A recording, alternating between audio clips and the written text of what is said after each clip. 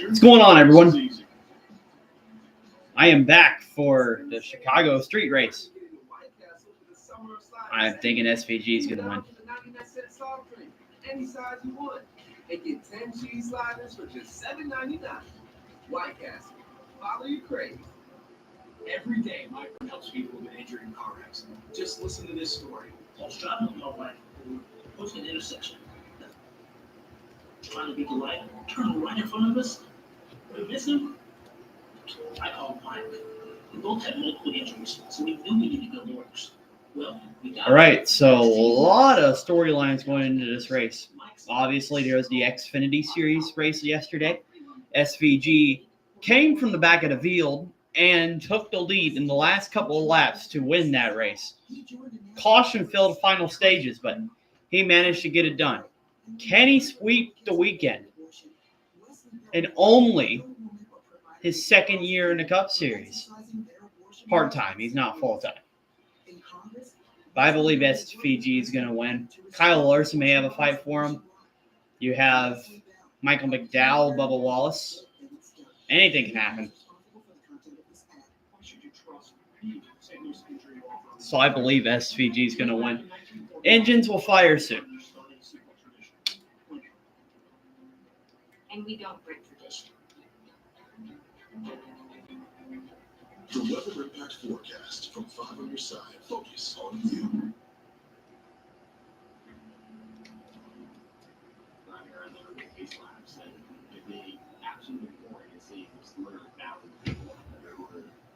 A lot of excitement going in there.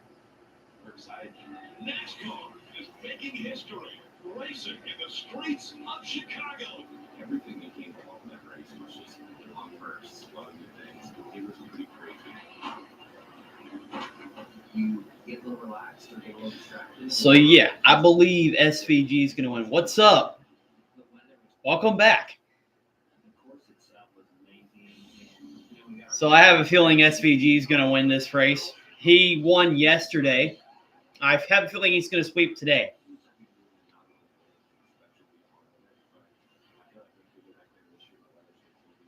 He'll keep the undefeated streak up at Chicago.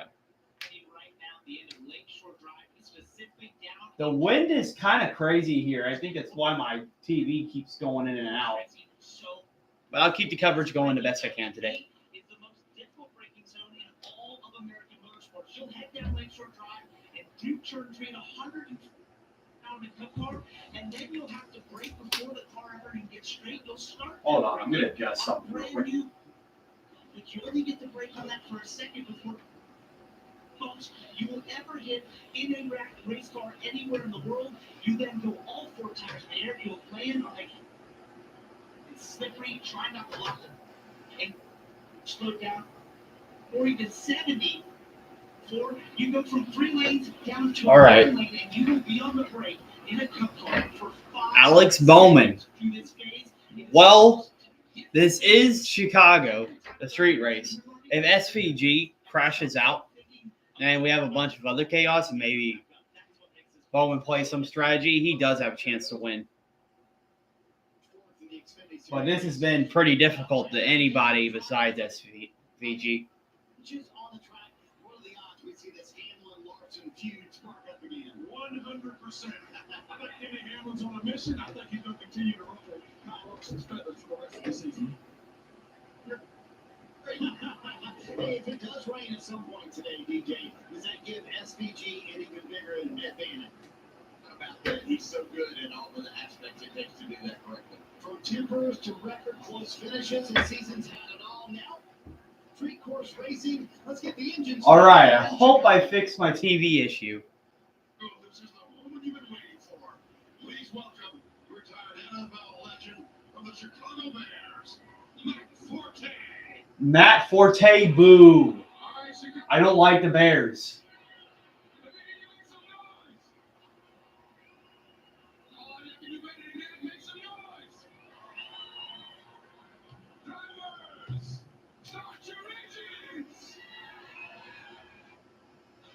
All right, the engines have been fired. Engines are fired in Chicago. Who's ready for old street course racing, NASCAR style? It's coming up next right here on NBC Sports. I'm a race car driver, not a pitchman. Pro Village is easy to sell. Ultimate. Sure Park in America. Its leaders actively work. You see, yes, I did. Don't trust this pitchman.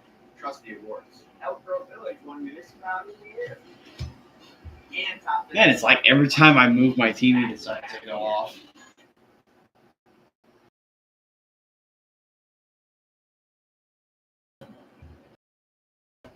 When we aren't just keeping things. We keep vision. Moment. Can you find my GTO? There's a fire we keep too. This flame chose us. We are not just collectors. We are keepers. We are all keepers. What the heck? Why does it keep breaking up? You didn't press trees for my COPD? And reduced flares. It is not for asthma. Tell your doctor if you have a heart condition. Registry more than prescribed. Registry may increase your risk of thrush, pneumonia, and osteoporosis. Call your doctor for some breathing, chest pain, mouth or tongue swelling, problems urinating, or IV occur. Ask your doctor about breast treat. Later than Okay, hopefully I fixed it now. But yeah, I did see Paddle Award race win today. I didn't see most of the race, so.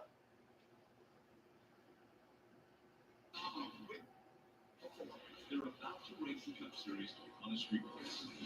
This is the NASCAR Chicago Street Race.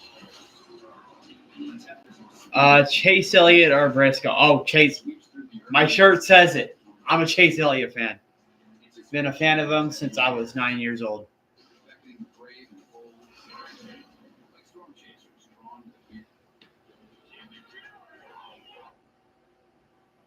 Okay, why is my frickin' TV keep breaking up?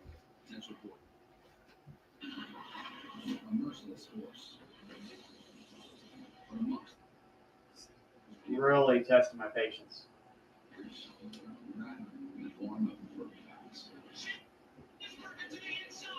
For those who dare chase the sun, there's glory to be found. And thunderous applause and a spray of champagne.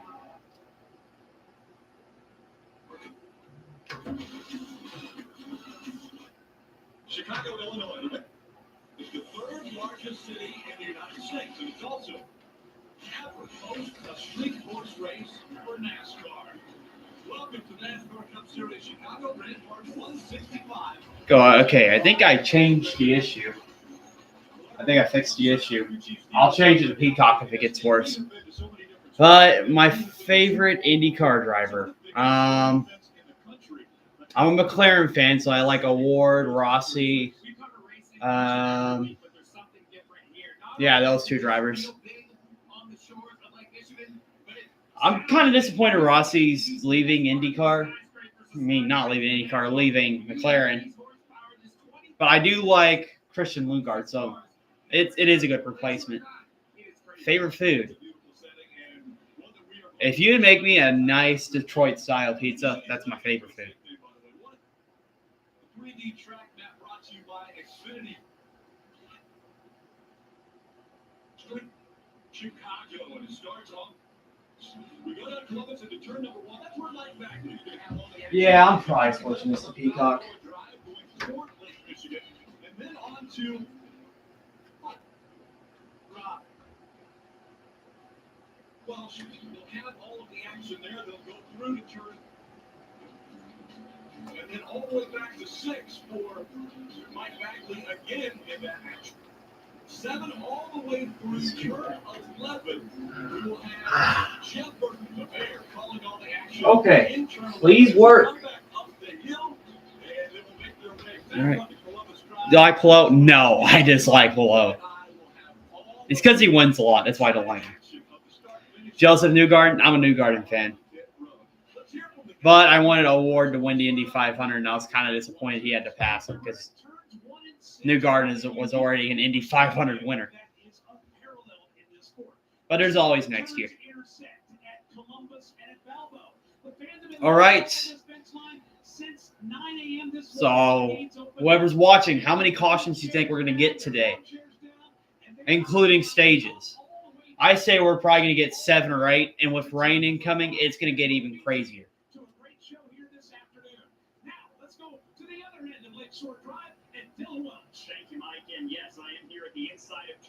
I don't know the streets of Chicago or the names of the corners that well, so I'll probably just be saying turn 1, turn 2, or stuff like that. 25 breaking the record? Honestly, that's probably going to happen. It is going to be the nighttime by the time this race ends. Or as the F1 elites say, as they say, they forget how to turn right. Which that's really not true about these NASCAR drivers because they know how to turn right.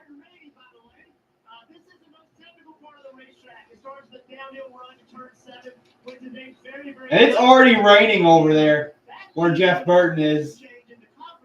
So they're probably going to start on wet weather tires. I think they'll keep racing as long as it's light rain, as long as it's not heavy. They'll be fine.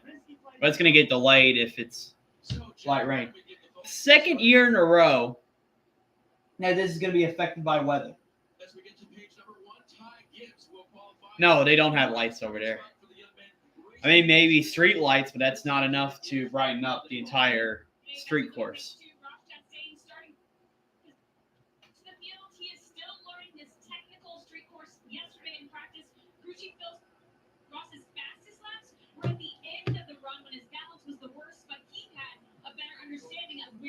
Limits were. A top 10 today, Marty, is the goal for this team. Ken William Byron has his work cut out for him today. He qualified 27th, but on to start the back of the field.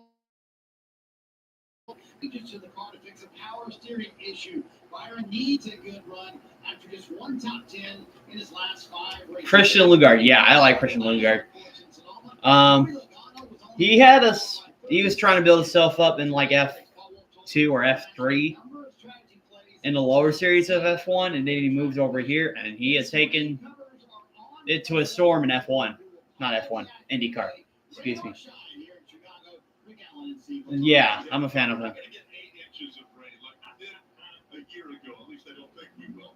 But a little bit of rain isn't going to hurt anything. We have wet weather tires here, so we can see these cars making laps here very shortly on the streets of Chicago.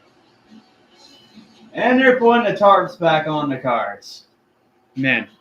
When we're young, we're told anything is possible.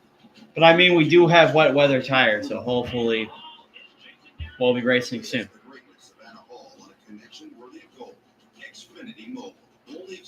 So whoever's watching, how's everyone doing today? I'm doing all right. I'm ready for this race. British IndyCar fan, British F1 fans are happy to get that Lewis Hamilton won today, and they are going crazy. But get ready for the Chicago race just to shut them up. Nolan Siegel. He seemed strong when he was racing with McLaren whenever he had his debut with him. So he's definitely has a bright future ahead of him. Almost made it into the Indy 500 to meet Ray Hall into the Indy 500, but of course he crashed out.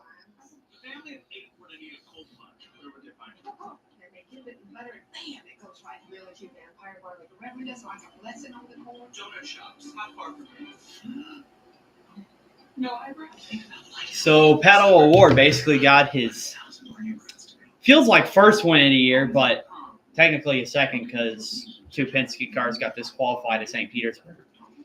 Here's 1, 2, 3, 4. That's everything you get when you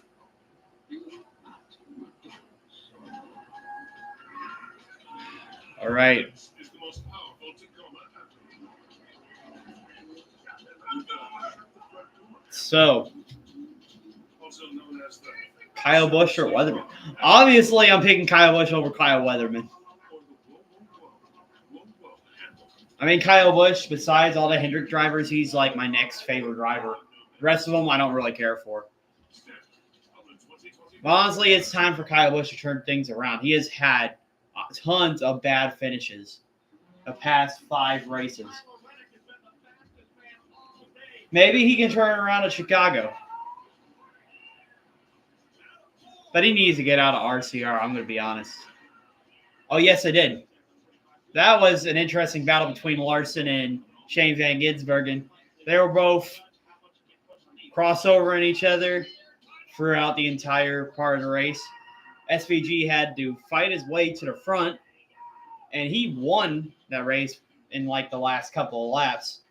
So he's basically got more practice than most of the field. So that's going to make him even more dangerous for this race. And with it being wet weather, this is definitely going to be SVG's playground. So, yeah, I thought the Xfinity race was pretty good, but I felt like the cautions kind of got ridiculous. It's like some of them forgot how to turn in some corners.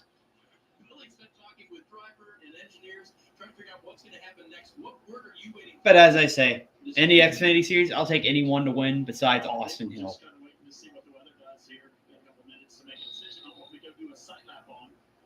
We are allowed to come down after the first lap and change them.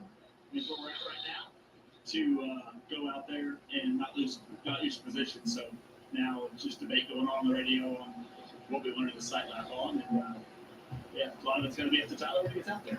Billy, once he is racing, what are the biggest pitfalls, or I guess you should say potholes on a street course, right, that you face as a crew chief in decision making? I have a feeling that this start's going to be chaotic, though, with it being wet weather. You're going to have tons of cars having to judge the turns and stuff. This is like the first time in probably a while where you're going to have the cars judging on a road course on wet weather tires. Not just road course, a street course. I mean, they raced a little bit in the rain, I think, last year, but then it dried up, and it's going to be raining most of the race. I didn't, but I saw the Lewis Hamilton one, and F1 fans are like, oh my goodness, best motorsport ever. We're back, baby. But we got this. And we're racing on a Chicago street course to make F1 an afterthought. So, but honestly, no, seriousness, I'm happy for Lewis Hamilton that he broke that 56 race winless streak, I believe. That was good for him. I still have yet to watch the highlights of that race. Just to make sure you don't ride on slicks. You don't know what it's like all the way at the end of Lakeshore Drive, right? I mean, that's quite a ways from here. There could be more puddles. There could be slick. You know, these slick tires have very little grip in the wet conditions. So put the treaded tires on now, and you can tell they're treaded because of the white Goodyear. That's a slick. That's a yellow Goodyear. That's how you tell the difference. They're going to allow them to make a lap at slow speeds behind the pace car. That will give the driver the ability to see the track firsthand, and then the teams have the option. You can stay on the slick. Who is the better driver, Christopher Bell or Christopher Buescher? Well, right now I have to say Christopher Bell, because Bell seems like he's able to win more races, and he's showing his talent at Joe Gibbs Racing. And pretty much, he's kind of like a mild version of Kyle Larson, Christopher Bell. Whatever he can drive, he can do well. But Chris Buescher, he's starting to have a resurgence now a few years later into the Cup Series. Buescher still has yet to get a win this year. I have a feeling he might, though.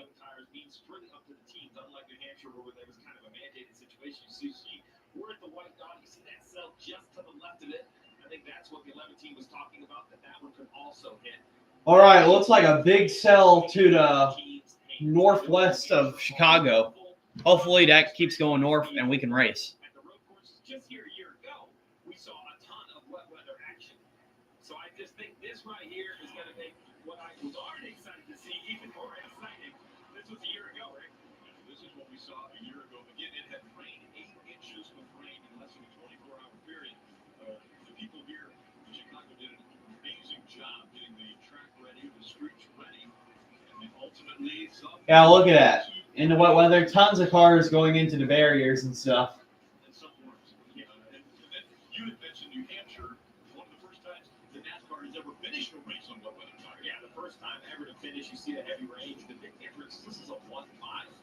Yeah, so this is like the third race in a row that's going to be affected by weather.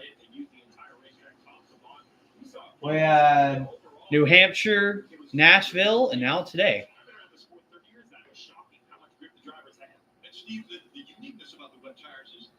But I really hope we get some big changes to the NASCAR schedule this next year.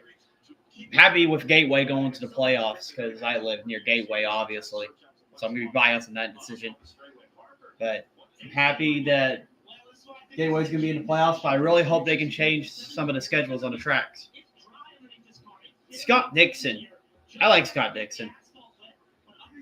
7-time champion, and I used to not like him as much, but he's kind of grown on me. So I kind of gradually became a fan of him. I hope he wins his 8th championship. Does he have 7 or is it 6? I think it's 7. To fire the engines once again, and the crews are helping them put the window nets back up, and the engines are firing here momentarily. No, 6 time. Okay, I was wrong. So yeah, 6. But still, he needs to get 7.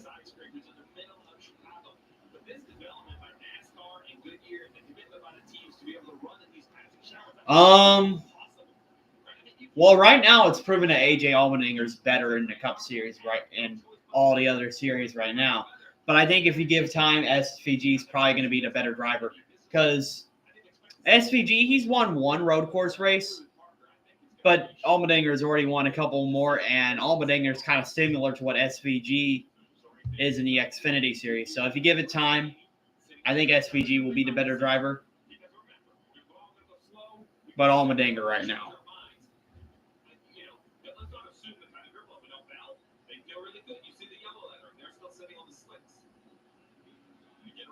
NASCAR has told these teams that they will be able to roll around 1 lap on the track. You mentioned it, an inspection lap, to kind of get a feel for it. If they come down the first time on the pit road and change tires, they're allowed to keep their starting position. After that, they have to come out where Interesting. Bell is going to start on the slicks, although the track's a little wet. I can see in some spots it may not be wet, but you got to avoid those wet spots or you'll be spinning into the concrete wall. Justin Bieber or Kaz Gorilla? They came in Justin Allgaier, but I like Justin Allgaier. I'm also a fan of JR Motorsports in the Xfinity series, so I tend to be biased on that question.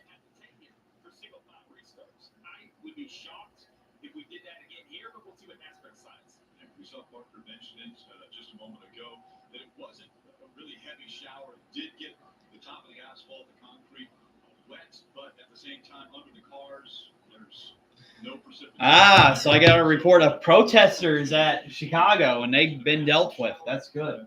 We do not want them disrupting this race. Stupid climate change activists. All right. Justin Haley or Kaz Gorilla? Oh, Justin Haley. Oh, I see what you mean. I see the correlation there. Justin Bieber looking like Justin Haley. That's hilarious. Right now, probably. They seem like really similar drivers, so I'm kind of in between there. I can't really pick who. But I say one has a win in the Cup Series, one doesn't. But one also had that win lucked out a few years ago due to rain. So like I said, that's really hard to decide. But Haley seems like he's been having speed recently, so if I had to lean toward one side, probably Justin Haley. Okay, the cars are getting off of pit road. So what they said on NBC, there's going to be 1 inspection lap for the drivers to decide if they want to start on slicks or start on wets. A couple of pace laps, obviously, and then the race is going to start.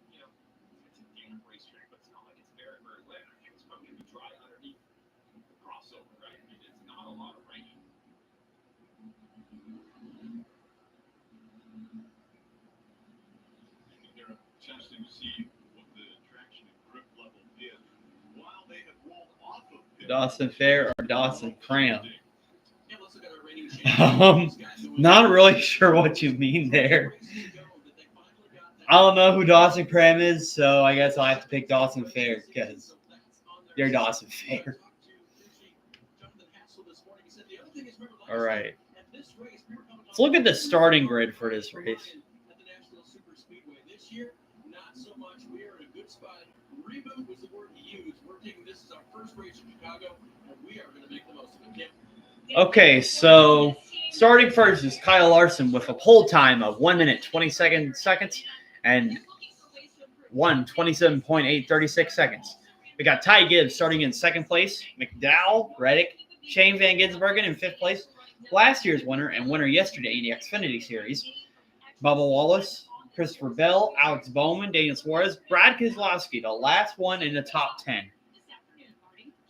Road courses has not been his strong suit, but it's interesting that he qualified 10th.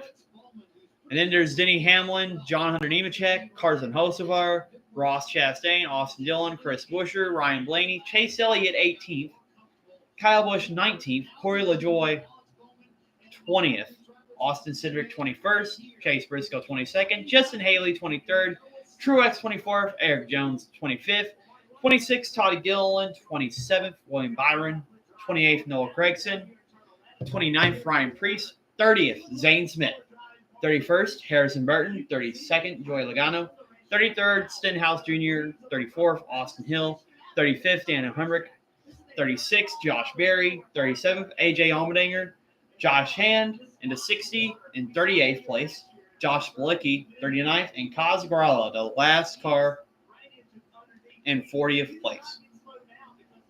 Now, Josh Berry, the 4, the 6, the 7, the 12, the 17, 21, and 24, and the 43 will drop to the rear for unapproved adjustments, and so will Josh Bilicki in the 66, although he's already in the back. So we got a lot of cars starting in the back for this race.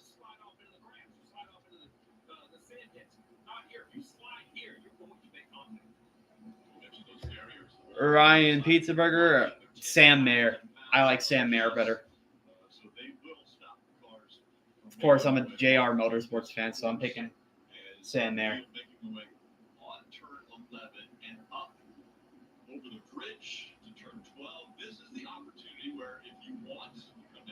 I just wonder how the visibility is going to be on this road course. you can change tires to wet weather tires, or if you're on wet weather tires, you can change back to slicks, and you don't lose your starting position, Dave. On pit lane now, second fastest qualifier, Ty Gibbs. They told him, if you're confident, we're confident in this. Put the non-treaded tires on and act like the track is going to dry quickly. As for Shane Van Gisbergen in the 16, they have the dry tires waiting. You see him going out there, so he too. All right, so it looks like SVG and some of the other drivers are putting on slicks. They think that the track is dry enough. Honestly, it's going to probably dry really fast.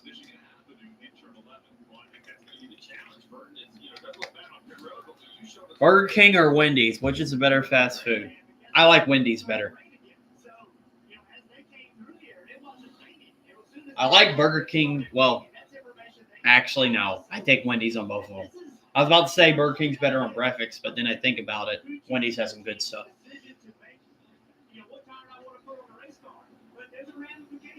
So I'm not having your way like Burger King says. Actually, that's not true. These teams love control. They want the control. I appreciate that. It's right there, just the real tires. How easy they spot the 5 car. And you're right in the center of this entire course. What's the weather like where you are? Well, it started. I gotta sit a little bit over here and feel the fan more. But when they came through on the investigation lap, it started to dry out. We can see portions of this racetrack drying. So you've got puddles in 11, you've got drying in 1 and 6. I don't know how these crew chiefs are going to make this decision. Dylan Watts, what about you in turn 4? Yeah, this is one of the cool things about doing rating a style on a day like today. We're getting the real feel for the elements out here. It was dry over here on the inside of turn 4, but like you, Mike, it has started to sprinkle just ever so slightly. Not even in the racing surface over here, but it's raining enough to where these guys are definitely going to see it on their windshield. And we talked Yeah, so they're still doing pace laps around Chicago. Go through here with it being a little bit wet, like it is down here right now on slick tires. It is going to be interesting to see these guys go all the way down Lakeshore Drive and get this car slowed down and turned down here through turn 4 and 5. That's a great update all around the race surface. Just that was the pre-tire change. We still have pace laps. We still have our normal run of show. Teams can still come change tires, but you're going to lose track positions. That was the one. All right. Let's see. Sean Hargani or which is a better ARCA West driver? I'm gonna be honest. I don't really watch ARCA anymore. I just can't really get into ARCA. Like, I start watching drivers progress when they get to the truck series, and then I research where their background's from. Winner taking home $1 million. The race for the $1 million is on. Powerball, the official lottery game of NASCAR, and home to the NASCAR Powerball playoff. Kind of feels like everyone's. Yeah, and I have a job too, so I can't watch as much of the NASCAR races as I used to. I'm off on Sunday, so that's why I can watch most of the Cup races. This job is easy. But I personally make time off for the Cup races. I never knew your cat was so ugly, right? She really loves these delectable squeeze-up treats. What? I'm gonna adjust my fan. It's actually kind of hot. Delectable treat. Delectables? Delectables. Delickable delectables. You're funny. No, just delectables. Deliciously delectable delectables. You're hilarious. Delectables, squeeze up. Deliciously delectable. Oh, that feels a lot better. This is your idea of living life?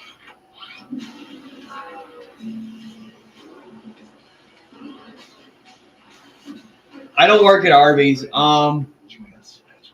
My job, I mainly just run like errands for like elders, and I like mow lawns for them and stuff. That's about it. Hope the government's not listening. But yeah, that's what I do.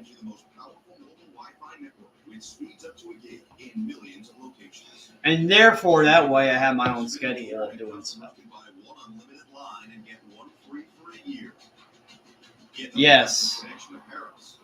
I've seen, I just can't really watch NHRA on TV. It's fun to be there.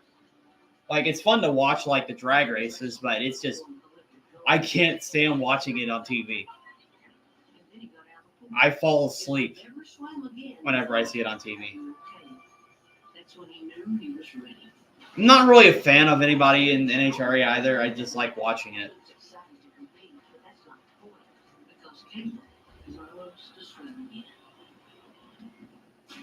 But the reason why I make time to watch NASCAR, obviously, is because you got a lot going on every single lap. You got a bunch of cars side by side. You got strategy into play.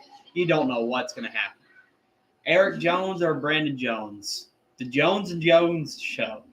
Eric Jones. I mean, I like Brandon Jones because he's a junior motorsport guy, but Eric Jones is a better driver so far.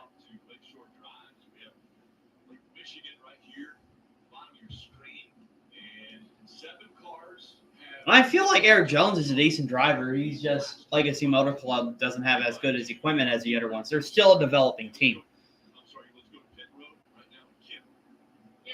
Cars are still side by side. The pace car lights are still on. So we still got a little bit before this race starts.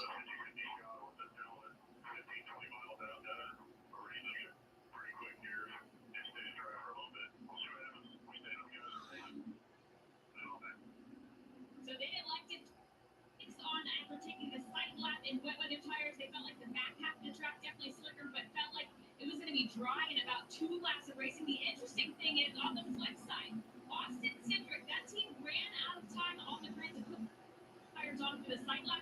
They took their side lap in slow. Joey Hand? Yeah, I heard of Joey Hand. Wet weather tires to start this race party. So lots of different perspectives on the road. Hold on.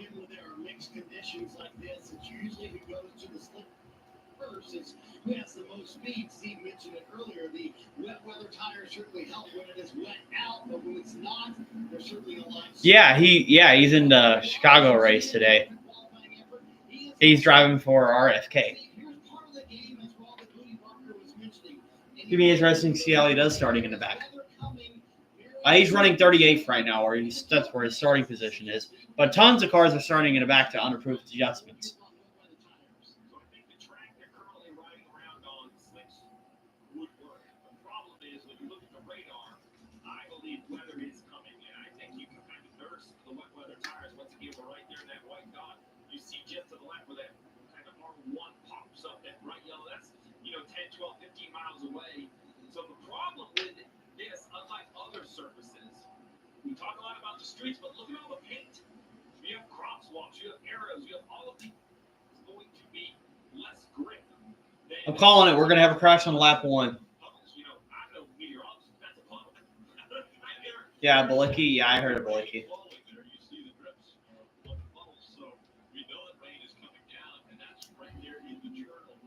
Yeah, and it's starting to rain more.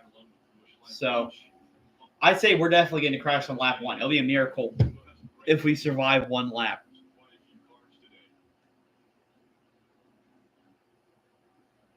Let's take a look at our Toyota virtual car. We can break down exactly all the parts and pieces. You see the windshield wipers are working very hard. I mentioned the lights. You're going to see teams in the rear window, also on the rear bumper, and then the flaps. Those have to go behind the rear tires. They take the slick tires off. The flaps are already installed. We're going to put treaded tires on it, just like your tire on your street car, right? You have to get the water somewhere to go. So the wet weather tires not only have those treads to dissipate the water, it's also Okay, pace car lights are off, so one more lap until we're ready to race. That's why in the dry, it's slower. Like the treads, they don't touch as much asphalt as slick tires, and they just are kind of squishy. They almost feel flat versus that are meant to be high speed. So the pace car. All right, so as I said, I think SVG is going to win this race. He's starting 5th, as long as he keeps it out off the wall, out of other cars, and he keeps from messing up. He's going to win this race. Ryan Ellis. I've heard of both these drivers, but I'm not really sure about both of them. I guess Ryan Ellis because I know him more.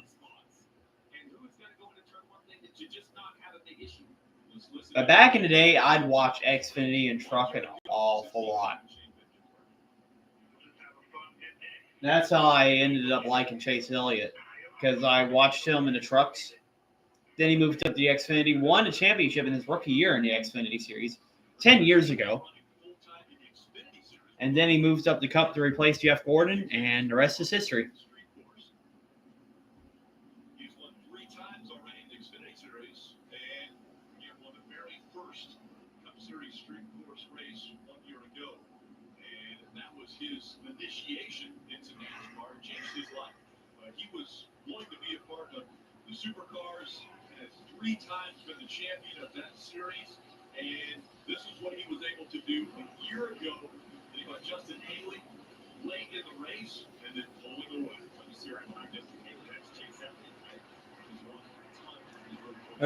Padre, son of Dan Padre, that's a former NASCAR driver. Yeah, I've heard of him a little bit. Like I said, I heard these drivers, but I don't really like watch to see how good or bad they do. Won this one yesterday here on this circuit that had Kyle Larson and like some other big names. So We're getting closer and closer to the start of the race. you see Larson gets front row.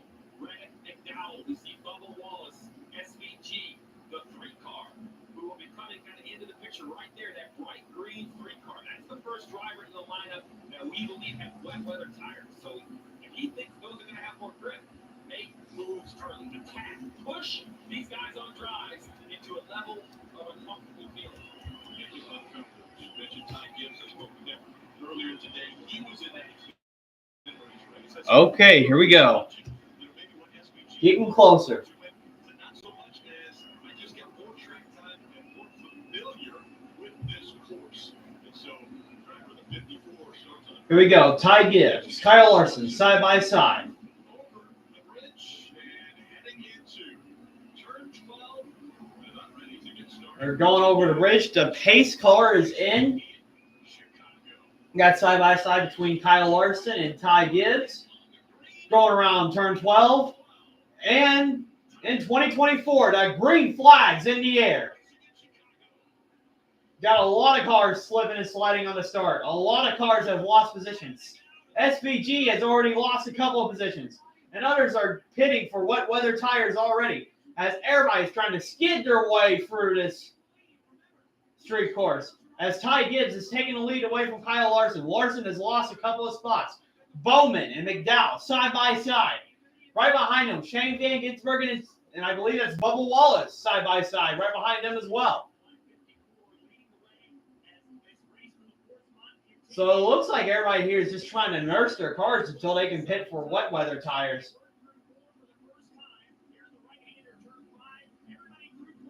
So far, nobody has wrecked yet. Fingers crossed.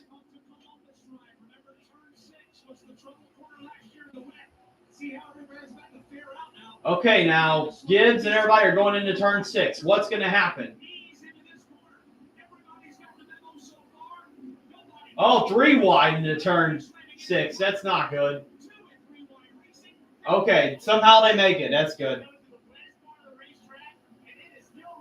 We have Logano, Bush, and other drivers 3 wide going into turn 6.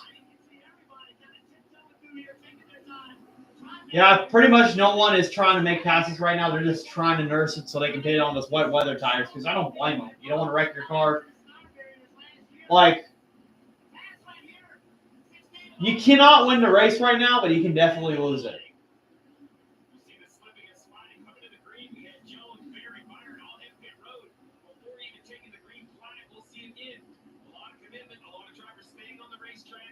Okay, we got quite a bit of cars staying on the racetrack, though. Maybe they think the dry tires will work.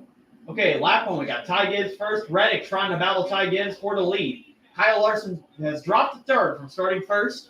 I believe that's Bowman in 4th place and in SVG's in 5th place. So a crazy start, but we made it without a caution or an incident, so that's good.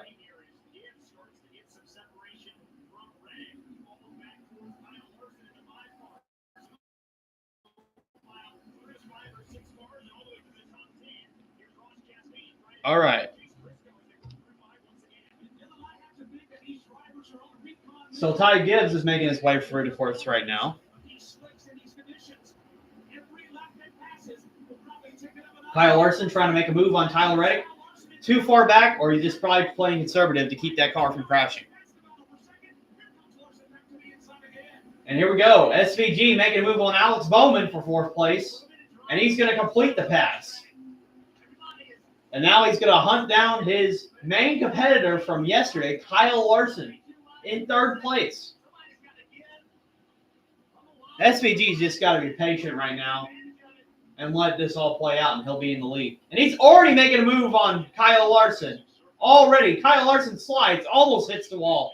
But SVG completes the pass. As they're coming out of turn 12 now, as Ty Gibbs is still your leader on lap 2.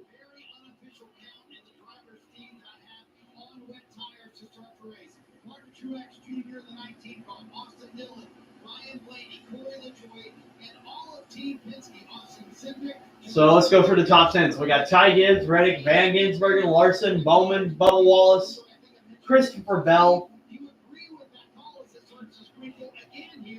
We got Bell, McDowell, Briscoe, and Truex Jr. in 10th. Truex has already moved up tons of positions already.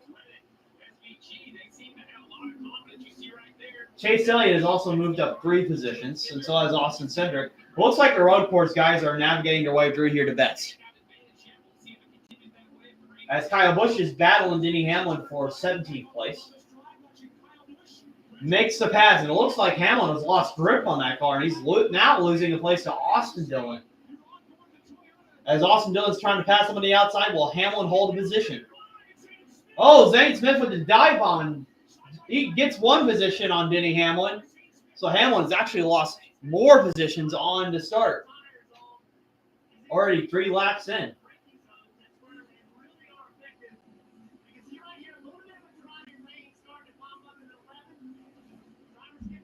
Yeah, looks like a choo-choo train in the back. Because there's not really much room in those sections. We go. I think that's Hemrick making a move on. Who is that? That's Carson Hocevar. No, that's Allmendinger. Allmendinger already made a move on Hocevar, and I think he's passed Stenhouse as well. So Allmendinger's trying to make his way to the front as well. Scheduled distance is 75 laps, by the way, and we've already completed 4 laps.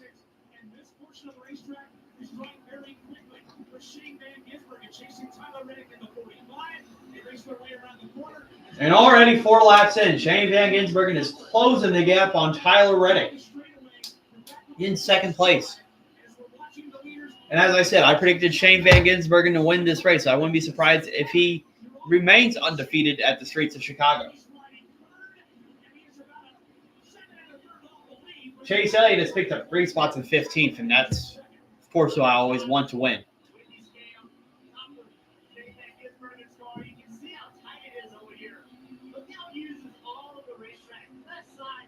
All right, good. So we got Lakeshore Drive, Columbus Drive, El Balbo Drive, I think that's what it says, Michigan Avenue, Congress Plaza Drive. Okay. I'm just going to say 1, 2, 3, 4, and 12, because that's easy for me to remember. Yeah, so SVG is just waiting for the right moment to pass Tyler Reddick right now. Inching closer and closer every corner.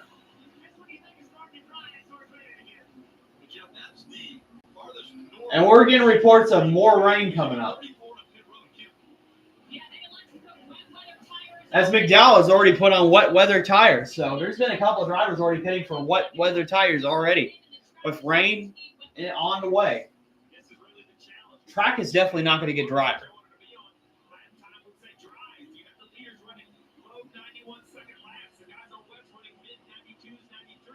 SVG still trying to hunt down Tyler Reddick. Seems like going into the corners, SVG's a lot better. Oh, SVG missed a turn right there. Keeps it going, though. His day was almost done right there, but he kept it going. He lost a lot of time to Reddick.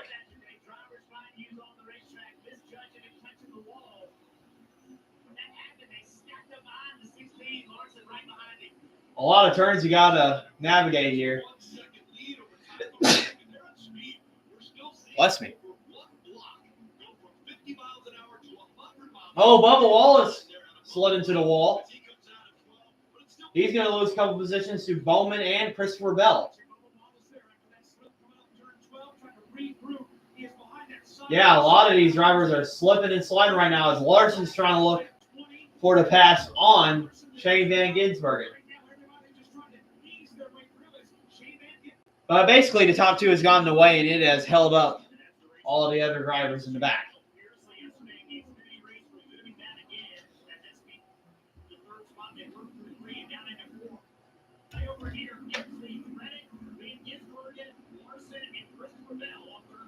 Question is, when is all the other drivers going to pit for wet weather tires? Because we know everybody has to later.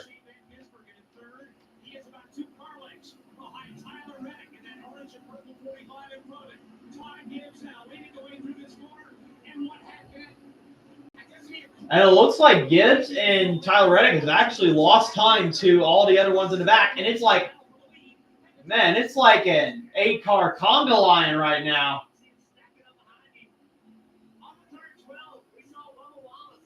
So if anyone makes a mistake, they're definitely losing their position.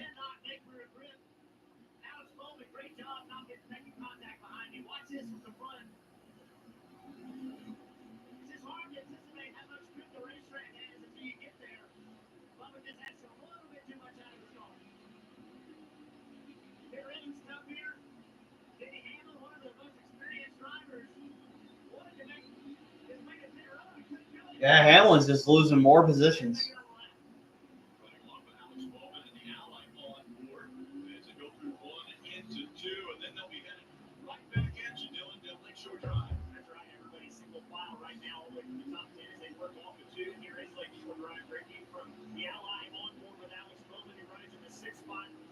still chasing Ty Gibbs as Jeff said, kind of back this field up. Reddick is closed. He's brought Van Ginbergen in line. Christopher Bell peeked to the right side of Kyle Larson in the race for the fourth spot. They'll stay in line as they move through by. And they'll stay in single file. Yeah, so first through 8 is not that far from each other. Let's see. Is McDowell and them running better lap times on... Are they running better lap times on the wet tires? No, it seems like right now the slicks are a preferred tire right now because the rest of them are running slower on wets. But the only way they can work out for them on wets is if they can find all the wet spots on the track. And hopefully the weather comes for the ones on wets. So that way they'll have the advantage. They don't have to pit. I think I just missed Bubba Wallace being squeezed in the wall a little bit, but he keeps it going.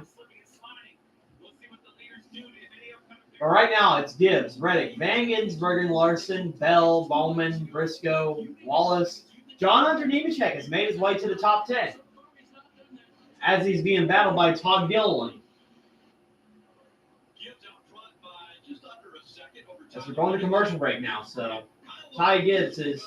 And now SVG, as we're going to break, is taking a pass on Tyler Reddick. And he completes the pass on Tyler Reddick, as Larson is also looking under Reddick now. So it seems like if a car tries to pass you, you lose a lot of momentum. It's kind of like Martinsville. Yeah, it's Reddick is also, he's lost a spot to Bell, and he's also losing a spot to Briscoe. So he's dropped quite a bit of positions.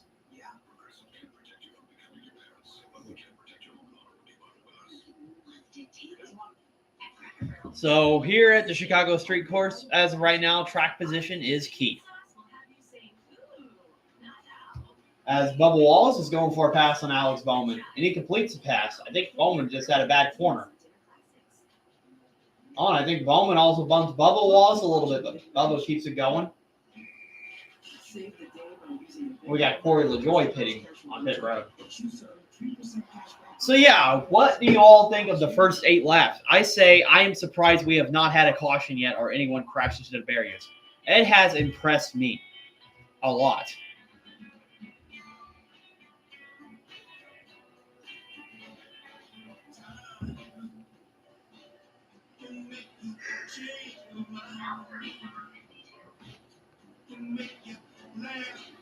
So we're on lap 9 of 75. We got 12 to go in stage 1. So we got a long race to go.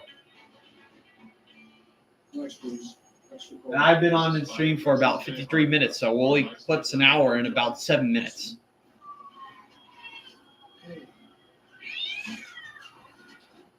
Keep it cool, hard days deserve a hard day.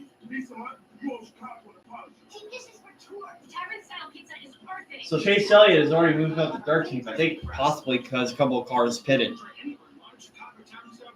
So we already have tons of drivers picking up spots. We got Truex Jr. on pit road. I believe he's putting on wet weather tires as well. One last chance to make a playoff push. One last chance to catch regular season. One last chance to plan whatever day you can. Worth grabbing. So let's take a look at the top 10. So right now we got Ty Gibbs, Shane Van Gisbergen has made his way to second. Kyle Larson, Christopher Bell, Chase Briscoe, Tyler Reddick, Bubba Wallace, Alex Bowman, John Hunter Nemechek, and Todd Gilliland as your top 10. So we got Ross Chastain, Daniel Suarez, Chase Elliott, Kyle Busch, Ricky Stenhouse Jr., AJ Allmendinger has made his way up to 16th. Hocevar 17th, Haley 18th, Joey Hand 19th, and Cosgralla in 20th. So Road Rangers are making their way up to the front.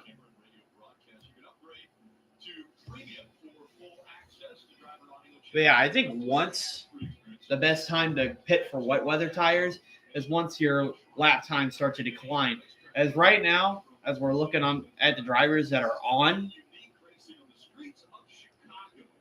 wet tires,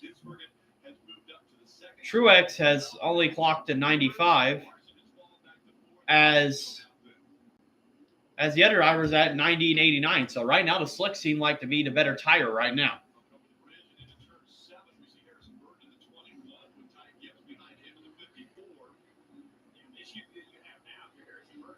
All right, so Harrison Burton's already being lapped.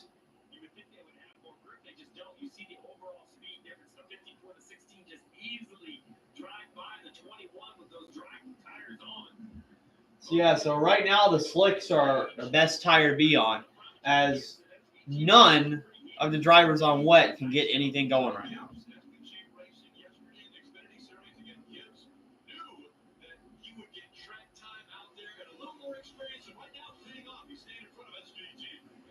As right now, it's impressive. Ty Gibbs is actually holding off SVG at the moment. Don't be surprised if Ty Gibbs wins this race today, because he's actually pretty decent on the road courses.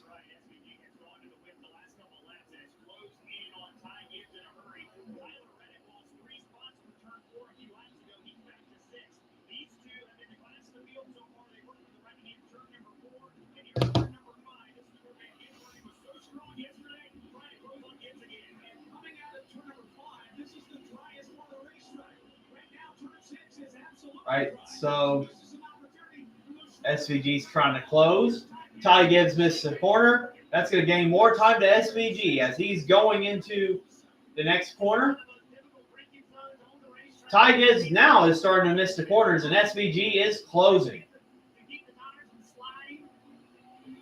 I think when he gets to the right passing zone, SVG is going to make the pass to.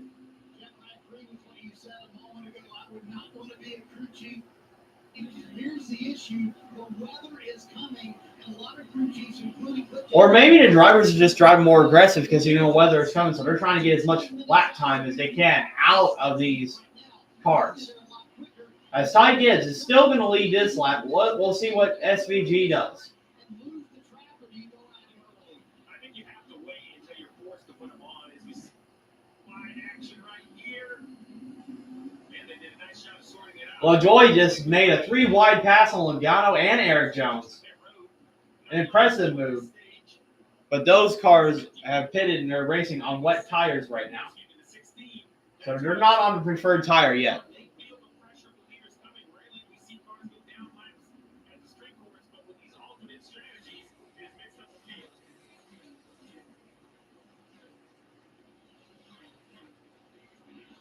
So right now, Gibbs and SVG have basically spread their way away from the other drivers behind. Larson is about 3 seconds behind Ty Gibbs and Shane Van Gisbergen, so he's about a second behind him. And it looks like Ty Gibbs has gotten held up by a lap car, and SVG is looking for the move on the outside.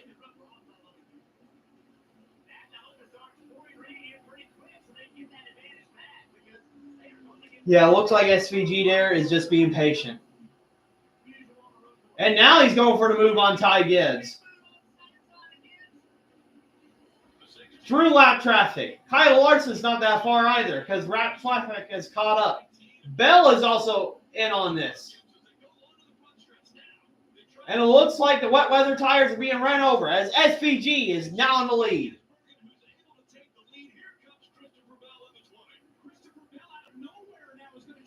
Man, no one can get going on those wet weather tires as Logano is holding up all the other drivers. As Bell has been the big gainer, gaining a couple of spots on all those other drivers.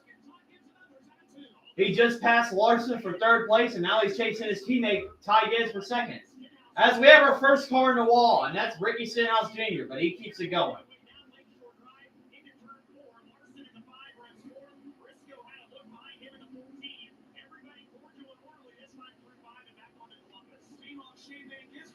Slowly check out in these conditions, but they are stacked up from second on back with Gibbs and Bell and Larson, and lap cars can be twisted. Okay, right now I think it seems like who can get through lap traffic the best.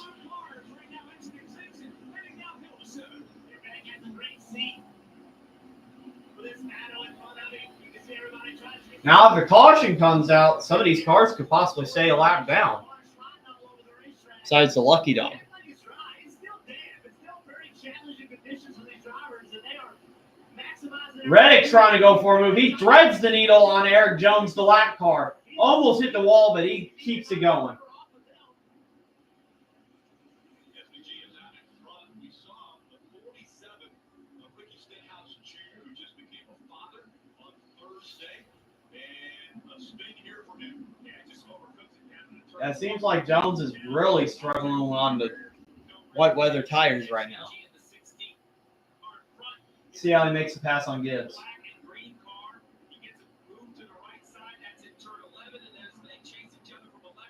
Yep, he took his opportunity and made the pass on the inside. Yeah, he kind of moved Priest out of the way, and that held up Ty Gibbs, and that's how SVG took the lead. Bell was about to take the second place for a second, but then he got held up by lap traffic as well. I say the racing's been pretty good so far.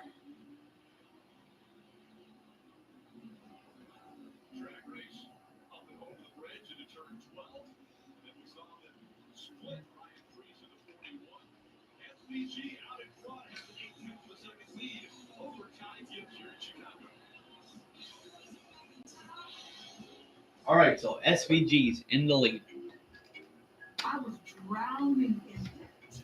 I had over $36,000 in debt. So If I would have just made the minimum payments, it would have taken me 59 years. we got SVG, Ty Gibbs, Christopher Bell, Kyle Larson, Chase Briscoe, Tyler Reddick, Bubba Wallace, Alex Bowman, Todd Gilliland, Daniel Suarez in the top 10.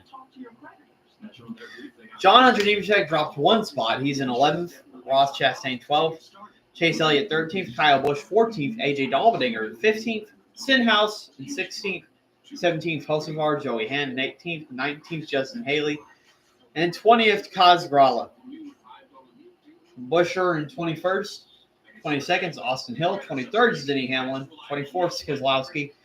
25th is Hemrick. 26th is Gregson. 27th is Zane Smith. 28th is Truex Jr. 29th is William Byron. Josh Bilicki's in 30th. 31st is Corey LaJoy. 32nd is Austin Dillon. Josh Berry's 35th. The last car, 34th, excuse me. The last car in the lead lap. And 35th is Michael McDowell. The first car, one lap down. And we got Austin Cindric, Eric Jones, Ryan Preece, Joey Logano, and Harrison Burton. All one lap down. And Harrison Burton's already 2 laps down, so he's in 40th place. It just seems like none of these races go right for Harrison Burton at all. As he's already in last place, 2 laps down in 40th. So, Do not take Trilogy more than prescribed. Trilogy may increase your risk of flush, pneumonia, and osteoporosis. Doctor forcing breathing, chest pain, and other tests following all right. vision changes or eye pain. So right now, how many laps are we in? We're in 14 laps. We got 6 more laps to go until the end of stage 1. And on my scoring monitor, Bell has took the lead away from SVG. They'll probably have to show the replay on NBC for that.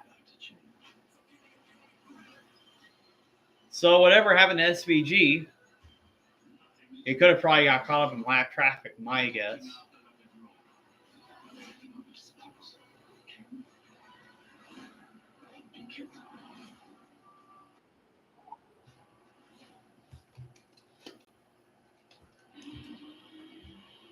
Christopher Bell's confidence is building now as he keeps fighting with Ben Gisberg for the lead here in Chicago.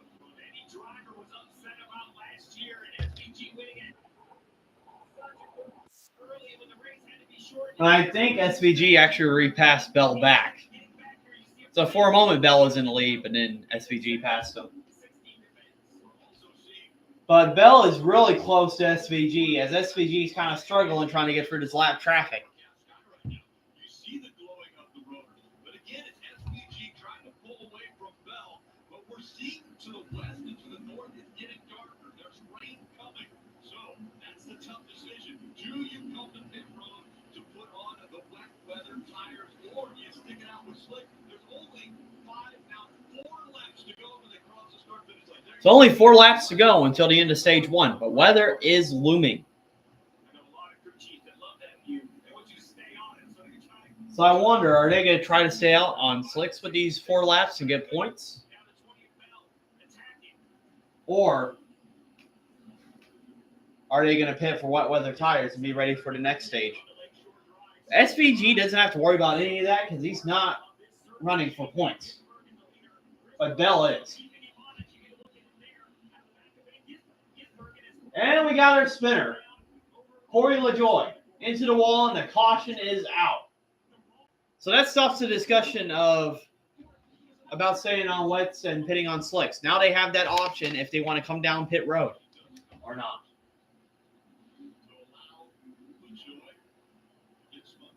Hey, that's impressive. We went 17 laps without a caution.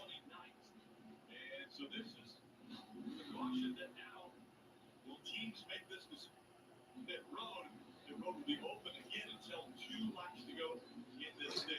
Let's see what happens with the Senate through the turn.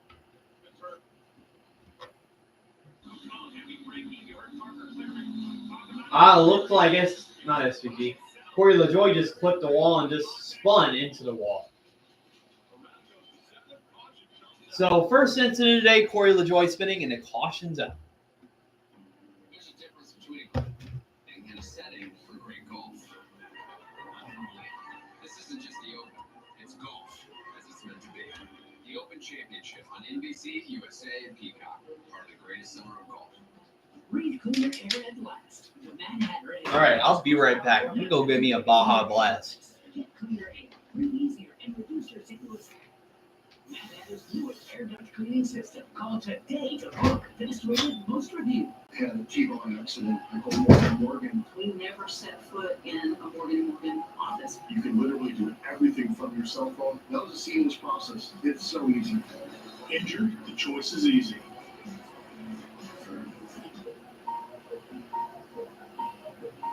This is the big moment.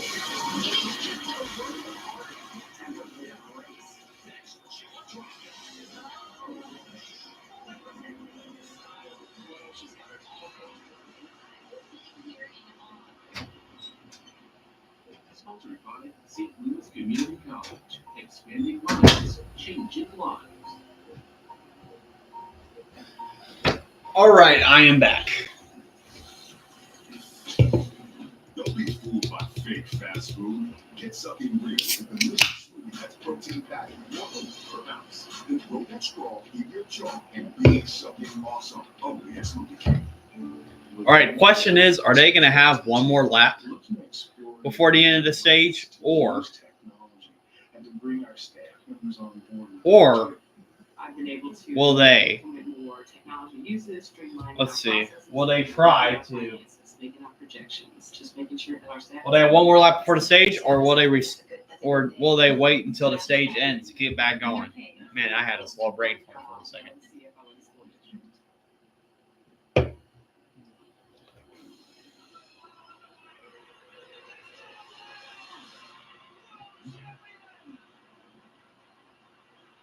Sponsored by your local St. Louis area Toyota dealers. 100 got junk. We make junk disappear.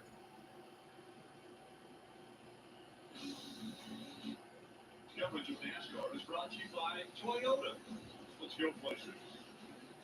Progressive Insurance. Save when you bundle auto, home, or motorcycle insurance. Visit progressive.com. And by Credit One Bank. NASCAR, American Express Card. So I got confirmation that cutoff time for the end of the race is 8:20 Central Time, 9:20 Eastern. So it's either this race ends or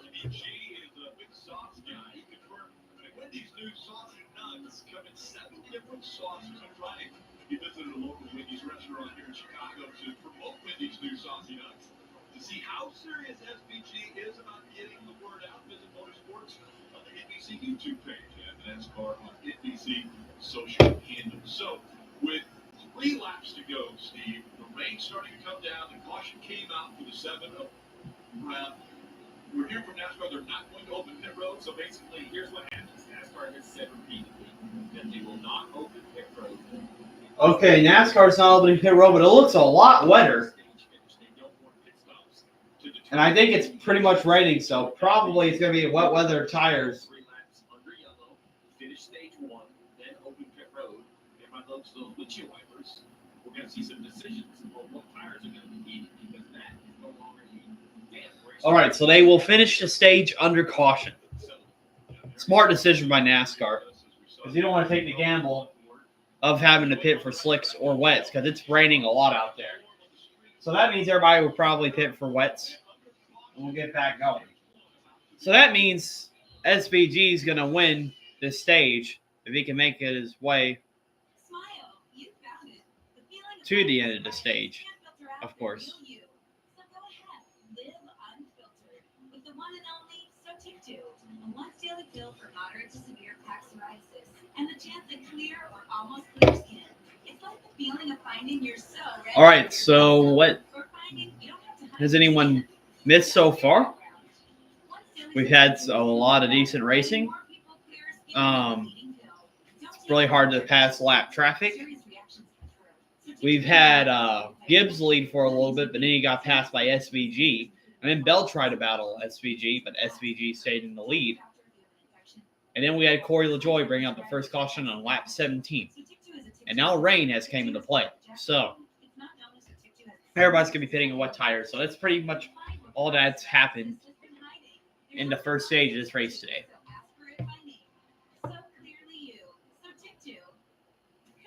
Feels like everyone's trying to copy the $5 biggie bag. So how can you spot a knockoff? It won't taste like Wendy's. This job is easy. When the deal's as fresh as the meal, gotta be Wendy's. The best things in life come in twos. Twos gives them ice cream. And now, buy any phone when you switch to Consumer Cellular and get 2 months of service free. That's right, 2 months free. All for fast, reliable, nationwide coverage. Make the switch today. What we have to do is revolutionize our approach to light short science. We're going to put ourselves in the middle of defense. I've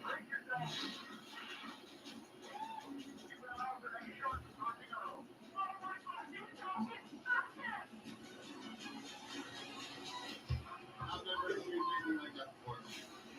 Beast, you grow bloodier. Or sharply, comes to that John Cena. This is going to be next.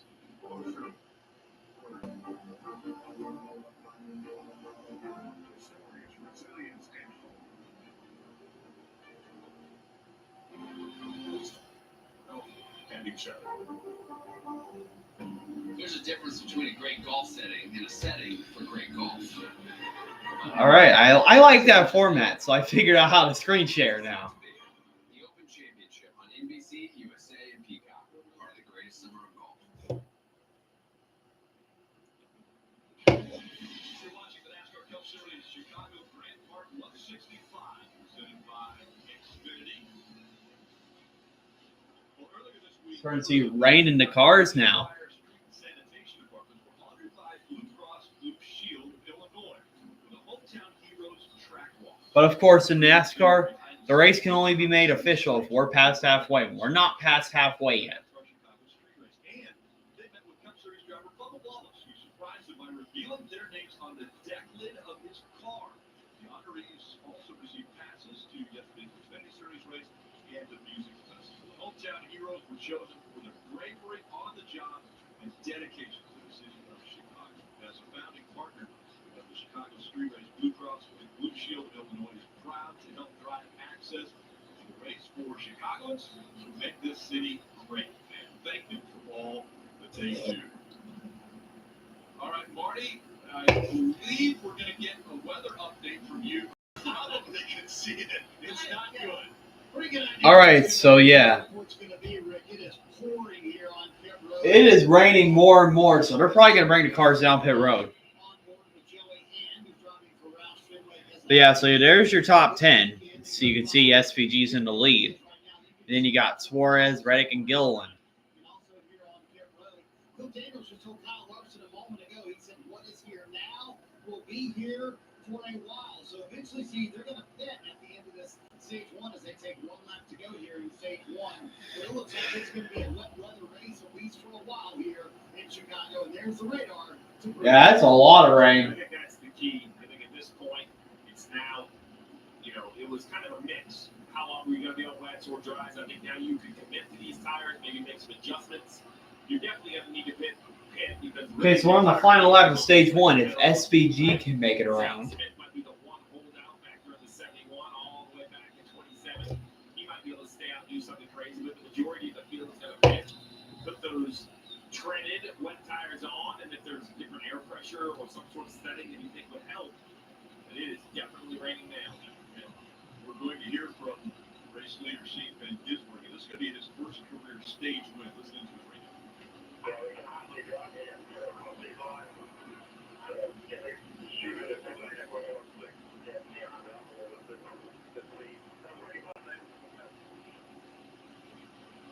Yeah, so it's confirmed that every driver will go to wet weather tires now.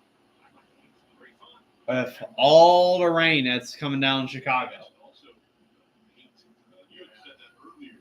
It's very slick, not only the racing surface, but then you have the paint, the lines, the dashes, the arrows. Well, we all drive on roads around the country. We all know what they always say. Hey, when it rains, increase your following distance. Do all of those things. Your street cars have wet weather tires on all the time, but it's just there's oil, there's grit, there's all these things in the streets that are not as present in a race track.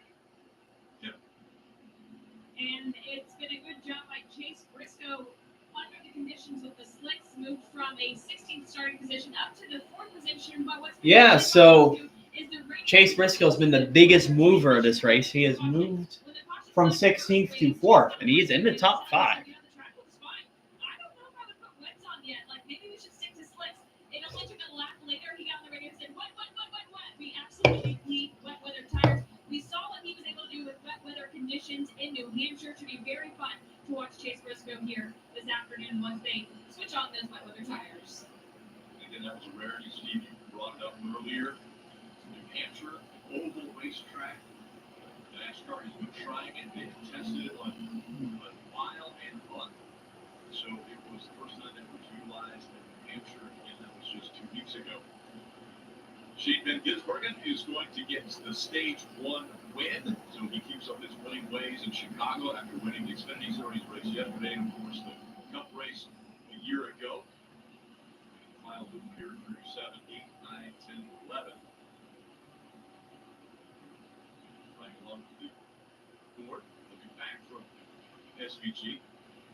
Dave. Rick Todd Gibbs will finish 3rd at the green-white checkered as planned right now anyway. And this is what he thought of the front stretch. Closing on the horizon for 90 minutes, but there's an extra one in there.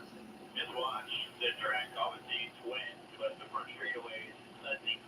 So be like go-karting. That was absolutely information from Tony Hirschman talking to his driver, giving him a go-kart reference, which Ty does a lot. It's one of the reasons why he's good on these road courses. Sudsy. I heard the word sudsy out there. I don't think I ever want to hear that when you're behind the wheel of a race car. Yeah, I agree with that assessment, but I'm not sure what that's giving me for information as far as grip. I guess worse than wet. The big interesting thing is, the only unfortunate part with cars rolling slow is they don't move the standing water off the racetrack. So we'll see if NASCAR has some feeling after the fact just blow or jet dry the puddles off the racetrack. Jeff did a nice job of showing the kind of standing water at the back of the track. We'll see what that looks like. The front stretch, no real standing water here. Nothing like a year ago, where we actually saw wheels and tires floating on pit road. So it's going to be Shane Van Gisbergen. He will win stage 1. It's under caution because of the spin by the 7 of LaJoy, as well as him coming out and keeping us under yellow until the end of that stage. Next up, 5 pit road will be open. I'm sure we'll see a lot of takers. All right, so end the stage. SVG is going to win stage 1. Of course, the playoff point's not going to matter to him because he's only running part-time. I was literally told I wouldn't be able to walk as a kid. You keep working on your dreams. I'm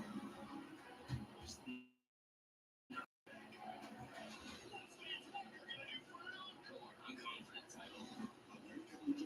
Monday on NBC and Peacock.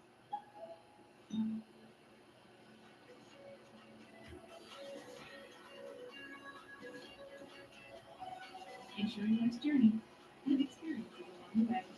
Triple A, we're always with you. Hey, Sam, St. Louis, it's Santino Ferrucci. Swing by any Bomberito location for a tire rotation, oil change, or any service. And weekend experiences for the Bomberito 500. That's the race. All right, so SVG has won stage 1, and everybody, I don't think it's going to be a competitive pit stop, so everybody's going to change to what tires. That will be mandatory.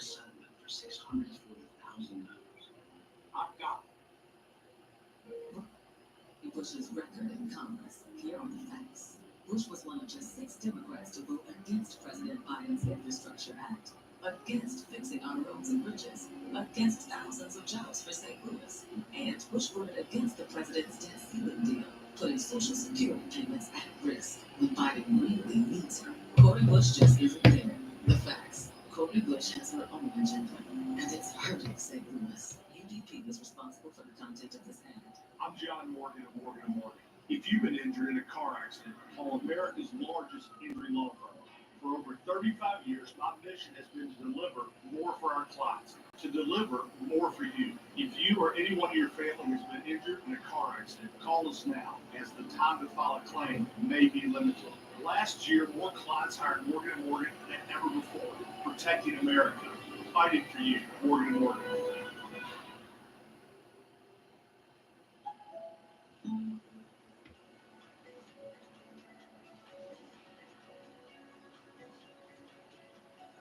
Ensuring life's journey and experiences along the way.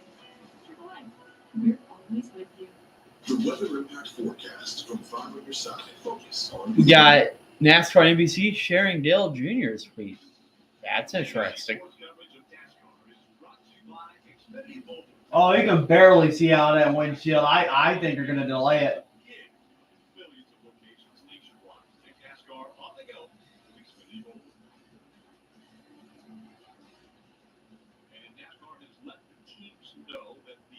Of this race will happen at 8:20. So if there is a delay and this race gets delayed, that is the last time, the local time, 8:20, when that gives at least the pit crews the idea that's what we're going to. If they're my friends on the East Coast think it's 8:20 local. 8:20 local here in Chicago. All right. You see the crews getting ready. A lot of conversation in New Hampshire. Remember, they dictate. All right, it looks like everybody's going to change to the wet weather tires. Not here at the street course. You get this side, although I think wet tires up and down pit road. These will be live pit stops. Slow stops will cost positions. Oh, live pit stops. So these are gonna be competitive pit stops. I guess on road courses they're competitive.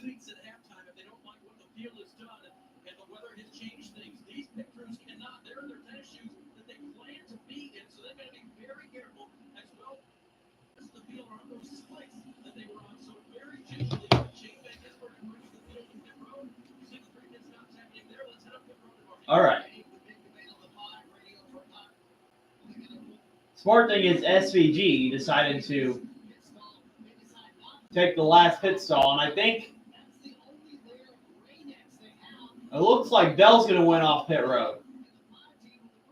And SVG has lost about 3 spots, excuse me. Oh, we got a traffic jam. Kyle Busch is involved. Todd Gilliland. Couple other drivers. We'll have to see how that happens. Let's see. I think a couple others checked up. Bubba Wallace stopped, had to check up from Bowman and everybody else because of the wave around drivers. And that just caused a traffic jam right there. Didn't seem like there was much damage, though. That's my team out there. Our comms have to work. That's why they partnered with Verizon. Update the screen for you. Prioritizes first responders. So we don't worry about getting through. And they're the most reliable 5G network in America. Out here, reliability is everything. Extreme or routine, Verizon Frontline delivers. The #1 network choice in public safety. Learn more. Obviously, SVG's not the leader. This is kind of being inaccurate, so I'm probably just going to quit sharing the screen. All right, I'm back. Which is why we were voted America's #1 container moving company. Book your move today at pods.com. Blocked from watching a big match? Save the day by using a Bank of America customized cash rewards card and choose to earn 3% cash back on online purchases, like live streaming. Before my doctor and I chose Breztri for my COPD, I had bad days. Flare-ups that could permanently damage my lungs. With Breztri, things changed for me. Breztri gave me better breathing. Starting within 5 minutes, I noticed my lung function improved. It helped improve my symptoms. And Breztri was even proven to reduce flare-ups, including those that could send me to the hospital. So now, I look forward to more good days. Breztri won't replace a rescue inhaler for sudden breathing problems. It is not for asthma. Tell your doctor if you have a heart condition or high blood pressure before taking it. Don't take Breztri Gosh, more you than can type. prescribed. Breztri may increase your risk of thrush, pneumonia, and osteoporosis. Call your doctor if worsened breathing, chest pain, mouth or tongue swelling, problems urinating, vision changes, or eye pain occur. Can't afford your medication? AstraZeneca may be able to help. Ask your doctor about Breztri. For years of hard work, 4 years of dedication, everything comes down to this moment.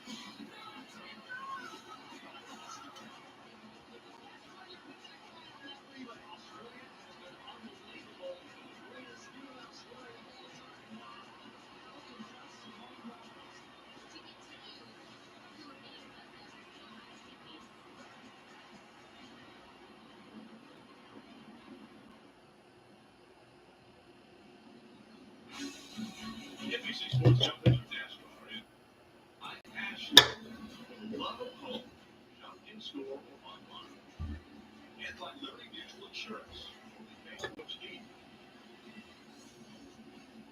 So a little congestion getting pit road just moments ago as we saw most of the field with the lap cars coming onto pit road. 71 James Smith out. All right, we are back to commercial break.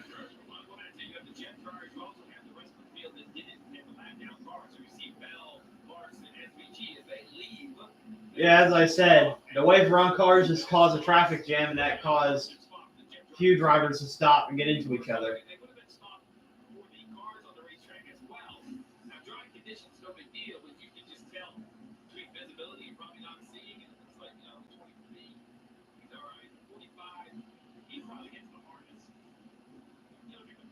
I think pretty much everybody's all right, though. That could have been worse.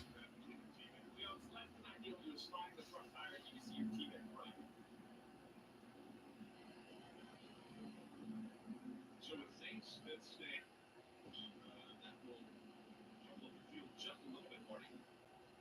And I just checked in with Billy Scott. He All said right, I'm going to pee for Chevy real quick. the spine, there's a very small hole at the top of the nose. They feel like everything should be fine. Checked in with Zane Smith's team as well about staying out. They said they felt like the rain tires were fine. And in essence, Steve, their theory here is they're going to flip to like the original strategy that everybody had hours ago that you could fit once here in Chicago today. They're going to try and make it like 40 or so for that 71 car. Look at the radar and what's going on. I would have already thrown all my strategies away at this point. I'd be just full. I don't wing it. I know what you're saying, Marty, and I think you're absolutely right. You know, we're going to get a little bit of a dry section here. The question is, will the groove dry up, and then we have some more rain in the future? So 53 laps to go in the race, 23 laps to go in this stage. We think they can go about 36 laps on fuel. Probably in the wet conditions out there, it's probably 40. You just can't use the throttle as much. This was also a big advantage for a bunch of cars to take the wave around. Now, it's going to be so exciting because a few of them that wave around are on dry tires. So you see how slippery it is right here? They have to find a way to run one lap before they get made on dries. So we'll be paying attention to that. Again, it was 7 that caused the caution originally, and this little congestion coming off the pit road. Who's up for a little bit of chaos? Dash and drunk. A touch of temper. Who's down to take it to the streets? To bring the triangle. Hit the bricks. Who's game for the little fireworks between friends? See, that's a trick question. With the playoffs coming by, there are no friends.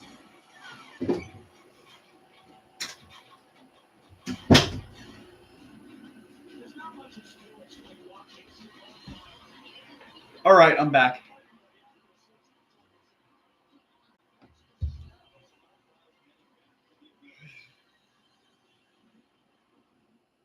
See that new Encore? Bring 49 down and hang it on the window.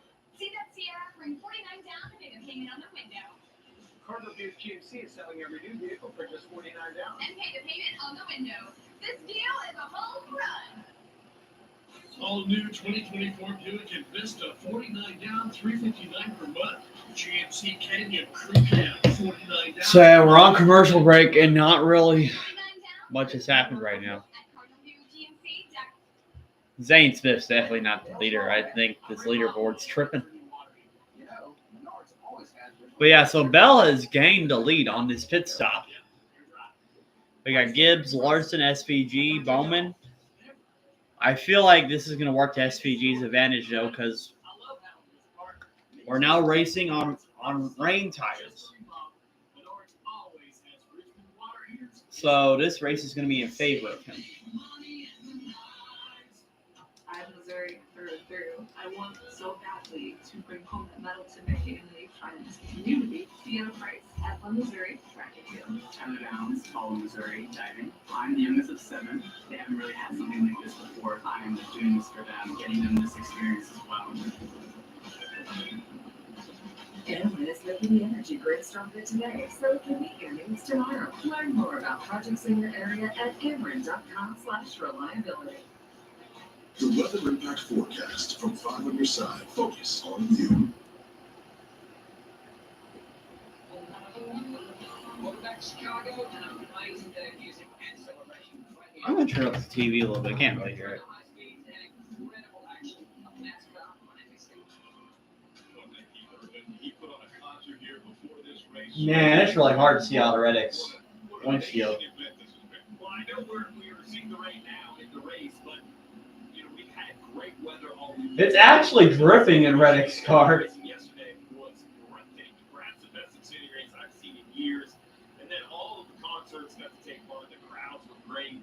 So, and actually, now I'm not out again, but this racing in the rain is pretty entertaining. The decisions they have to make. It's the fans that they have to be out in the rain. You don't hit it for Jeff or Baghdad or Well, I mean, Jeff has an umbrella. I can't speak about Baghdad. Us leader saying that it's disappointing to be out there in the rain watching a race. Not me. I'd be happy even if it was raining to be watching a race over there. What they were able to do is they were able to get still photos from around the racetrack. See, you know this very well. Every manufacturer and every team as well has photographers everywhere around the racetrack, and obviously even more when you're on a road course or a street course like we are here in Chicago. So Billy Scott was able. So I say we'll probably get going on lap 26. It's only a couple of laps from now. So Steve, it's a little bit of an intricate process, but every manufacturer has this, every team has this, and that's how Billy Scott knew. Hey, the damage earlier from hitting your teammate, it should be fine. As we see that choosing, but you're absolutely right, Marty. Here you can look at damage at some of the higher speed racetracks. You can actually look at the height of your car. You can see. So Zane Smith stays out, and he's going to be. He finished runner-up last week, and he is going to be starting right beside Christopher Bell. I guess he's one of those drivers that pitted on wet tires before the caution came out for Corey LaJoie. So it's going to be interesting how this restart goes. Kevin Harvick. I wasn't really a Harvick fan at all. Definitely when he had that rivalry with Chase Elliott in 2021. But I respected him the past couple of years, and I was happy he was able to at least get a couple of wins in 2022. Unfortunately, he couldn't get that last win in his final season. But overall, he had a really great career. Okay, here we go. We're about to get going. Zane Smith, Christopher Bell, Ty Gibbs, Larson, Shane Van Gisbergen.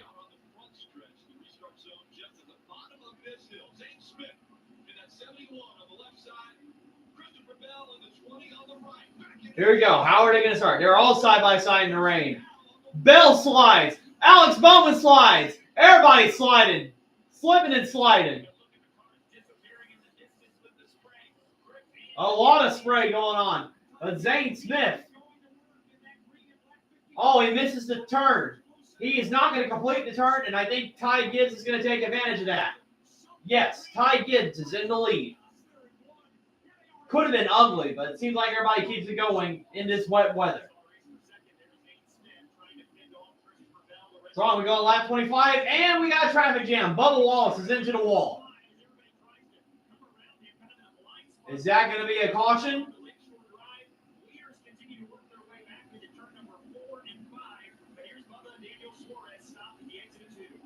All right, seems like Wallace and Suarez gets it going. Surprised that wasn't a caution. Bowman got into Bubba Wallace. That opened the door for Chase Elliott and a couple other cars to get ahead.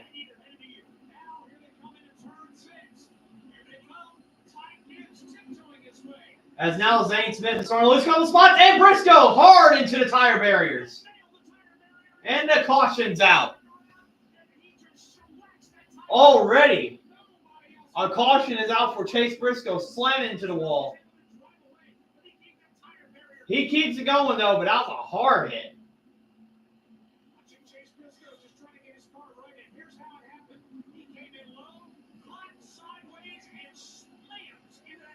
He may have a broken toe link.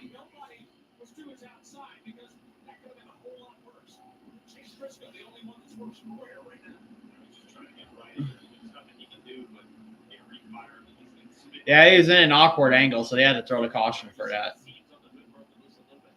Ross Chastain, I think he's in 14th right now.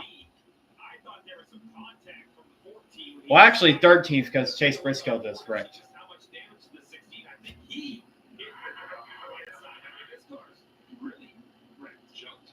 Oh, SVG has some damage. What happened to him?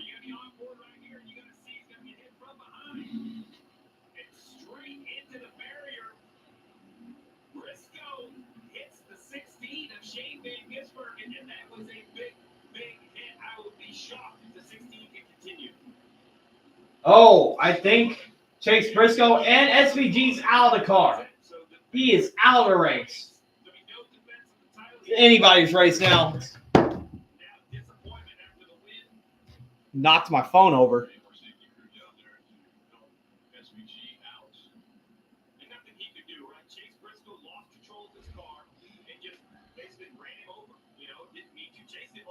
So SVG is now out of this race.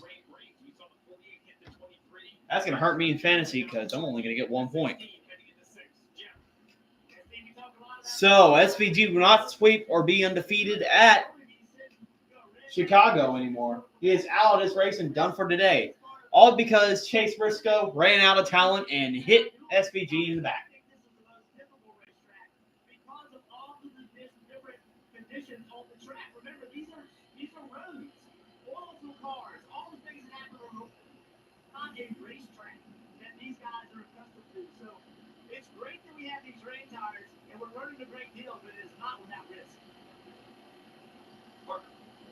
Well, just to add on to that, Jeff, you talk about street courses. There's so many different types of asphalt out there. If you look right there, they go to turn 4. Look at all the different patches of asphalt. Those all have varying grip levels. It's not like when you're at a normal road course. In the rain, you might get off the normal line because it's more accurate in the asphalt. Here, you have to literally search around and understand. And you know, one of the things that all these teams and drivers do, they come to a course like this. Right, so SVG is not winning this race. All because Chase Briscoe, stupid ass, ran out of talent.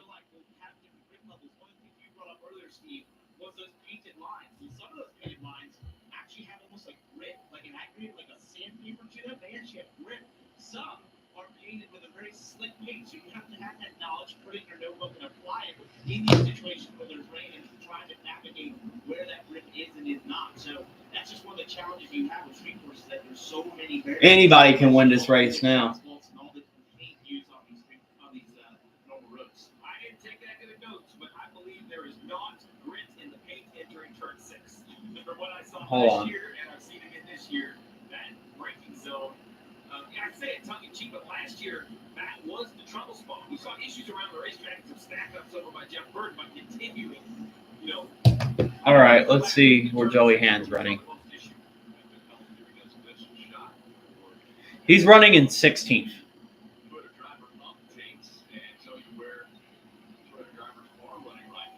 Leading this field is Ty Gibbs, Christopher Bell second, Reddick is fifth, Nemechek seventh, and Hamlin in 15th. And again, breaking news is that the driver of the 16, the winner a year ago, the favorite coming in, Shane Van Gisbergen, is out. He is wrecked. Even after winning stage 1, he will not be able to continue. So this is how it happened. Shane Van Gisbergen on the left, you see, and Chase Briscoe coming in and just clips the back of that car. Yeah, look at that. SVG just Briscoe barely hit SVG, and that's what caused him to go into the wall. He thinks he's going to make the corner. And there's nothing you can do at that point. There's just no runoff. Travis Mack, crew chief, I talked to him this morning. He was just so excited for the day ahead. He knew Shane had so much talent. He almost was nervous. He said, I just don't want to mess it up. I want Shane to have a chance to show everybody. You see the heavy dip. Now, you heard the engine rev. That's a ton of experience. He knows that he's going to hit. He tried to gas it up to spin it around to try to hit the back of the car. Alex Bowman, he's running in 12th place right now. Puddles and standing water around this course. They're bringing the field onto pit road. They're going to stop them.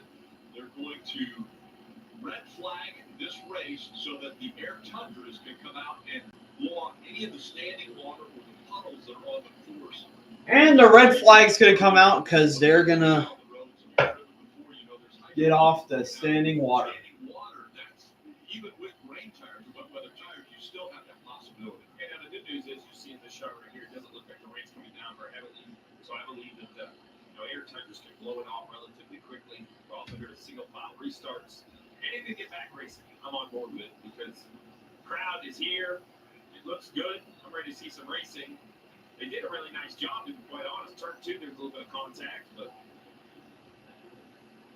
Well, let's go over to Buckingham Fountain and Peacock Pit Box, Dale Jarrett and Brad Doherty. All right, guys. Well, we've seen already 25 laps complete of the 75-lap race, and the conditions have gotten a little bit worse. Now they've stopped the field on pit road. What do you guys think about this one so far? We might have should have brought the air tires out before. Yeah, maybe should Groundhog Day. Yeah, Chicago. All right, so we're going to be under red flag. In that first stage, just everything that drivers and teams went through there, having to make decisions on the tires, and then the drivers staying out. Man, it's going to be just like Nashville. I'm just sitting here. Trying to figure out what they need to do, whether being on slicks or being on the wets, looking at the weather. So it was a great cadence. Daniel Hemrick. It's just gotten a little bit chaotic, and I hate it for Shane. For Hemrick is in. He had a great chance to win this race today, but he was on the hook now. Yeah, and you know that. I think as we look at just how hard it is raining right now. Yeah, He's in 22nd. I don't care what kind of tires you have. Man, I'm just so disappointed. I picked SVG in fantasy to win, and he crashed out of race. This is going to stop at some point. They're going to get it cleared off, and they know that the man to beat is now part of the race. So a lot of guys thinking that, hey, this could be my chance to win at Chicago Street Race. This is their opportunity. Guys are going to wait through this, and somebody's going to have a shot at winning the race today. You see the teams going out, they can cover the car. Oh, man, it's pouring now. They definitely won't be able to ride track.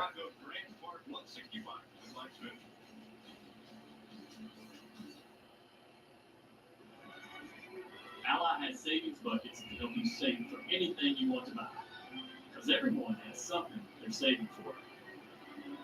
Like that new car. For a fancy vacation. For party supplies. Your delivery budget. Or even the down payment on your dream home. Our savings buckets help you save what matters most to you. A message from the Sonic Department of Research and Deliciousment. They say you can't put a price on fun, but they don't know what the heck they're talking about. Fun's now $1.99 at Sonic with creamy queso wraps and more. Take that, dang. $1.99 menu. 5 items, always $1.99. Elk Grove Village is a town that wins. And like racing, in the business world, winning matters. Elk Grove Village. Jamie Chadwick, yeah, she was great in like the women's series, and she finally got a podium in, I think,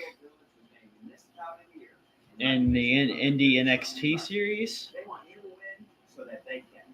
So I have a feeling that Chadwick still got a lot of work to do, but she's gonna be great in IndyCar. What you got?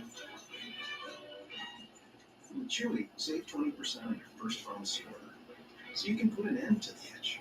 Get food and take medication delivered right to your door. That's right.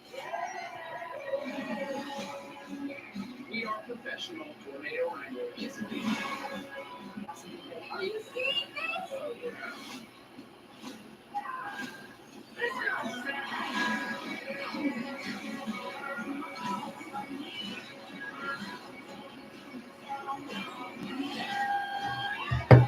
Yeah, right now we're on commercial break. You're not missing anything, but I guess while we're waiting, we'll go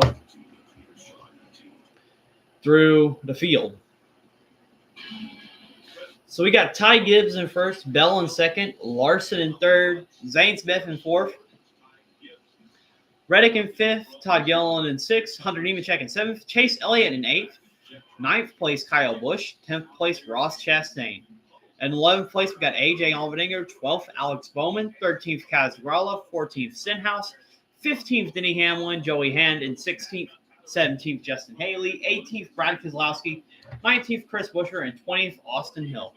His teammate Austin Dillon in 21st, Hemrick 22nd, 23rd Hocevar, 24th Gregson, 25th Truex, 26th Byron, Balicki 27th, Eric Jones 28th, 29th Priest, 30th Josh Berry, 31st Ryan Blaney, 32nd McDowell, 33rd Cendric, 34th Suarez, 35th LaJoy, 36th Briscoe, 37th Bubba Wallace, 38th Harrison Burton, and Joey Logano, the last car running in 39th, and Shane Van Gisbergen got wrecked out of the race by Chase Briscoe running out of talent, and he's not winning this race. Does she return to AM Racing? She may return this season, but I think after this year she's done. Logano basically got a top 10 out of that car. And I'm pretty sure if you put someone else in there, they're going to probably get at least probably a top 20. Deegan can't even do that. We've seen crazy 2 miles finishes there. We have back to the oval at the Brickyard. We have Daytona on the horizon. There are a lot of tracks where you couldn't see a winner that perhaps it's hard to predict. Think about Kyle Busch. I'm not sure it's the playoffs with Kyle Busch back there in 19. He's 19 years in a row winning a race. If he could extend that to 20, it would also fix the playoff picture. Yeah, he's mentioned that he thinks it's great if he could get a win prior to the playoffs to get back in there and try to win a third championship. But ultimately, he wants to keep that win streak alive that he's gone for 19 consecutive years. And remember, the line moves. So just put any of those cars below in victory lane, and now instantly, Buescher, Bowman, Chastain are locked in a points battle at the bottom of that leaderboard.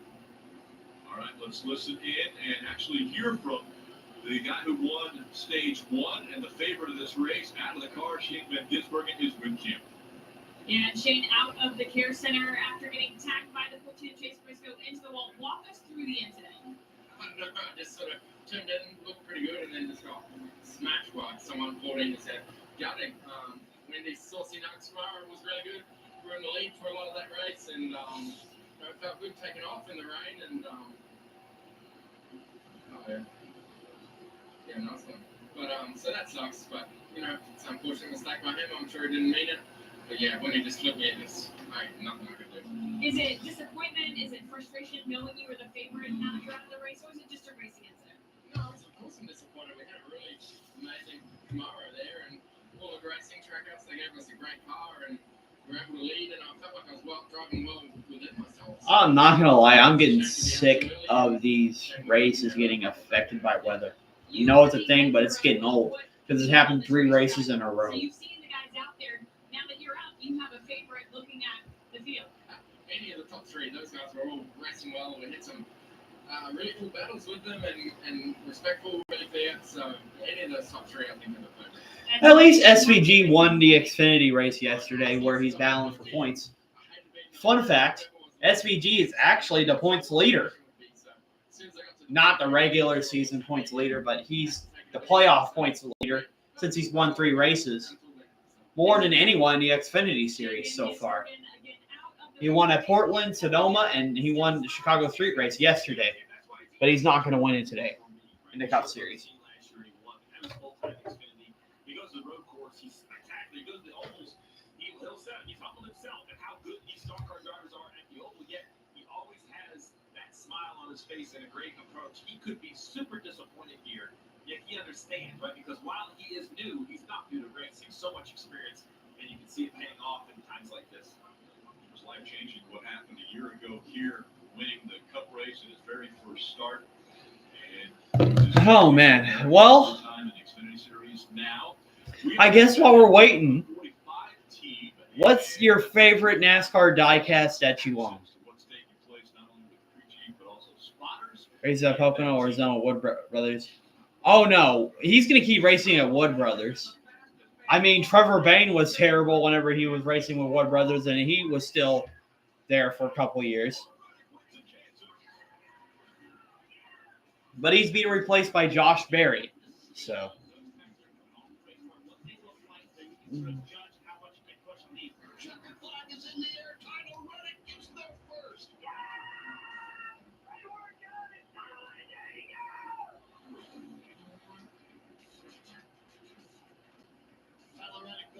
This race team's in the playoffs for that big win at Talladega, and normally you guys are excellent at the road courses, but I don't, when we talked about this invented thing, I don't think we planned this kind of day, did we, Billy? How have you managed all the chaos of this day? Rain, no rain, and all that's happened?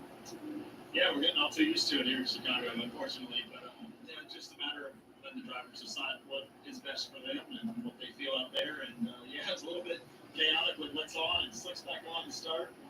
It looks like this rain's going to be here for a little bit. You can see Tyler has joined us here on the front bench having a conversation with your engineer. What do you want to do under a red flag like this when you have to Do you think Michael Jordan races an NASCAR race next year or he stays in basketball? Well, the man's retired, so I don't think he's really going to do anything.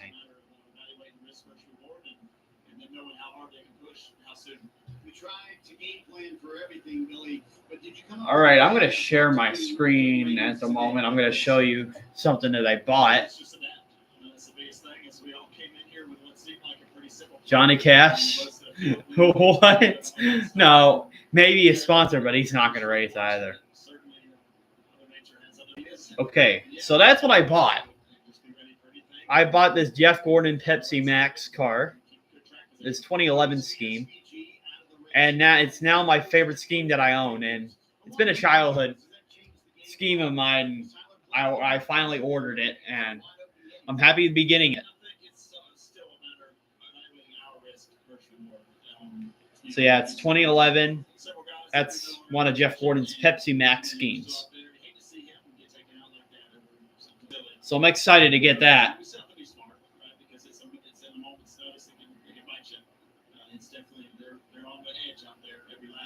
But yeah, I have probably like 1, 2, 3. I have 4 of the next gen cars. I have 2 of the Generation 6. Then I have 1 Xfinity car from 2014. I also got 1 car tomorrow. Casey Kane's back there.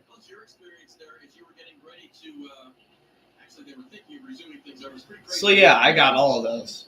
Yeah, just so much rain and so much water on the track. Back where I was, you couldn't see anything. So just following the flashing red lights in front of you and trying not to hit them. That's kind of what the goal was. And then once everybody got slowed down, you could kind of see where you're at. Man, it's a torture sitting here during this rain delay. That's why I get bored of these. The speed of the red lights in front of you and trying to follow it, it's wild. But Yeah, not a good start to the race with a Vance Pro Camry. We tried to start on wet, so that was obviously the wrong move. It worked for a few laps, and then it didn't. So track position's not good right now. We need to find a way to overcome that. I was going to ask you about that because you got going and you started passing cars. Was there like an immediate switch and they fell off? Yeah, I mean, as soon as it started running out, it went from good to bad. It only took about 3 laps. So went forward for 3 and then backward till we pitted. And, the car felt pretty good. And I felt like good pace on dry tires once we got it going. Just lost all our track position. So it's going to be a battle from here, but we'll keep trying. You were leading. The other thing I was wondering, when your car was in dry conditions, I know it wasn't your favorite in qualifying. Man, I just want to fall asleep. You had to start toward the rear. Do you think there's something you can work with getting back out there?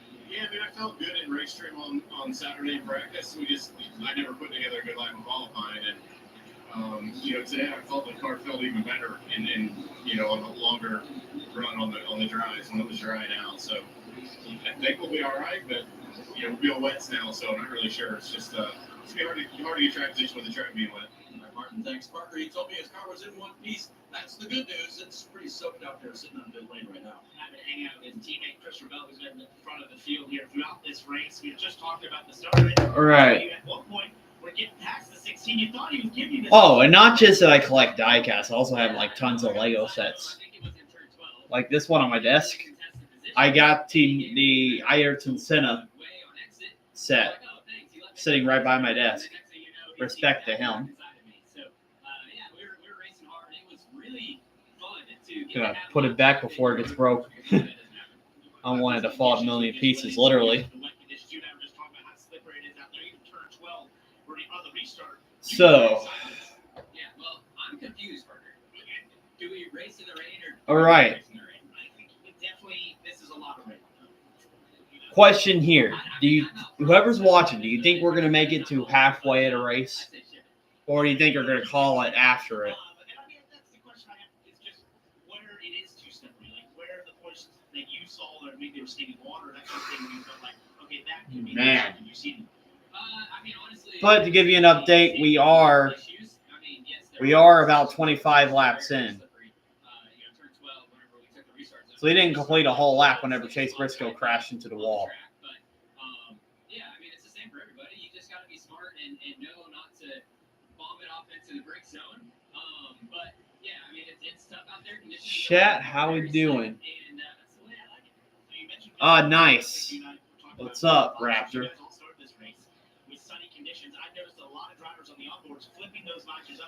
So there kind of was a lot that you missed, but we still got a lot of racing to go. So mainly we had Ty Gibbs leading a little bit of the race, and then we had SVG take the lead. Christopher Bell tried to battle him, then SVG took it back, and he won stage 1. Then they had pit road. They had a traffic jam on pit road because the lap cars were slowing in front of the other cars.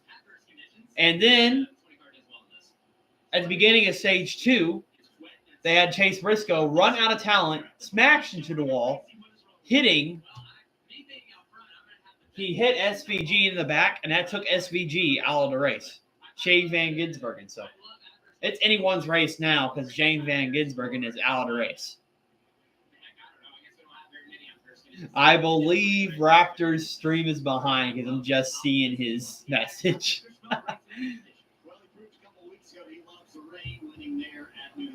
Let's chat with Tyler Reddick. How would you describe the conditions on the track? Because Bell was saying it, the visibility was very tough. Yeah, that's one of the downsides, right? So yeah, you know me, I collect tons of Lego sets, die-cast cars, stuff like that.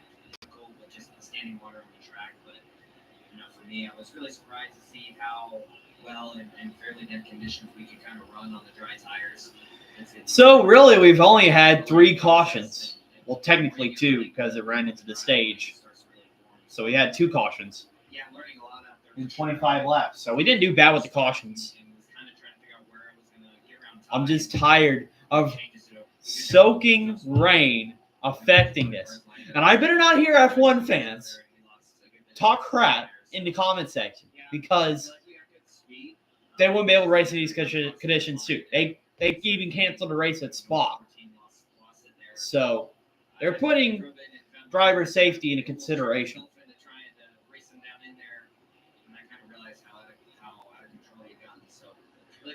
But I'm too tired to read the results, so I'm just going to share my screen and show the results right now.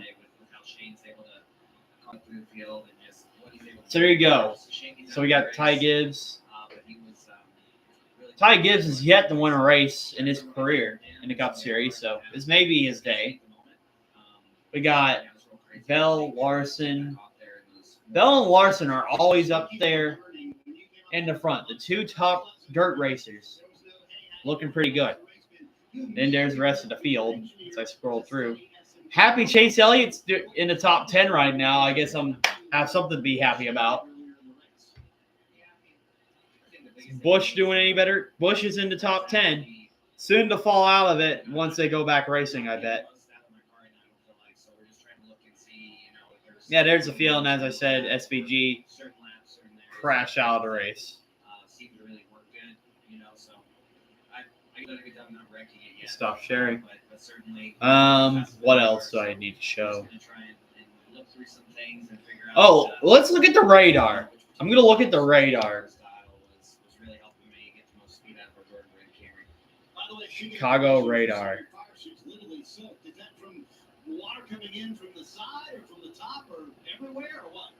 Oh, it does not look good in Chicago right now.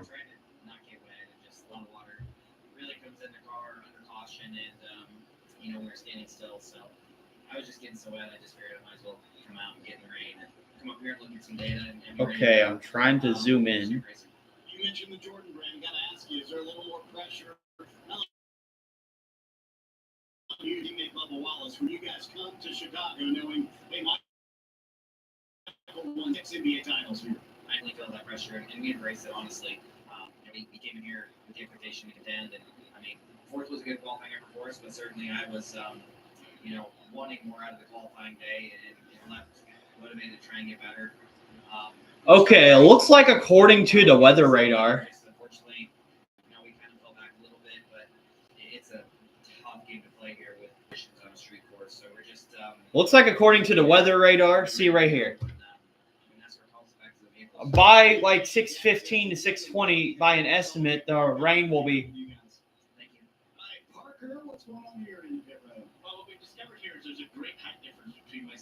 So the rain will be gone by the time it's 6 o'clock something. But then there's another shower after that. I think we're probably only going to get a little bit of laps, and then they're going to call it after halfway.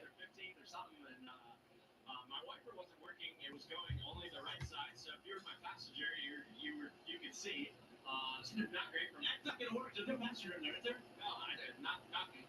No, nobody that would want to right now, for sure. But, yeah, struggling with visibility. I was like, all right, have fun. Like, I'm just going to survive and try to keep my thing straight. And hopefully they don't end it or anything like last year's Xfinity race. So, but I'm sure they won't, and hopefully. But definitely the right call to stop it right now. But I think our Ziegler Chevrolet. Local man ruins everything. Chase Briscoe. All right, I'm gonna quit screen sharing. I'm gonna share my screen. Look at that. Local man ruins everything. Yeah, I mean when you're going slow, I mean Yeah. they're made to compress and have grip. And even when you're hauling and going 100% in the race, Look at this. Look at this.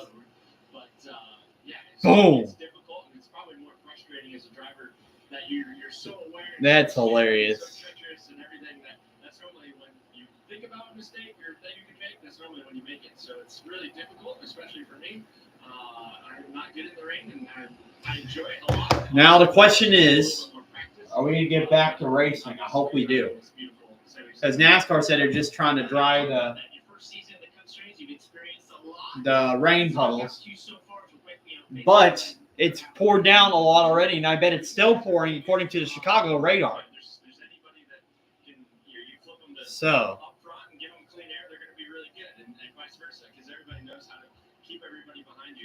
Oh, this delay is pretty rough, and I'm just getting tired of it being delayed for the third weekend in a row.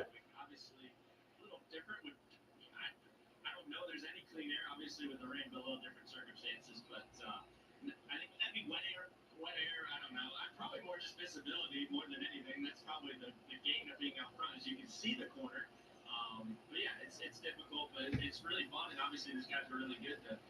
They had a lot more trust in their vehicles than I did for sure. You know what? I'm bored. I'm gonna react to the F1 highlights. Why not? And I think this is that we learned from as far as in survival mode here.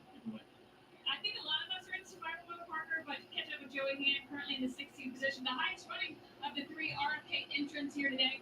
And you are a bit of a road course racer, a street course racer. And Okay, I'm only gonna cast the audio because I don't want to get trouble for copyright.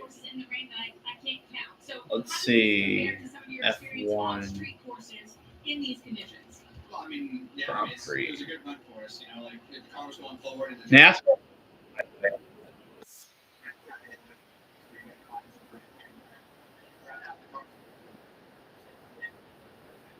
Okay, so it's Hamilton and Russell.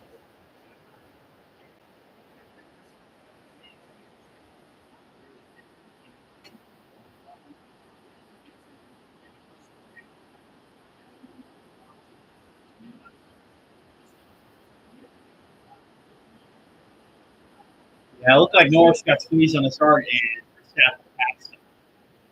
I just wonder what happens to Russell because I noticed that he finished bad in the Grand Prix today.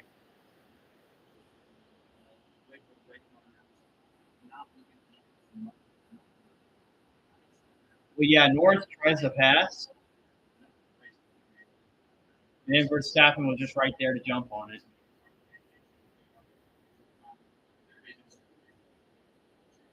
Alex Albon made some contact, but I had picked for a wing damage.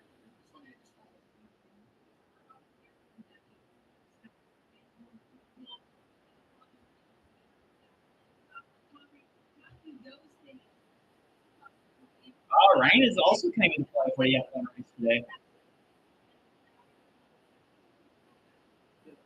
Probably the only race that was peaceful today was the IndyCar race. And it's surprising because it's in Ohio.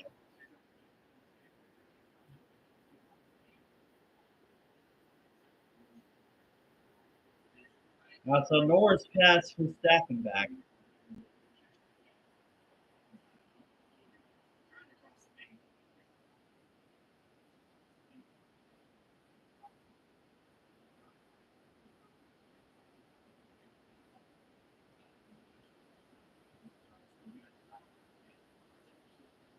Piastri also passed Verstappen. Notice Verstappen has been slacking the past couple of weeks and F1.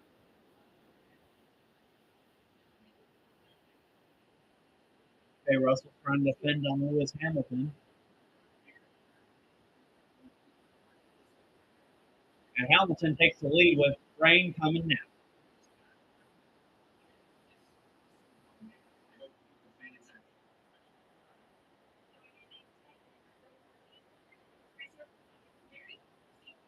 Wow, Hamilton and Russell both went wide off the track.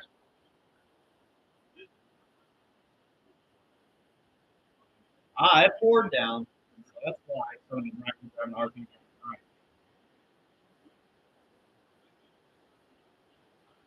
Yep, Norris picked up on it and Russell got past.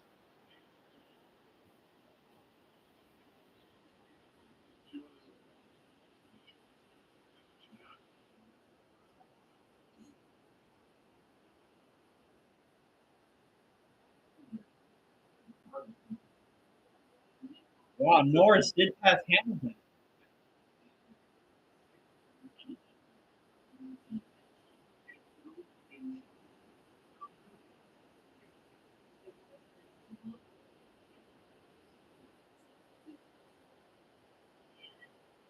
See, that's Piastri trying to. Wow, Piastri almost wrecked, but he kept it and stayed ahead of George Russell.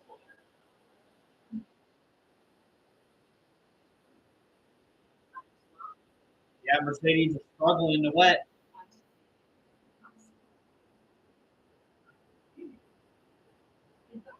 And that's on lap 20.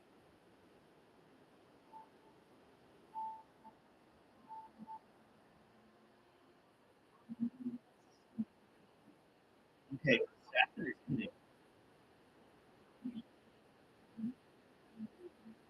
by the way, I'm reacting to the F1 race right now. Yes, I do. Ask that last.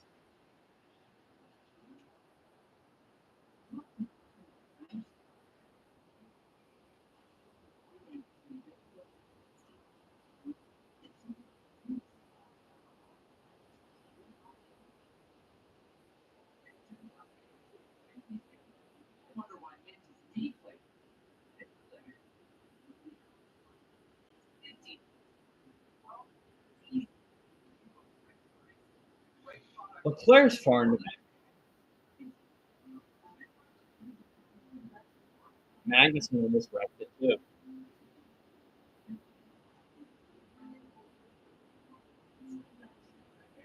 Almost took the Bullard with him.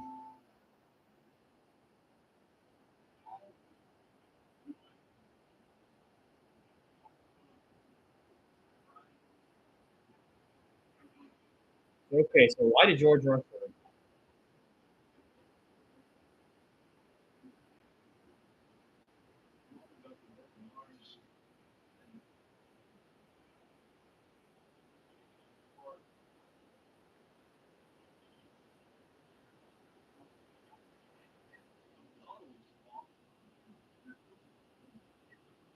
Okay, so Hamilton and I believe that was pitted.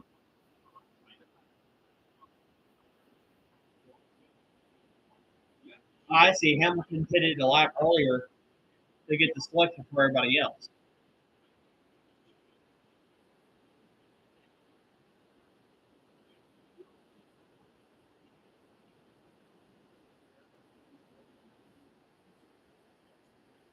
Yeah, so Hamilton got ahead of Lando points right there.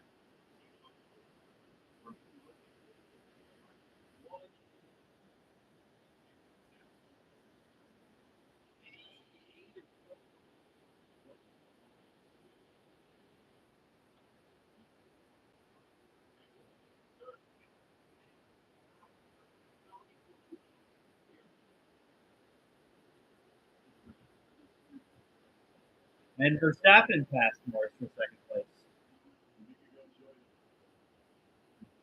And Hamilton is going to get the win. I'm staying on the sauce. Breaks up 56 win. Let's go.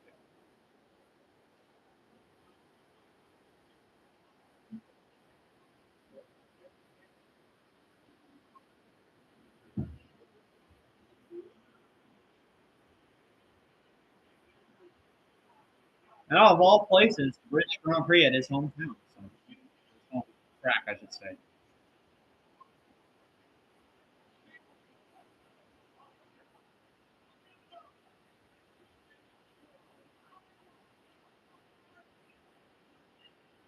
So Lewis Hamilton won that race.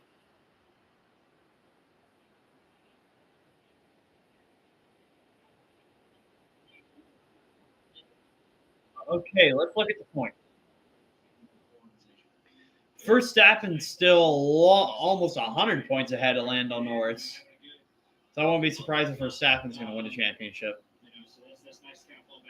I maybe feel like there's going to be a championship battle, and then there's not.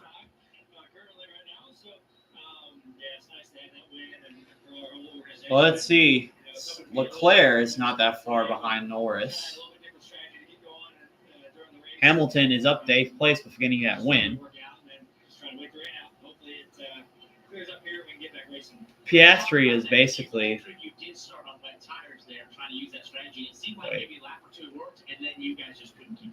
Yeah, so it looks like both the Red Bulls, both McLarens, both Ferraris, Mercedes, and both Aston Martins are in the top 10 in points. Stroll moved up one spot in the top 10.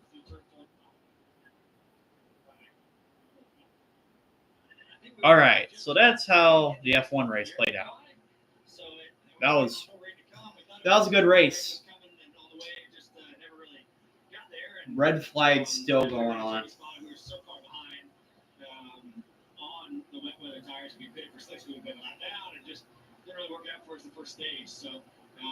was hopeful to kind of rain or dry, just save tires and see what we could do. But Yeah, I can't stop the sauce. The sauce has been stopped. trying to take a chance. Trying to take a chance on, hey, maybe we'll All right. kind of. I'm going to go pee for Chevy real quick. I'm going to pee for this race, so please restart. Just didn't really work out for us. But I had to take that chance from where we started. Just didn't really work out. It's always you want to take those risks when there's weather like this. I mean, now with the Ultra, you went together over the last couple of weeks, and now you all choose to go on this strategy. So now that it is fully wet, what did you experience? How was your car in the actual wet conditions? We were at half lap there before we stopped it, and it was just way too much spray. Like we were going down the straightaway between 2 and 4, and you couldn't see anything, and then going down the straightaway from 5 and 6, you couldn't see anything. It was very dangerous. So they made the right call, kind of pausing it, hoping the rain gets out of here and gets going. But just whatever we have the mud flaps or the rain flaps, and we have the lights and things like that. You still just didn't do anything. I don't know. Like the city streets, we raced in the rain before, damp conditions, but the spray was never that bad. So I don't know if it's like the city streets are so like tight asphalt and concrete that the water just kind of sits on it and creates such a big spray. But we just really, really not safe conditions. So it was the right call, but it was slippery up there. And with the with the city roads, all the paint that's on them, from only left turns, only straight, all the lines on the road, like there were so many more slick spots. Paint is so slippery when it's wet, and it was pretty tricky to navigate through. And if it would just stop raining and just be damp, one thing would be fine. It's raining too hard right now to kind of get some water off the track, and so hopefully it stops and we can get going again and visibility gets better, and it's just not a dead trap out there. But we'll see. Appreciate all the fans for sticking around. I hate that this has happened 2 years in a row.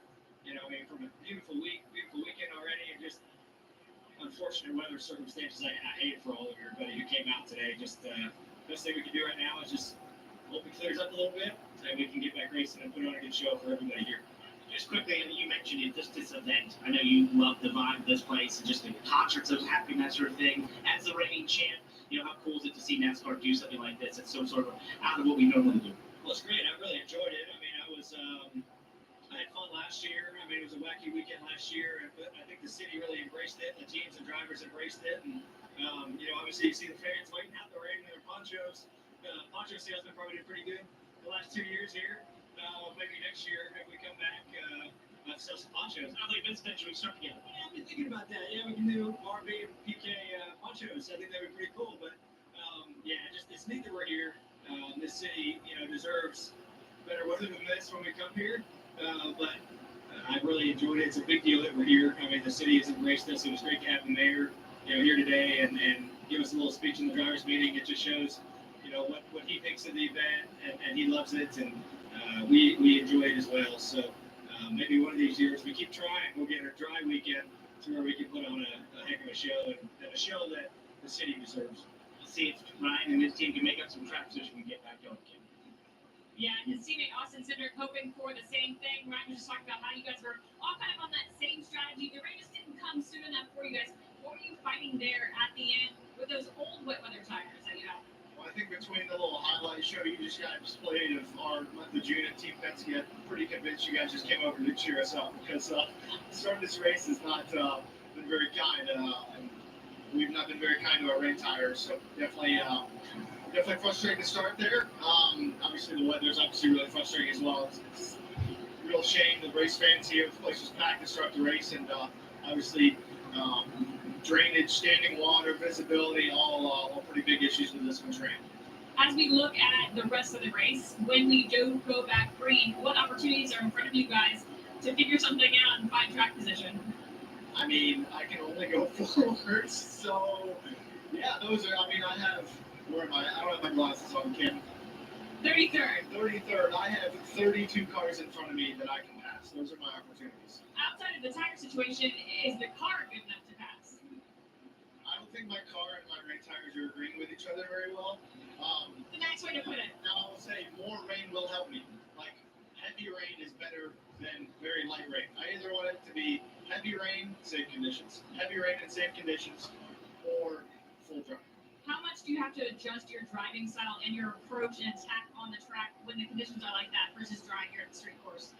Well, it's difficult because, I mean, especially when you go into a phase where, like, okay, I'm clearly falling off and struggling more than other cars around you. It's hard not to get baited into trying to drive the car harder than what it's capable of.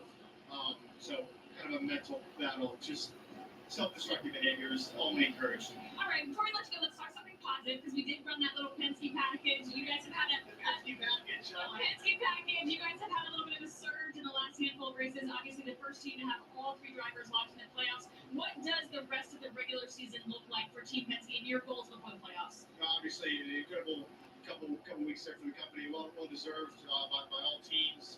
Obviously, really big for all of us that kind of have a singular focus. Heading into the playoffs and obviously learn as much as we can. I think for us on the 2-car, it's about performing at a high level on a consistent basis. Getaway was one of our best races of the year, no doubt. But to convert that to a win, I think proof in the pudding to be able to, continue to apply the process. But just definitely proud of everyone that just kept our car to get this far. But use the next couple of weeks to get ready and maximize that opportunity. Austin Cindric, again, driver, not a great umbrella holder because you're height. I'm like, we're sharing an umbrella, and you are doing me no good here. Dave, on that note, let's end you. I think I'm better off, Kim, because I am undercover with Ty Gibbs, the current leader of the race. So other than the fact that a friend of his brought food for him, which is killing us all up here right now, we're doing okay. And you're in the lead, so how's it feel to be leading at this point in time? Yeah, it feels pretty good. I feel like we've got a fast monster in Camry. We're up here taking a little half-time break, I guess. Seems like the rain just keeps coming and it's not stopping. So, I don't know. We'll see what happens. It's really fast. It was really wet when we went back out, so let NASCAR was, when it dried the track, and I think that really helped. So, but yeah, we're just hanging out.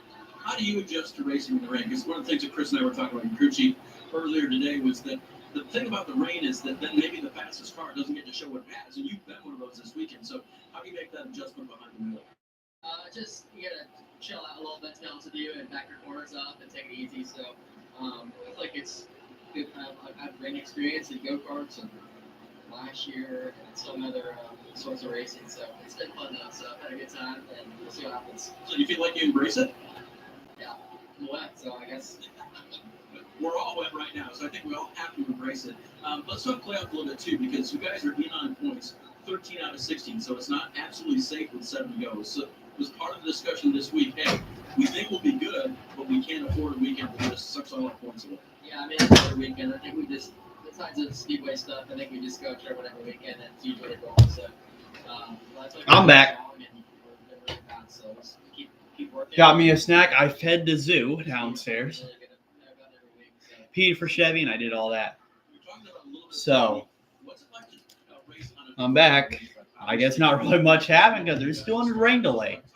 And it is 6 o'clock. Yeah, you just kind of find where the dry spots are and you have to be very, very aware and see where you're at and watch it dry up. So that's the biggest thing, and just staying with the track and stay on top of it, be the first one to jump on whatever's going to be faster. You said you're pretty soaked. Is the car watertight at all? Huh? Is the car watertight? Watertight? That's the first I've heard that. It leaks a lot. It's hydroplaned a couple times, which is not cool. No, but where does the water come in? Does it come in through the roof or through the sides or through the floorboard? Where do you guys get the water? I don't know. All right. Mine's dripping from the top left. So yeah, we'll go over our. Honestly, it's like a water pressure. Like I only felt one part of my suit kept getting wet, and I'm like, man, what? My arms full done like walking. Let's go over the top 10. I think they can work that out. They can make that change to Ty Gibbs. Hey, he's had a little food down here. That is going to help him out a lot. And Marty, I think I'm going to run around and see if I can find a snack on during this little rain delay. Dave, food is a large topic because this has been the dilemma for Kyle Larson for 20 minutes because you've been looking for a sandwich for 20 minutes. You finally got one or what? I mean, I ate an Uncrustable. I ate a couple key bars. Huh? Larson had an Uncrustable. Yeah, I'm ready. We're getting that green now. So how has it been in first of all, the mixed conditions to start with, Kyle, when you were on slicks? Yeah, that wasn't actually too bad at all. It actually had quite a bit of grip. It was just starting the front row. I was extremely nervous and was okay for those guys to go ahead and pass me because I didn't want to be the guinea pig out front. So, and then once it was drying up, I my car just didn't feel quite the same as yesterday, anyways. So hopefully, we can keep getting opportunities to get better. And then, yeah. All right, so here's the top 10. So we got Ty Gibbs, Christopher Bell, Kyle Larson, Zane Smith, Tyler Reddick, Todd Gilliland, John Hunter Nemechek, Chase Elliott, Kyle Busch, and Ross Chastain. It was cool, and the visibility was obviously tricky, even where I was at in the second row. But yeah, I hope the rain stops here shortly. We can get the heavy water blowing off the top of the surface and then go back green. You and I talked about this yesterday, just street course racing in general.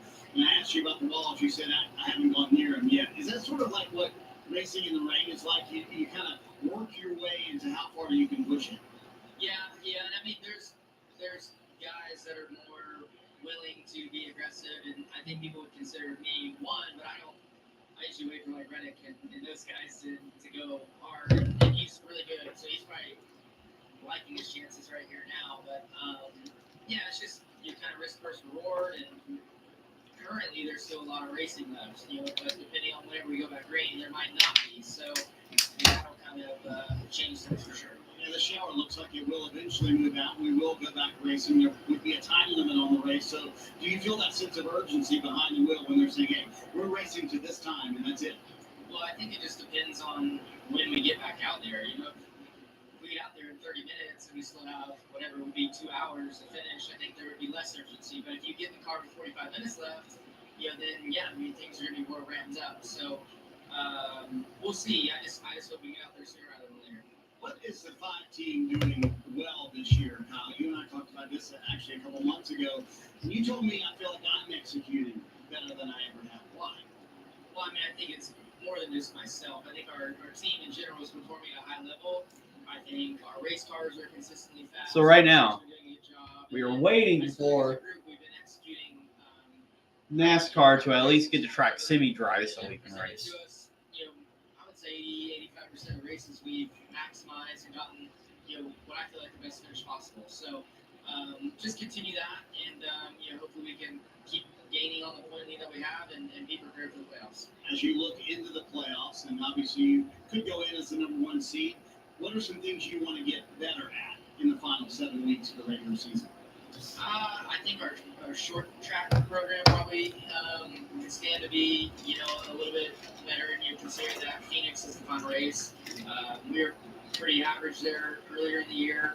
I think what was the Gateway? I think we were sort of average, and those 2 tracks are fairly similar. And you can see that the 20 was really good. Both of those. He's been the best short track car. New Hampshire as well. So everywhere else, I feel like we're really good. But that would be the one area I would think that we are probably all focusing on it to try and get better to be ready for Phoenix in case we're in the Final Four. All right, Parker, we've covered it all with Kyle Larson. The one thing we don't have is another sandwich for him. So maybe send one down here at Pitbox number 1 if you can. Well, it's all about beef jerky down here at No Brex's Pitbox. You just took those down. That was good. You were looking for chips. We're all about food right now. You haven't found any, have you?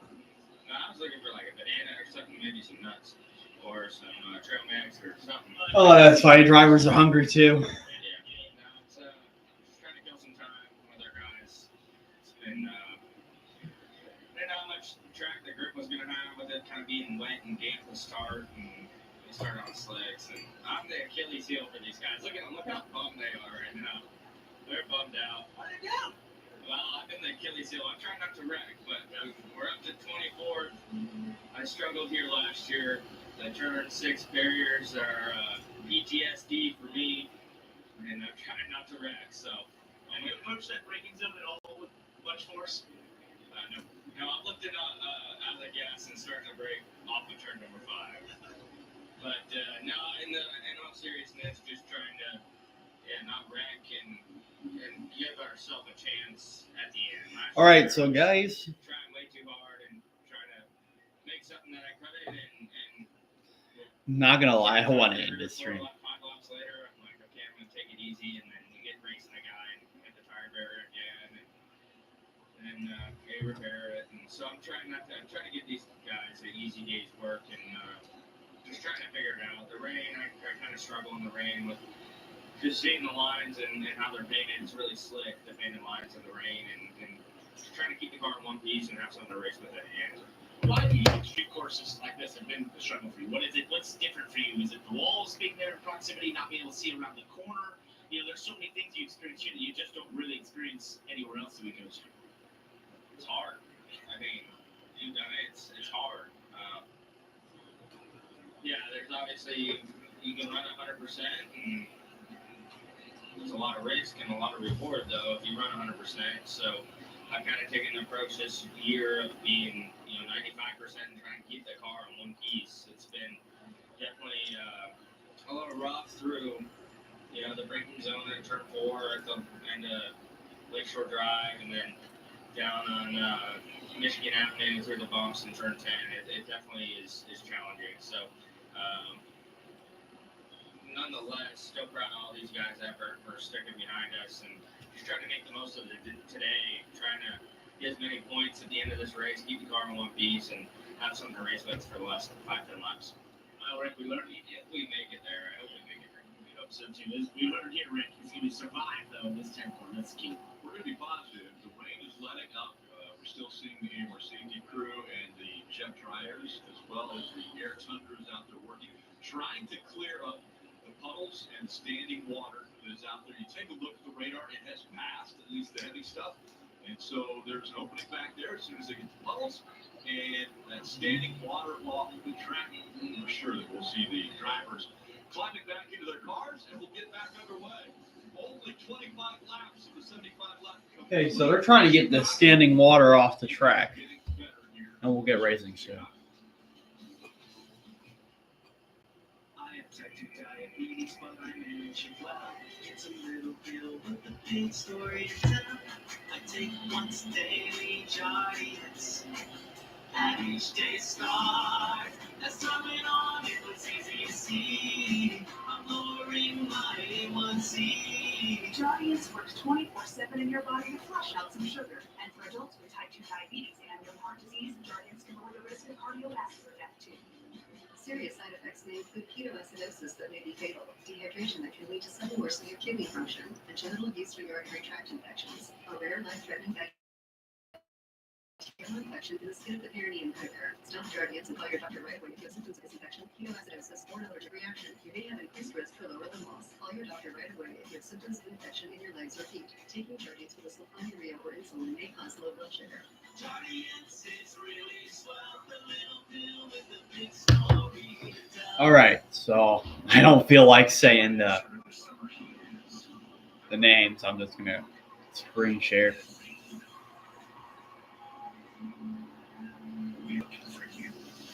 Join us at Toyota Racing. Kind of feels like everyone's trying to copy the $5 piggy bag. So how can you spot a knockoff? It won't taste like Wendy's. The fact is, too, I doubt if we're going to complete the entire race distance. That's my team out there. If our network goes down, lines are. I doubt if we're going to complete the entire race distance. This may be the first time on the schedule that we haven't even completed the entire race distance, 12 races. Out here, reliability is everything. Extreme or routine? Verizon Frontline delivers. The #1 network choice in public safety. Learn more. Your mission is our purpose.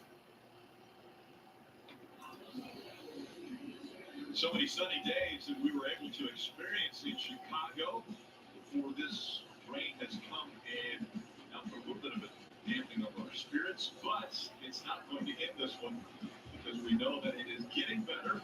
The rain is letting up so slightly. There you see on the right one of the landmarks here. It's called Cloud Gate, or Steve, what was the other name for it? Cloud Gate, or we could call it the beat. We'll go with the beat. But one of the artistic landmarks here in Chicago. Again, as we mentioned, the rain's still coming down, the street getting cleaned up.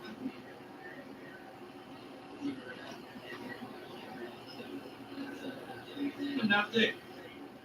Rick up and down pit road, lots of smiling faces, especially those running in the top 10, and that includes Jonathan and Shea. I look back and I'm like, okay, how'd you get there? We've had some speed this weekend. The guys here on this number 42 Legacy Motor Club, Dollar Tree Toyota Camry XSE have brought the speed this weekend.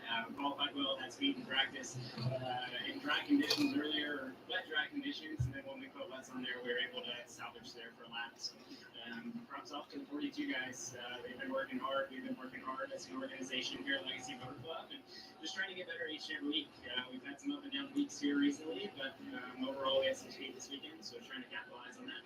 I was talking to crew chief Ben earlier about you and this place. He was saying you're not opposed to it, right? You sort of embrace, finished second last year in the Xfinity race, right? So are you a tick the side a little bit guy so I know where I am, or how do you embrace a race course like this? Yeah, I definitely think so. Just trying to find the limit. Luckily, I was able to run Xfinity practice Saturday morning before I got in the Cup car, and I definitely think that helped me kind of get up to speed a little bit faster in the Cup car. Even though they drive completely different, shift pattern is completely different. I feel like it did help me running the Xfinity race yesterday, being able to pass and work with my spotters and different things of that sort. I think has helped come into today. But like you said, I've embraced this place. It's really cool. I mean, racing on the streets of downtown Chicago is really unique. It's a really cool venue to be able to do it. Being able to have the hotel close, eat lunch with the family or breakfast with the family, and then being able to walk over and hop in a race car an hour later is really unique in itself. So it's neat for how many new fans were here. I think that got announced in the drivers' meeting today. So really neat venue. But as a team, we've embraced this place. Ben and I worked really well together here last year, and working really well together again here this year. So hopefully we can go out and have a really good run. All the guys here at Legacy Motor Club, men and women, everyone back in the shop deserve it. So we're working hard. Let's take a 10,000-foot view of your season and what it's been like for you. Where have you grown as a group, and you personally maybe on track? And the playoffs are 7 races away, not impossible. What are we looking for there? Hopefully we can sneak it in today. Who knows? I think for us, it's week-by-week basis right now. Just trying to run the best that we can each and every week that we show up to the racetrack. And like I said, it's kind of been up and down, but it's a building year. We knew that kind of coming in. Jimmy and Maury, Cal, everyone at Legacy Motor Club is continuing to try and help give us the tools that we need to be better each and every week. And everyone at Toyota TRD as well. So I don't have any racetracks circled on the schedule for trying to win at before we go to the playoffs, but I think the biggest thing for us is just a week-by-week basis. So I feel like I've grown as a driver a lot this year. I feel like I've made some rookie mistakes, and definitely shouldn't have made those with the experience that I have. But at the same time, this car is completely different from anything that I've driven and just not used to it. So no excuses there, but definitely working hard to try and adapt to this race car. Question is, will NASCAR ever get that going? Organization with Trevor Bain and Atkins is trying to help push Eric and I to be better every single week as well. But most of all, we're working hard. It's week by week, and putting in the effort is not the issue, that's for sure. Marty, as I leave John Hunter Image Tech, I have a great idea for him. Circle all the tracks. Go get it. Dave, I just broke the news to Alex Bowman that his teammate Kyle Larson had 2 sandwiches, a banana and a bar, and you've had what? Nothing. I just, that's a lot of food for a little guy like Kyle, but yeah, rain is wet. Yeah. How would you describe these conditions today, other than rain is wet? How's it been behind the wheel? Yeah, that first run, I thought we had a really good run going, and we took the green there on wets. Pretty much everything went wrong that could have gone wrong. Got tagged there on the start a little bit and spun the tires and couldn't get going, and then couldn't see anything. My wiper wouldn't work, and then got down into turn 2 and demolished the 23 car with all 4 tires locked up. So apologies to them. Hate that for them. We had a really good race going together before that. We raced each other super hard. So super unfortunate. But our car's pretty hurt. But all we can do is keep fighting with it and see what the weather brings. Right? I think in the wet we might still be okay. In the dry, I don't think we'd be very okay. So we'll find out. Is that a vision thing as we see the contact here with the 23, or is it a Man, SVG was going to win this race if he didn't get taken out by Briscoe earlier. I can't really. This is the first time I've seen it, but I just locked up as soon as I hit the pedal, and I was going way too fast in the corner. So brakes locked up. Doesn't help the car slow down very well. Probably I put some rib rate to it, but probably not enough. So just I hate that. I'm pretty embarrassed about that. I hate doing stuff like that. But yeah, all we can do is move on and keep fighting. Left front of the car is pretty tore up, but we had a fast Alex Camaro before that, and conditions are pretty crazy, so anything can happen. Let's talk about the playoff standings here with 7 races left in the regular season, plus 51 above the cut line. How do you play these final few races, and does it force you maybe into the box a little, in a box a little bit where you've got to play the points game? Yeah, I mean we have to maximize points, but also, I think there's a lot of opportunities for people behind us to win too, right? Like we have a lot of good guys behind us in points, so we need to beat the couple guys right around us in points, but also there's an opportunity to win or be aggressive on strategy. I think we need to take those, and there are definitely good tracks coming up for us. So Blake and I and all the guys have been working really hard, and honestly, we've had a really fast race car here this weekend, and I'm sure we will again next weekend. So we're going to keep fighting and make happen. You almost have to plan things out, acting as if a new winner will come into the game. Yeah, I mean, I think that probably will happen. So definitely not safe where we're at, and especially, I mean, you got past champions behind us in points. So just need to make good things happen, and don't need to drive into turn 2 and turn left run off the car. So just need to do my part a little better and stuff like that. And, need to have a little better race cars at a couple places, but we're gonna keep fighting. All right, if you need some food, it's down there in pit stall 1. It's not that far walk. You said not late at all. There's still more. Okay. I don't know where our snacks are. We'll have to send somebody for snacks. All right, maybe Dave can send us some, because I think he's fairly close. Okay. Yes, we are, Marty. It happens fast here in live too, man, especially when Todd's standing by. And what were we chatting about? Oh, a rumor. Yeah, lots of rumors out here. No rumor at all the fact that you're up front 6 right now as a score. What are you expecting to go back to racing here? Yeah, I don't know. It's definitely pretty tough to see right there. I went pretty much against the inside wall, I guess, into turn 1 on that first start in the super wet. So, we're just talking qualified 26. Didn't really think we were doing anything special. Thought we were going to have a tough day fighting ahead of us. But we've been moving forward slow and steady all day long. And, like I said, you guys have to be in the back. We passed a lot of cars so far. So, who knows? I think we have a decent pace. We'll keep going forward. Hopefully get this generator Ford Dark Horse Mustang up front, and no better day than today to get my first win. I'd say that'd be a pretty good attitude. How tough is it when you're trying to pay attention to everything? Okay, drivers announced to their cars at 6:30. Let's go. Finally. How tough is that? It is tough. It's pretty much all you have to go off. Finally, you're going to get going.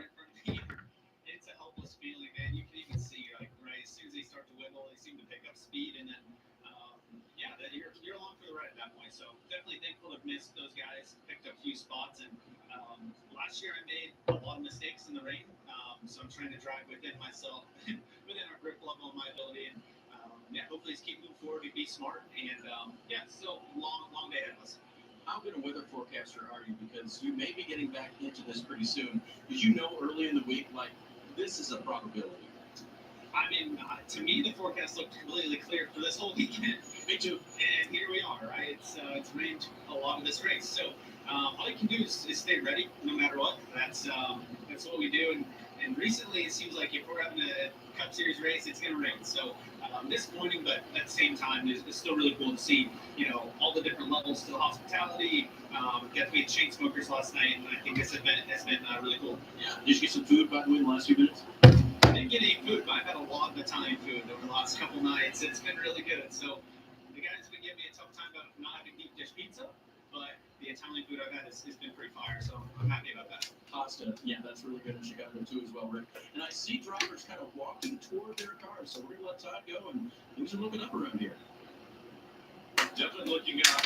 They are looking better, and you see that there's a little opening here, which means the rain has led up to the point where the track is getting cleared off of at least the standing water and the puddles, and because of that, the drivers have been told that they are going back to their cars at 6:30 local, so that is in about 5 minutes. So the drivers getting called back to their cars in about 5 minutes. Yesterday, they were able to enjoy a little driver introduction on the main stage here with Black Keys, the Chainsmokers, Lauren Elena, and Keith Urban have all performed this weekend.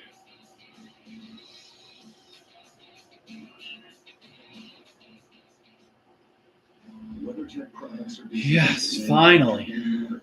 We're going back racing. I'm so excited.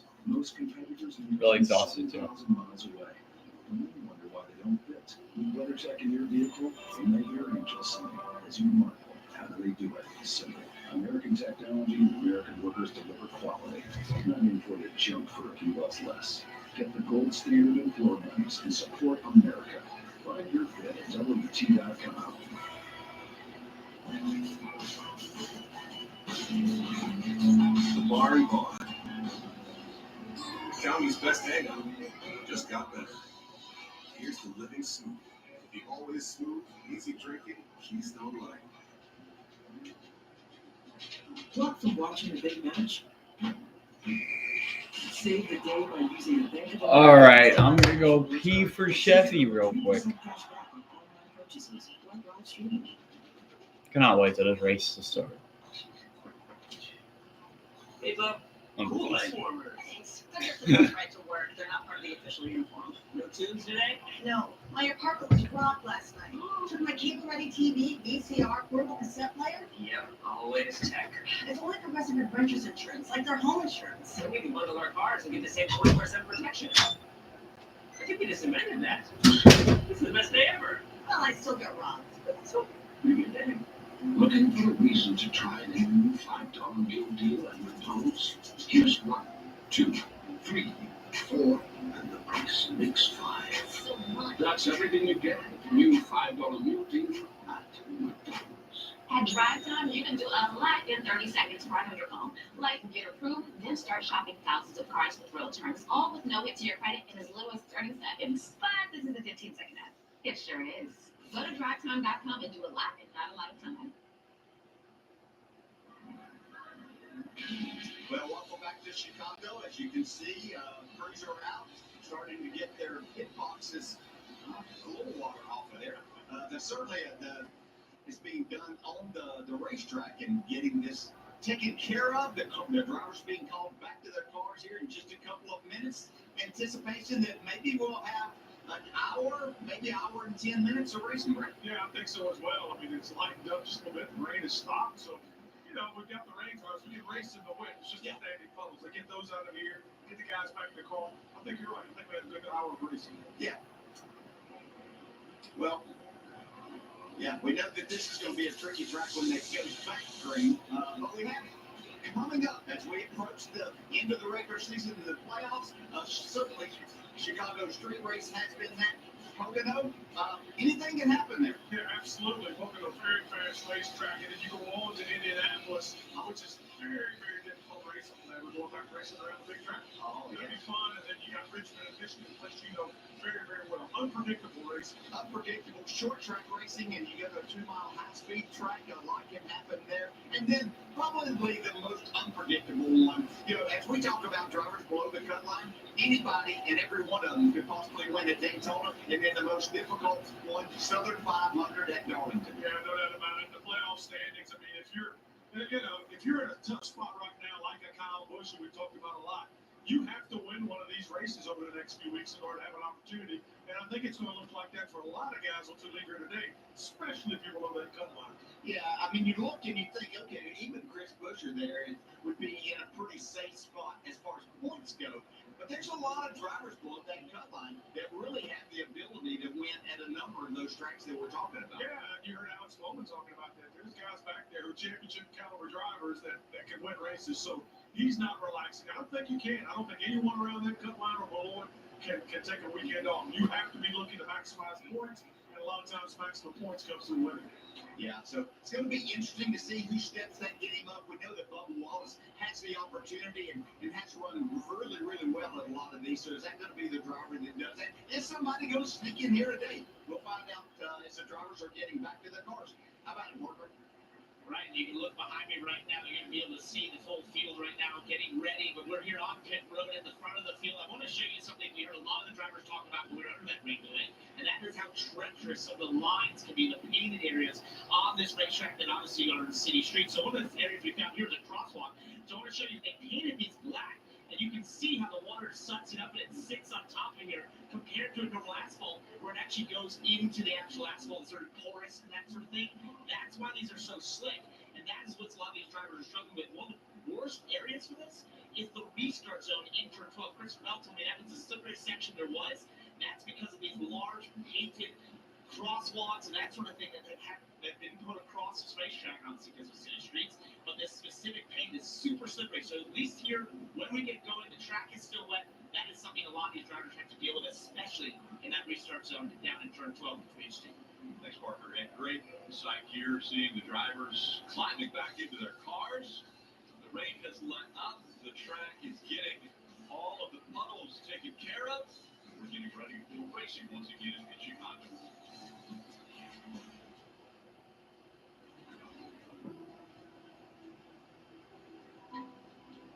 Ready to rise to the challenge above obstacles, above perceptions, above it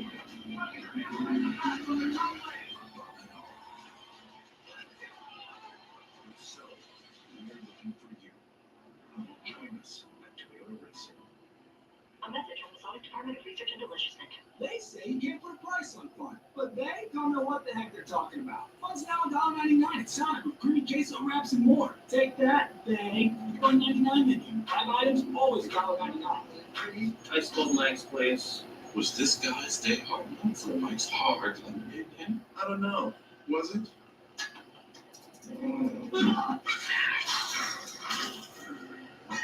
Hard days deserve a hard lemonade. When we're young, we're told anything is possible. But only a few of us go out and prove it. Witness the greatness of Anna Hall on a connection worthy of gold. Xfinity Mobile. Only Xfinity gives you the most powerful mobile Wi-Fi network with speeds up to a gig in millions of locations. And right now, Xfinity Internet customers can buy one unlimited line and get one free for a year. Get the fastest connection to Paris with Xfinity.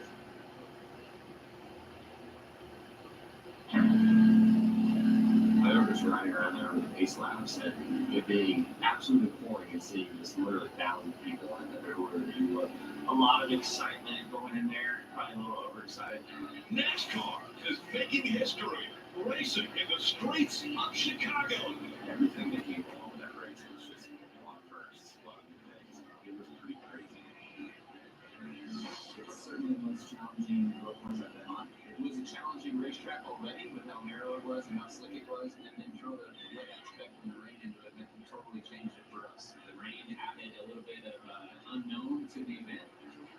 That track was hit the wall. Very treacherous. Walls everywhere. You know, you're always looking at the big wall at any point in time. You get a little relaxed or get a little distracted, or it's just a hair too aggressive. It's a place that you might even. The weather was challenging and tricky, but the course itself was amazing. You know, we got our butts kicked by SVG. This wasn't fun. Anytime you can do it, not really good, especially being part of it. But I feel like we could go back there this year with weather, so it's going to be okay.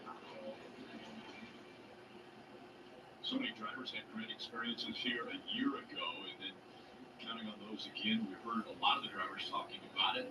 The big story at this point of this race is that the favorite and the winner of Stage 1, Shane Van Gisbergen, is out of this race after a wreck. And so he will not be continuing on, which opens the door for so many different drivers. I think that you have to see that as an opportunity for anyone else in the field. He was without a doubt the favorite.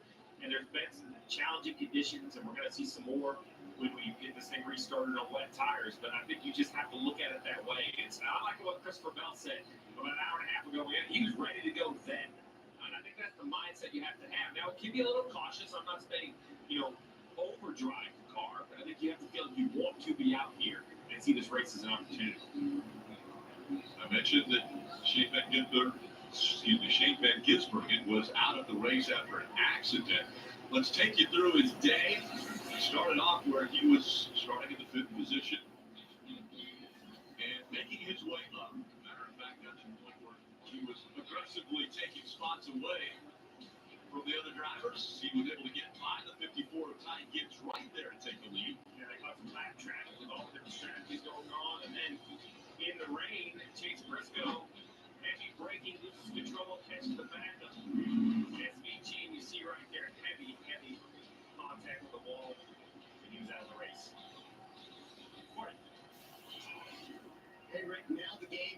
crew chiefs as the drivers have now climbed in. Number one thing is visibility for the driver. So all the drivers here have changed the visor on the front of their helmet. We heard Christopher Bell mention that being an issue for him earlier. He had the dark visor on.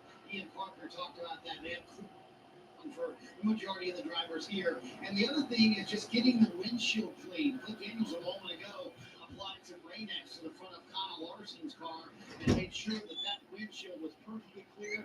The back glass as well. You saw that blower a moment ago, though, Steve. That's an interesting thing. NASCAR did allow I'm back. to open the right side window or either side of the car they wanted to go to, and to be able to use a blower inside the car because they want the back glass looking as clean and clear as possible. And if we can have Brad, my cameraman, come up here, you can see the back of Christopher Bell's car. Look at that. Look what that rear windshield looks like. So they're going to have to work on that for Bell. Vision, everything right now for you, crew chief, Steve. Well, vision for sure. And you see the slits in the back window. That's to exhaust the air to work on the temperature. Well, the front windshield, there's a vent as well. We talked, heard the driver saying they were getting wet as they were running around. Well, obviously the left side is just a window, and the top of the windshield, that vent must remain open. It's part of the car. It's part of the design of the car to keep the drivers cool.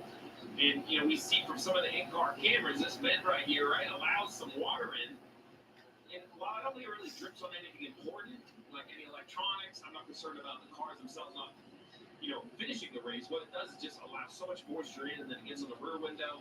Luckily, at speed, they really use the rear view mirrors or the rear view cameras, right? They don't really use a mirror. You see the camera, you stop right there at the top of the window, way at the top.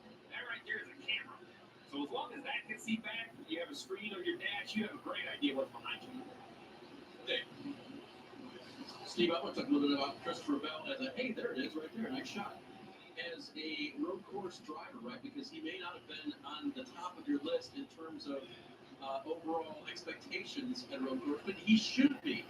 His wins in the Cup Series, there have been two of them on road course. In fact, the very first time that he won a Cup Series race, it was on the road course. So he's got the skills. You heard talk with Parker about the places that he enjoys around here, and he said earlier today when I talked to him, let it rain. We were a little bit off in practice, and so I feel like that can even be to my advantage as well. So Steve, what do you think, just in terms of racecraft and Christopher Bell overall on road course, or in case today, a street course, a wet one?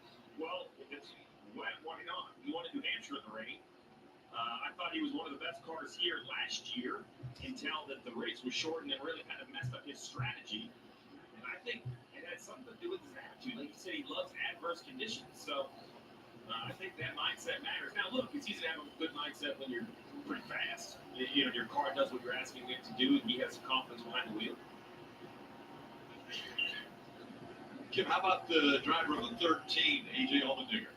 Yeah, I caught up with him during the rain delay, the red flag, and he was very optimistic, said his car is way better than it was yesterday, and I kind of got the lay of the land, what's going to happen when we go back green. He said it's all about survival and who can get into their rhythm the fastest. I also asked about teammate Shane Van Gisbergen and Green out of the race. How does that change things since SVG was the favorite? And he said lots of people get wide-eyed and eager when the favorite drops out of a race, but he said you cannot let that get you too greedy on this course because this track still demands a high level of patience. We'll see how patient drivers are, but AJ probably had the coolest red flag experience. Keith Urban's band sat atop the pit box, so he got to mingle with them during that rain delay. AJ Allmendinger just getting all the musicians' take on what this weekend's been like in Chicago.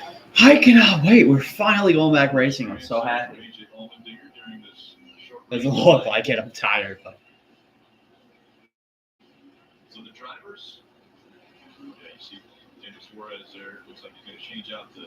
So the race will either end at lap 75 or 8:20 Central Time, which is 9:20 Eastern Time. They're comfortable getting back in the car after it had rained for a little over an hour.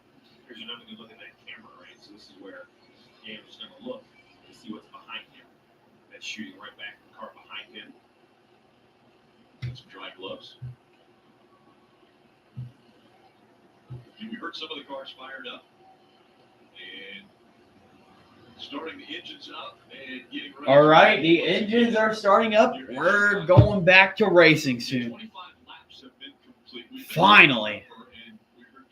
Been dreadful on this stream. 8:20 is the number that NASCAR has told these teams that the race will end by 8:20. So that is a number that everyone will look at to see if we can get 50 laps in that amount of time. So that's a little over an hour and a half, an hour 40 minutes until that number. We take a look at the radar once again as the heavy stuff has passed through, but you see a couple cells popping back up. They want to make sure that there's not standing water on this racetrack. Well, the concern isn't really the rain. If it was just green, it's that that. I don't think that's a long. Okay, more cells better not be popping up. We need to race. Work on the track one more time. I'm waiting to see. The last thing we want to do is roll the cars out. You hear the engine shut off now, so we don't want to put the cars on the racetrack to just go out into a downpour and do this all over again. Again, that number is 8:20 local, 9:20 p.m. Eastern, when this race will conclude. Again, 50 laps still in front of these drivers from the streets of Chicago. And we hope to get fired back up when we come back.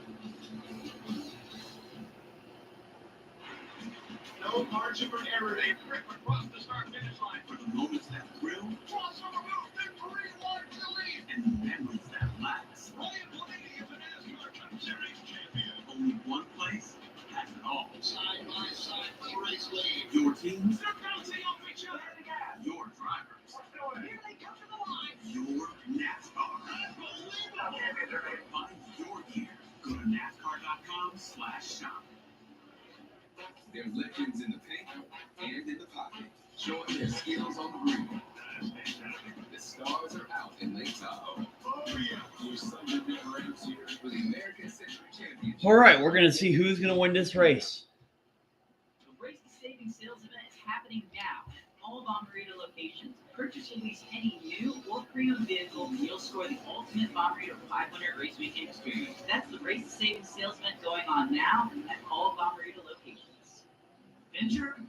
Real results like these are why so many people keep choosing Kaufman. Okay, this mic works.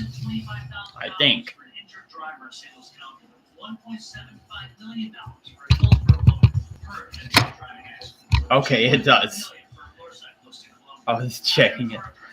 Called the law firm in Missouri and Southern Illinois have trusted for over 50 years. Kaufman Housing, 314-500-5000. Real people, real results. This is the big moment. That's jaw-dropping.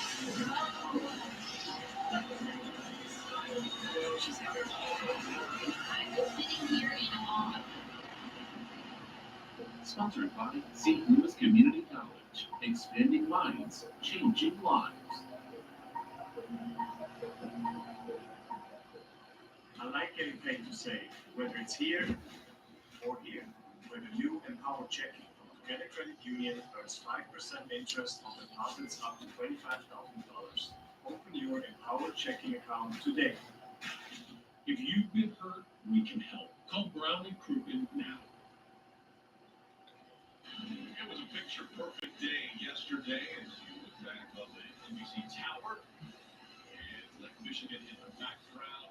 And that was the backdrop for the Xfinity Series race. And it was a barn burner from the very drop of the green flag.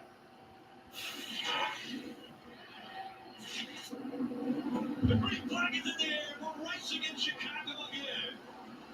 Trying to look his way to the inside, but Larson wants the lead. He'll squeeze his way to the inside on turn 2.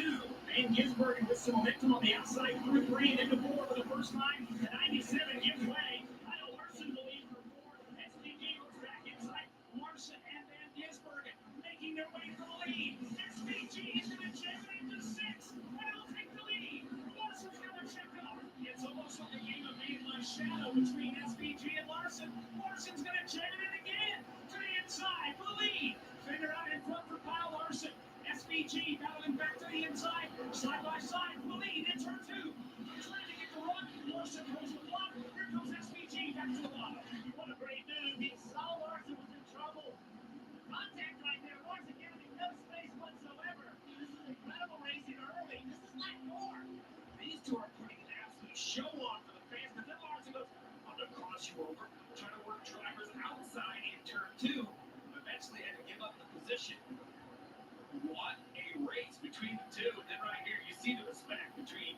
Shane Van Gisbergen and Kyle Larson. Yeah, so the drivers are in their cars right now. And it's raining again. Yesterday, that shower that we showed you on the radar, it's here. So it's coming down. The team's trying to cover up the driver's side window. The drivers are still in those. Okay, drivers are still in the car. Shower that is hitting right there. You see where X6 is. It's a little cell right over the track. And then after it, looks like it opens up. Some people are taking advantage of a little bit of rain here in the park. We have the Air Tundras that are out there trying to get the standing water off the track. Earlier today, NASCAR and ABB, the both leader in electrification and automation, launched a partnership to advance NASCAR's strategic ambitions across electrification. ABB will provide support, guidance, and equipment to help NASCAR's efforts to decarbonize its operation with the goal of net zero operation emissions by 2035. They showed that new vehicle there. There's a partnership that's going to explore the high-performance electric racing that's coming to NASCAR. Yeah, they let the car on the front just with a standing start, and it was impressive. Yeah. Torque of that electric vehicle.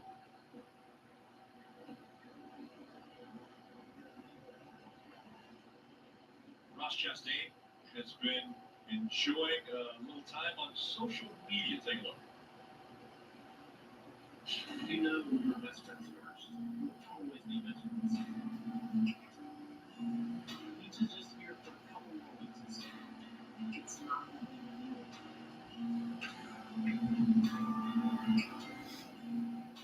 Come on, you know we go way, way back.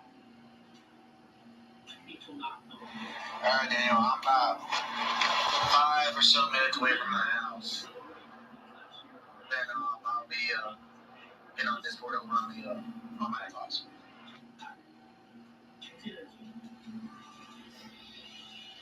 So, of course, Ross Chastain, an 8th-generation watermelon farmer. He celebrates by smashing a watermelon at the end of a race if he gets to victory lane. And Busch Light Peach maybe slipping in there to the friendship. It's like Busch Light watermelon.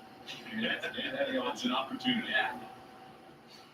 Well, obviously disappointing for the drivers who just climbed into the cars, and they were hoping that they would be firing the engines and rolling, but with that cell going through, they shut the engines back off. Dave. Just a little more on Ross, the things he's been embracing here in Chicago since he got here this week. Of course, there's been some Busch Light Peach involved there. I'm sure there's been some watermelon involved too. But he told me yesterday during practice and qualifying, he took the cold plunge for the first time. Now, those of us who grew up around Lake Michigan, or on the western side of Dang, that's loud. you know it's not that warm. So somewhere in the mid-50s to low 60s was the water temperature, and he'd never tried the cold plunge before. A lot of people are doing that for health reasons. He said it was great. I liked it. Yes, it was freezing, but I really, really enjoyed that almost as much as my first try at deep dish pizza, Chicago style. So he's a fan of both now. And Rick, I don't know if you do the cold plunge or not, but Lake Michigan apparently a very good spot for that, and maybe even more so today after all this rain. It can be very cold, especially in the winters here. Once again, the sky looking to clear up a little to the west and north of the track as soon as this rain stops. We're hoping to get those engines fired back up. When we're young, we're told anything is possible. But only a few of us go out and prove it. Witness the greatness of Anna Hall on a connection worthy of hope. Xfinity Mobile. Only Xfinity gives you the most powerful mobile Wi-Fi network with speeds up to a gig in millions of locations. And right now, Xfinity Internet customers can buy one unlimited line and get one free for a year. Get the fastest connection to Paris with Xfinity. Bar and Bar. The county's best hangout. It just got better. Here's the living smooth. The always smooth, easy drinking Keystone Light. This will be a gold mine of local intelligence you wear. So tell us about this corn festival. You got your corn pudding, you got your corn chowder. So is it safe around here? Sometimes. A family of 8 would have needed a cold plunge wherever they find it. Oh, then they Get the letter. Damn, it goes right really cute. Empire Bar. Like, remember this? Like a blessing on the horn. Donut shops. How far from here? No eyebrows. Think about light it'll feel in the summer. You gotta run. 11,000 more neighborhoods to go. Homes.com. Looking for a reason to try the new $5 meal deal at McDonald's? Here's 1, 2, 3, 4, and the price makes 5. That's everything you get with the new $5 meal deal at McDonald's. This is the most powerful Tacoma ever.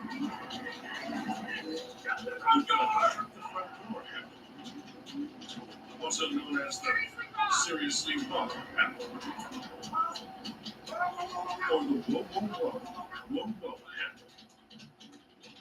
And even the no makers to handle. Standard of the 2024 Toyota Tacoma.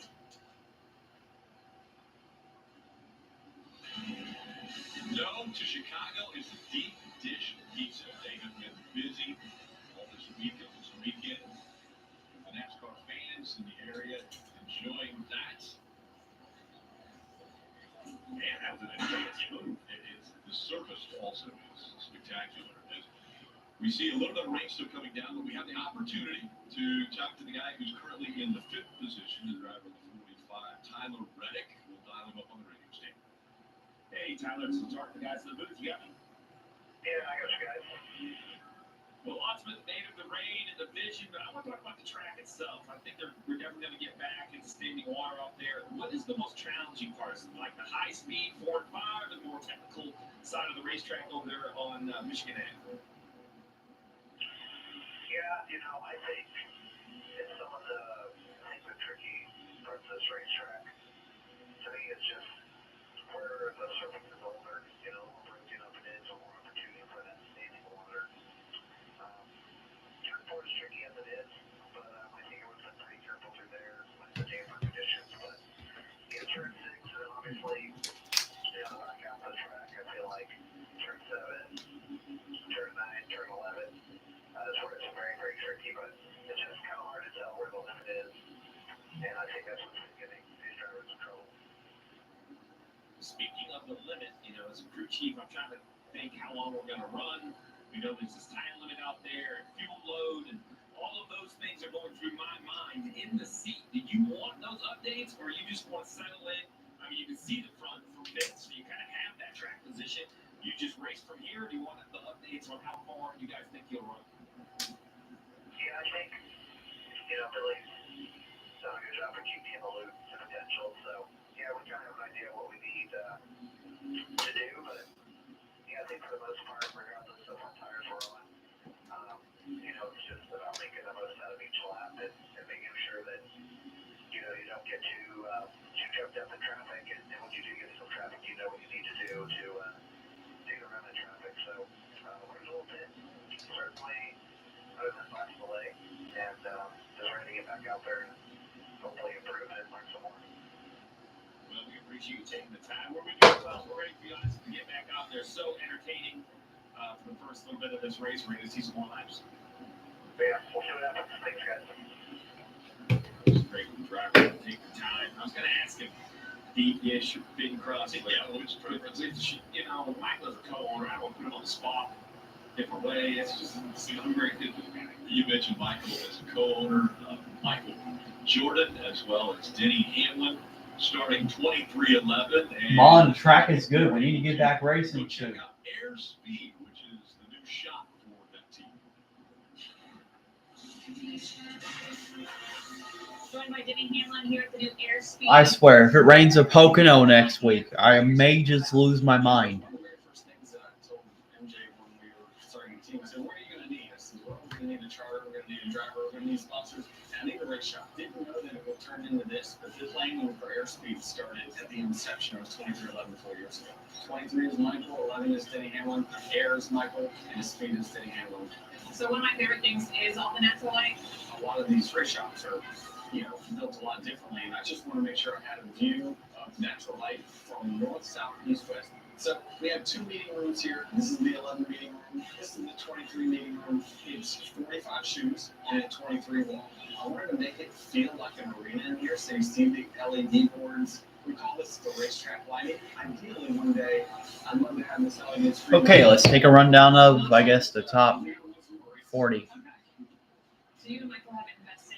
So before we get started again, we got Ty Gibbs, Christopher Bell in row 1.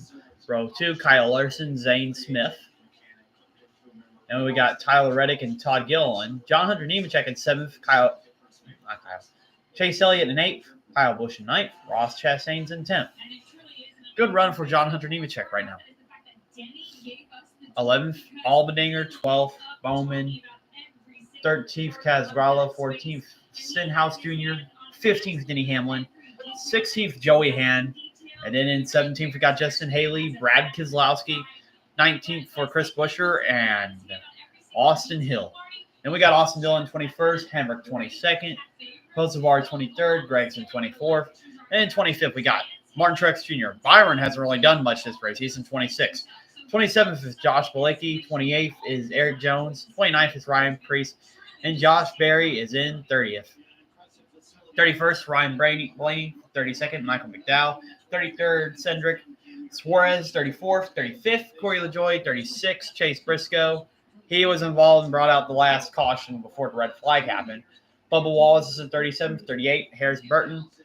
39th, Joey Logano is the last car running, and then Shane Van Gisbergen's out of this race after contact with Chase Briscoe. So, that's the running order right now. All right, and welcome, Roberto.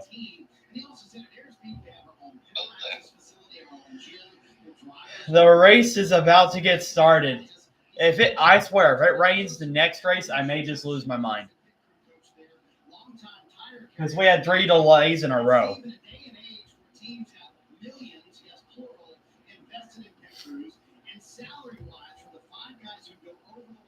So,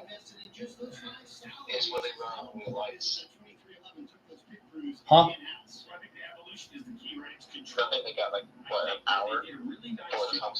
Yeah. Well, they said they're going to race until 8:20 Central Time, so that'd be 9:20 your time. So either the laps finish first or the time finish first. That's when they'll call it.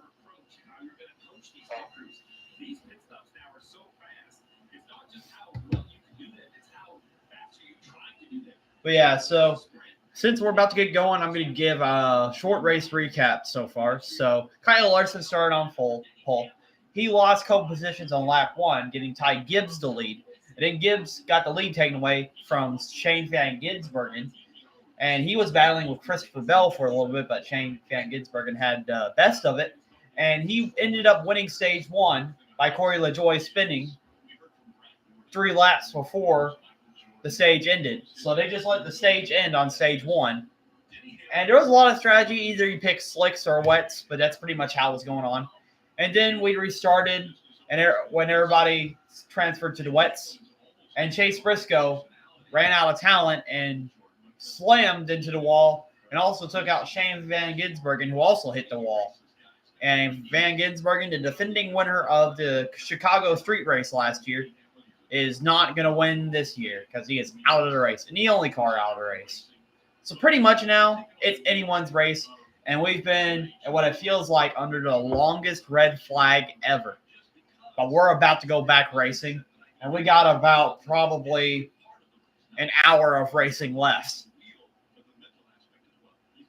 So we're going to see who's going to win this race.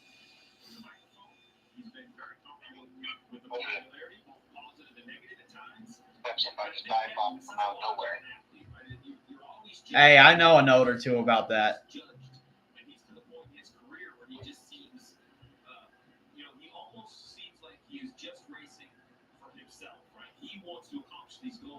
Let's see a bunch of McDonald's signs, so I guess we'll be another delivery coming in. Yeah. Oh my goodness. Dog King with the dad joke of the day. I said if it rains at Pocono next week, I may just lose my marbles. And then he said, make sure you do it indoors in a clean room. You might lose them permanently if you don't. Wow. I just got hit with a dad joke by Dog King. I feel defeated. Maybe a week ago, like, if we're gonna run out, we're gonna run out in the lead. Well, so this is the challenge, right? It's easy. All right, so tarps are off the cars now. We're about to get back racing soon. But there's also fuel being talked about again for the second week in a row. Last week in Nashville, it came down to the final laps. And now Chicago, we could have the same thing. All right, any thoughts on Ryan Preece possibly going to a Haas factory team in 2025? I think Haas should pick Cole Custer over Ryan Preece. I think Ryan Preece needs to go back to Xfinity. He hasn't been running that well either. Less than one lap on their tires, and you're right at that window, right? Where 8:20 we know is the white flag time. But I may not look like it, but I'm extremely happy we're going back racing. I was about to die of boredom. So we think we all have enough in the tank to potentially say we get really close to that number. From then, the caveat depends is there's no more rain coming. How many laps does it take for the Xfinity team, should I say? Well, I'd say Priest would probably go to the Haas. Probably just be demoted to Haas, his Xfinity team. Because they're pretty much the only top running Ford team in the Xfinity series. Okay, looks like rain has gone out of the Chicago street race. So it's probably going to be a race to the finish at about a little more than an hour.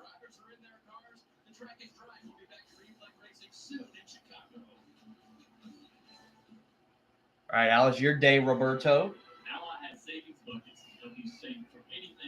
It was cheesy. Cheesy, kind of like the Cheez-Its I was having earlier. Mm-hmm. You know, you know what I should have done during this commercial break? Say his name and he appears. I believe in Joe Hendry. I believe in Joe Hendry. I dropped my fork. Man, I was going to do the clap, but I dropped my fork. That's fine. That's fine. Man, if only I would have said that, it probably would have appeared during the rain delay. Mm-hmm. All right. So, any thoughts on Riley, Terrible, or Hurts? Well, I don't think Riley Hurts is going to the Cup Series. Well, there's a chance he may be, but I don't think he should go to the Cup Series anytime soon. I think he needs more time in Xfinity just to get more experience and more feel. Because he started off really slow and he didn't really do good at all. And then finally he won a couple of races last year. After all the good Xfinity drivers were there, and then they left to the Cup. So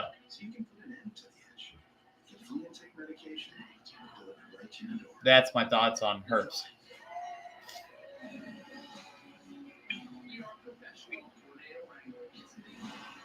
I'm definitely not looking up the Joe Hendry lyrics.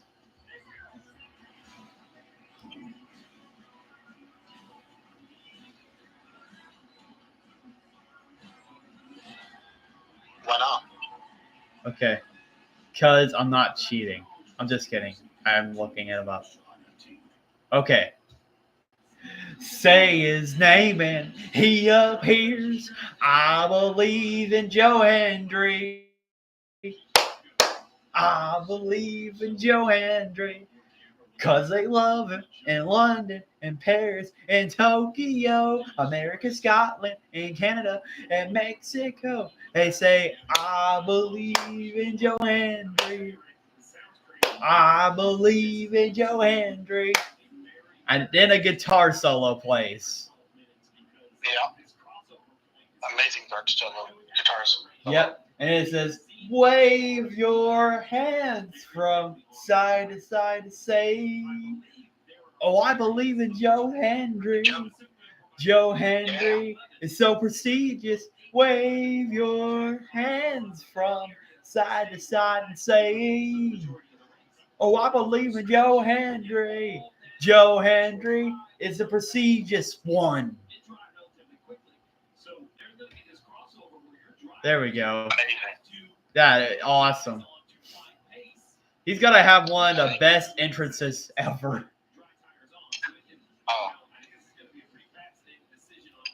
Who is RYB? Give me context, please. what? I was talking to the chat. Oh, who now? I was talking to the chat. Oh,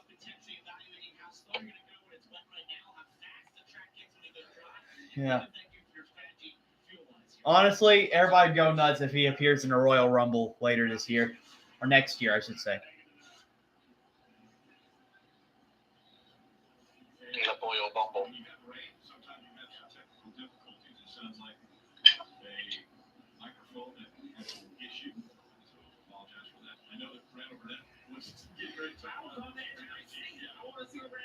Now, I want to know what your reaction was whenever Joe Hendry debuted in NXT. Oh, Ryan Blaney. Okay.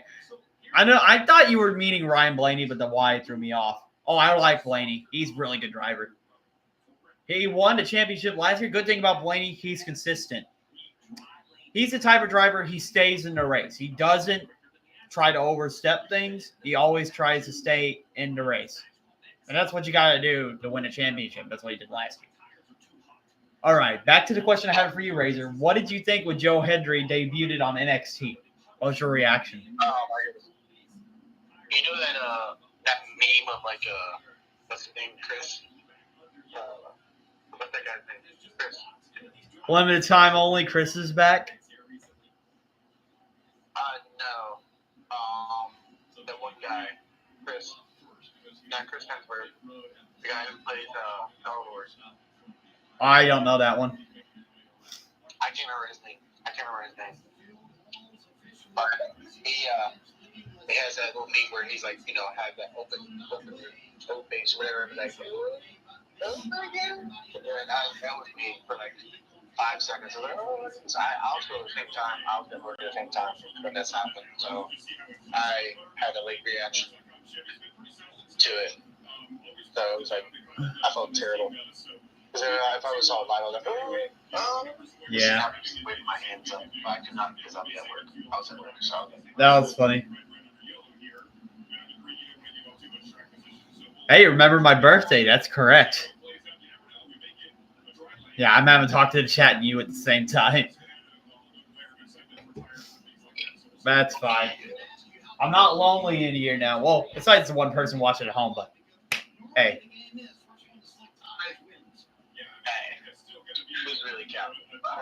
All right, so they're back out on the track. The yellow flag is out, so we'll be racing in only a few minutes. Felt like hours. It was hours. It was like the last few minutes of a basketball game. Just kept going on and on and on. Yep. Exactly.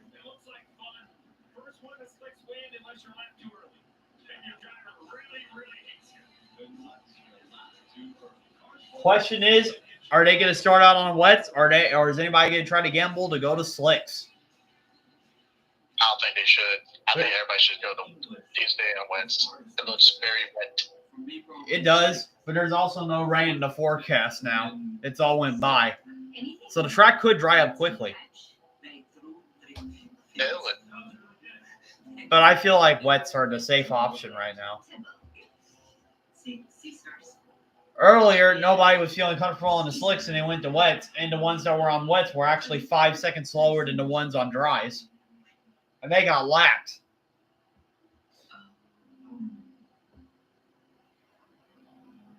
Like, kind of what happened over at the British Grand Prix earlier today in F1. Yeah. Yeah, that race also had rain as well. But unfortunately for Ferrari, it was not enough. Yeah. You know, the only peaceful race today was the Mid-Ohio IndyCar race. And out of all places, the race was in Ohio. Yeah. Of course it would be quiet if it's Ohio. Yeah. I was happy for Lewis Hamilton, though. He broke his 56 winless streak. Oh, I feel terrible when George Russell got tired at all. I was like, come on, lad. I cannot believe believe it. I could not believe it. Yeah, earlier when nobody was here, I was watching the F1 race highlights during the rain delay, and I was just reacting to it real time because I had nothing else to do.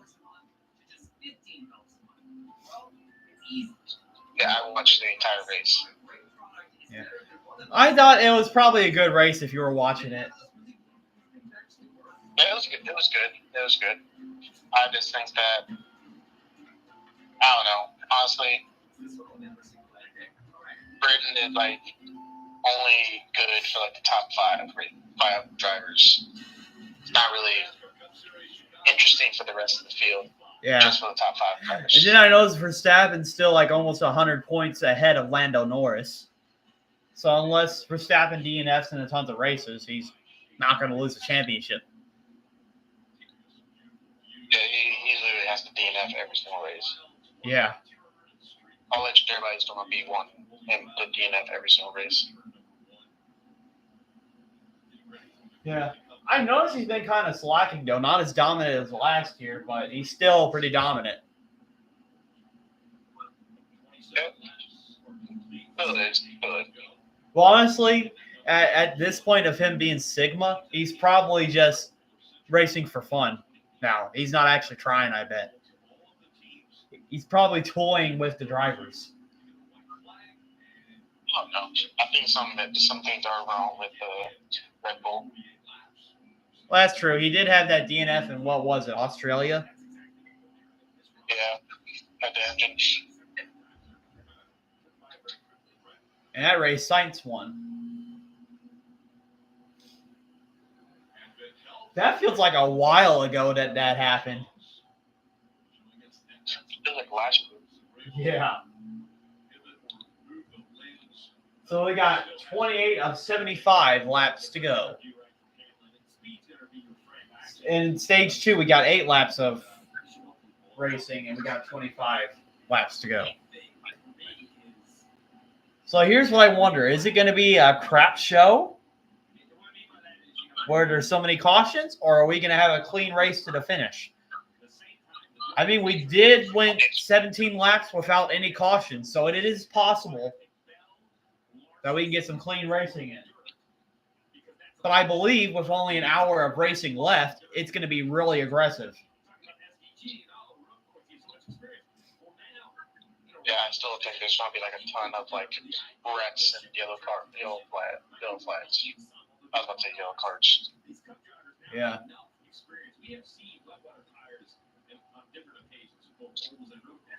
Yeah, so right now, the leader is Ty Gibbs.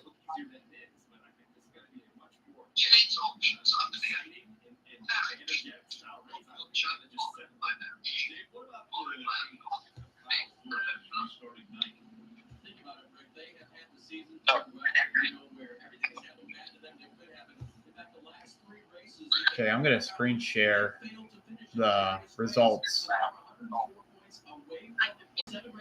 Yeah, that's the cool thing. I'm screen sharing my results now, or my leaderboard. On my.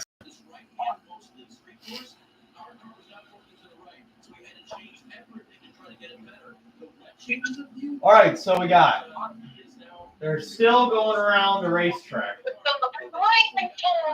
It looks like rain still on the track at Chicago. Chase Elliott leads all drivers this season for best average finish of 10.1, looking to continue that streak, currently in the 8th position. And he had a really strong performance here last year, finished 3rd. Despite that, crew chief Alan Gustafson told me they went a different direction with their setup. They knew they had something. Let's go for the top 10 again. So we got Gibbs, Bell, Larson, Zane Smith. You guys can see it on the leaderboard. Chase Elliott is in 8th place. Hopefully Chase Elliott can do something to win this race. Honestly, with all the waiting I had to do this entire stream, that would be 100% worth it for me. And then Kyle Busch in 9th place, having a terrible drought of no top 10 finishes and a bunch of bad finishes. Can he turn that around at the Chicago street race? I'd say with SVG out, anybody has a chance of winning. Seems like Gibbs has a good car, Bell has a good car, and Larson. Reddick maybe has a good car, but I think other than that, the others are a little bit weaker.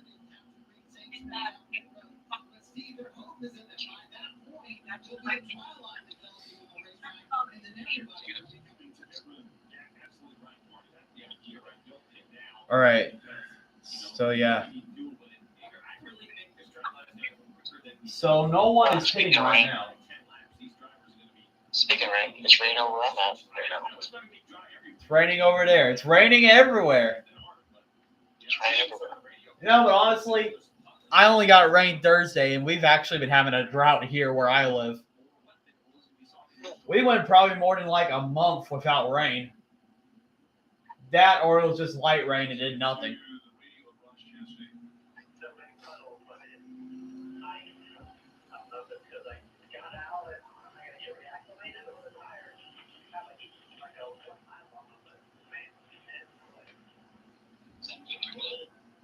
Procedure when it opens back up.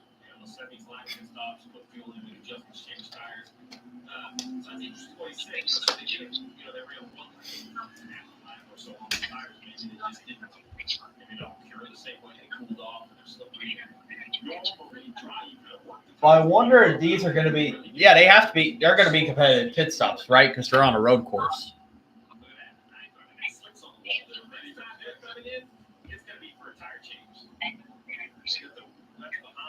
Oh, interesting. Chase Elliott's want to go to the slicks. That's kind of early.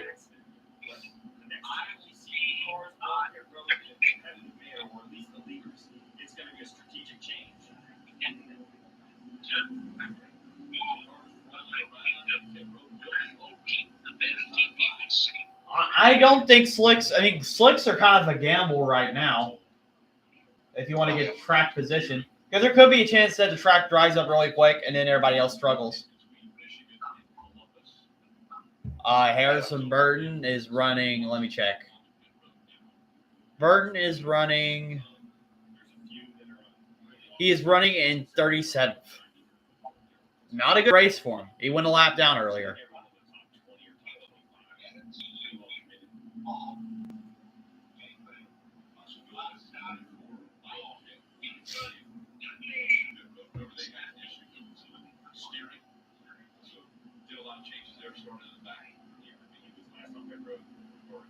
William Byron's on pit road. Looks like most drivers to the back are pitting. Yeah, you're right. This is the first stop of the day for William Byron on the same set of wet weather tires he started the race on, and they noticed under the red flag there was some blistering, something specifically on that left rear. So they're putting wet weather tires on William Byron for the first change of the day. Still in the history of this race, we still haven't completed the full distance of the Chicago street course. Because it also got shortened by rain, too.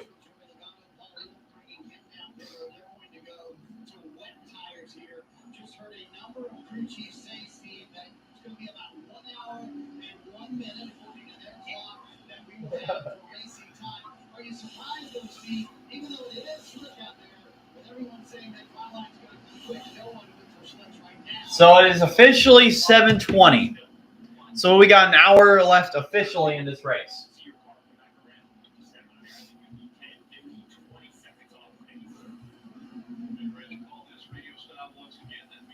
Will go green anytime soon? Yeah. Turn 6 fans have not left through this whole weather delay. We're ready. They're ready. We're ready to turn this green flag loose. Stiller. Just staying over here at turn number 5. There's a lot of street paint. I would like to go to the Chicago street race someday, but this would probably be the only reason why, because of the rain. It always rains there. They need to somehow, I guess, move the schedule around on it.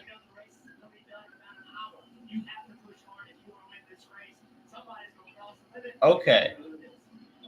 Where is Chris Buescher running?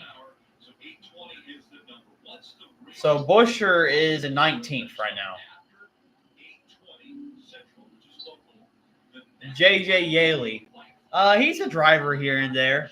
Sometimes he does decent on road courses, but it's a miracle if he runs really well.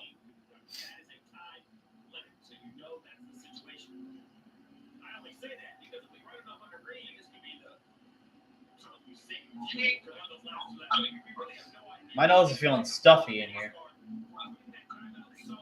Here we go. Oh, here we go. Single file restart. We're finally racing at Chicago Street Race. The green flag's in the air.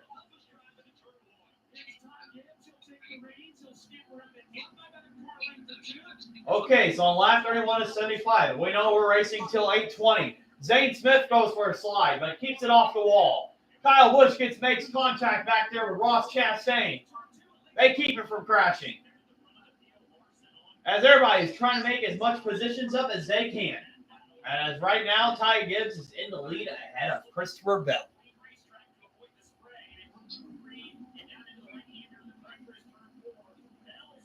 Christopher Bell's not that far from Ty Gibbs right now.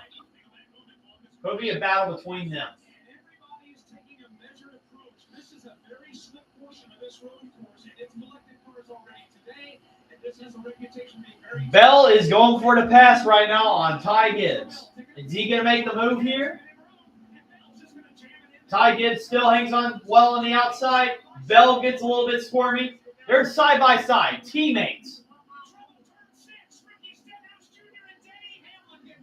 And Stenhouse and Hamlin has made contact into the wall.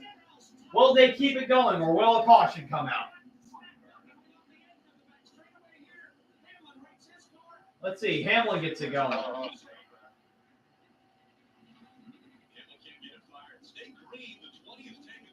And Hamlin can't get it fired. Larson trying to make a move on Ty Gibbs.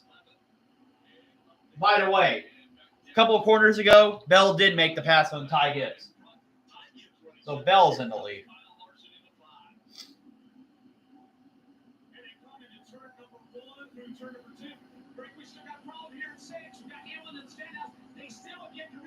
Hamlin and Stenhouse are still not going, but Stenhouse has finally got it fired.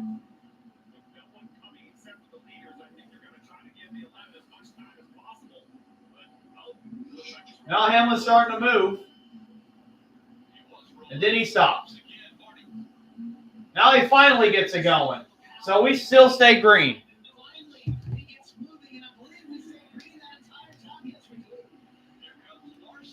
Wow.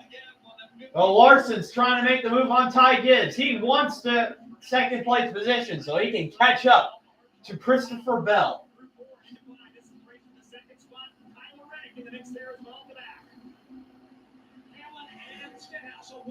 Larson really loose. He is not going to get Gibbs on this corner.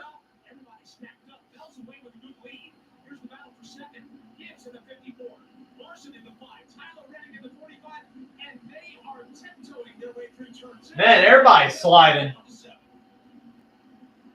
Even on the wets.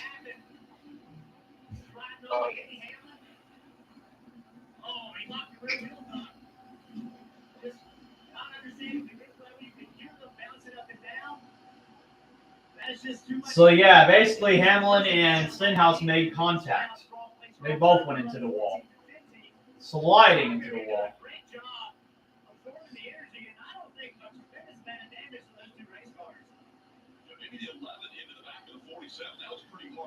But Bell has a big gap on Joey Logano, Ty Gibbs. He's about more than a second ahead.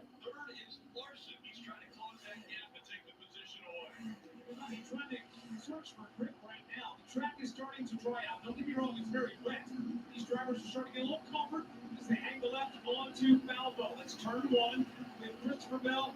Probably one of the largest things we've seen all day. Here's Ty Gibbs and Kyle Larson. This is the battle for second, third, and fourth on Lakeshore Drive. Christopher Bell was so strong in this race last year. All right, so let's update the top 10.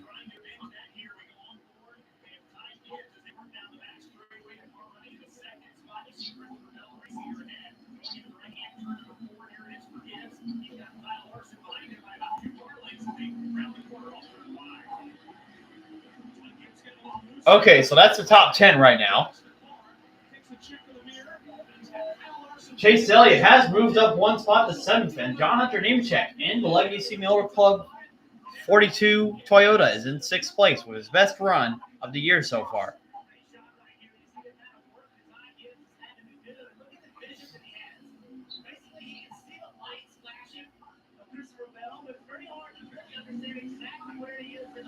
So we got about 54 minutes left in this race. Ty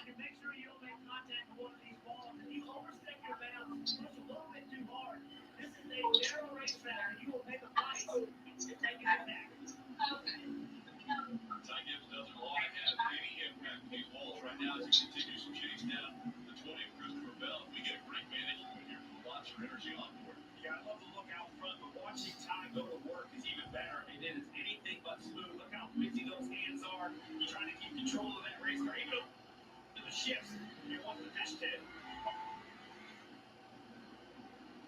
Here's Seabell. Back to the corner. Ty Gibbs. We watched the in car there a moment ago. Here's Kyle Larson. Tyler Reddick. They've already made the right-hander, left-hander, that is, on to... All right, so it's about 2 seconds now between Bell and Gibbs. Bell has extended that gap.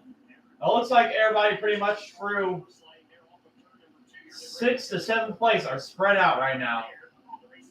Now it's like an IndyCar race where everybody's just spread out.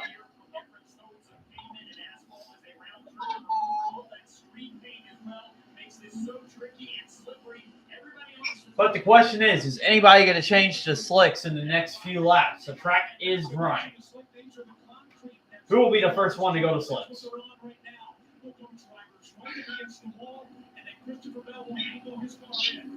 Oh, Larson misses a turn and he's into the wall. He knocks it into the barriers. His race is done. That vehicle has damage. He's trying to get himself out of the tire barriers. Will he be able to get himself out of the tire barriers? I think his day is done. What a crash. Oh, man.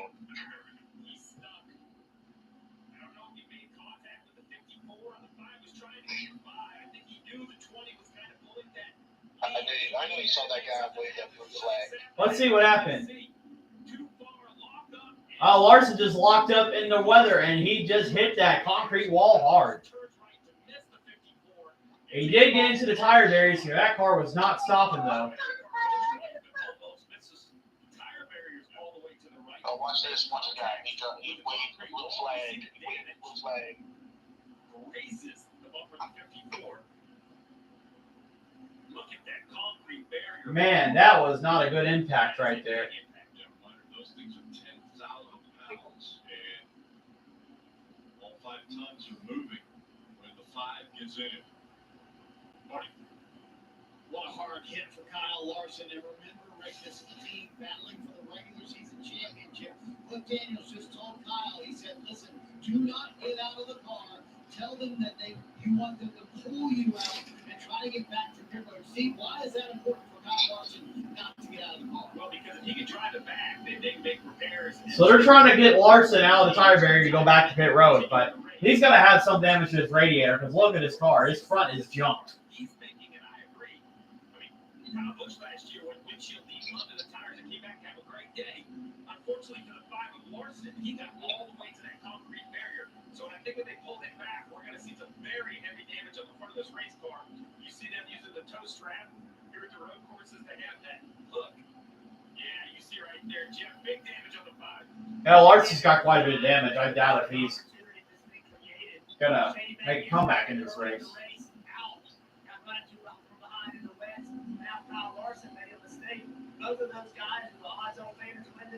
So, man, the top 2 best drivers and odds to win this race are already out of this race. Water pressure, but Daniels isn't really worried about the steer. He wants to make sure that the radiator is still on the race car. That's what it says.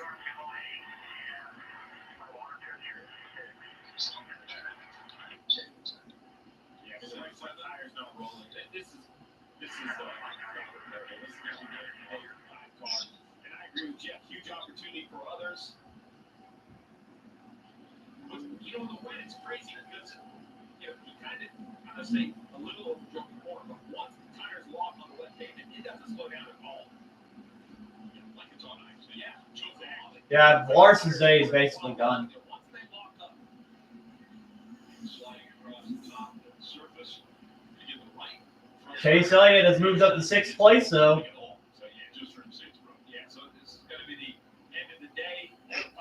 Look at that. Kind of like New Hampshire a couple weeks ago. Everybody's trying to find a wet spot to keep their tires cool. Whether he knew something, Kyle's going to be all done.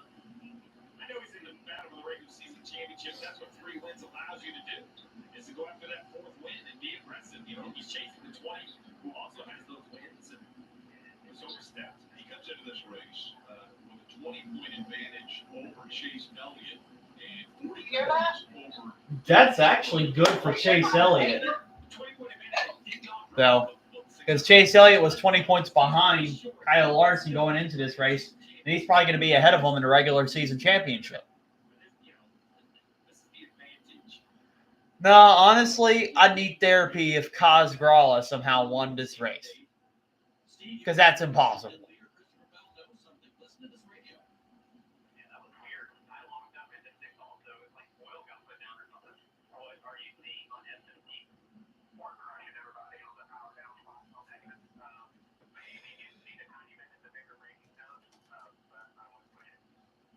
So fear wasn't going to be used, and yes, by the way, don't push into the braking zones. We saw what that result was. Stevens saying we're crushing everyone. Yeah, update the scoring monitor now since Larson's.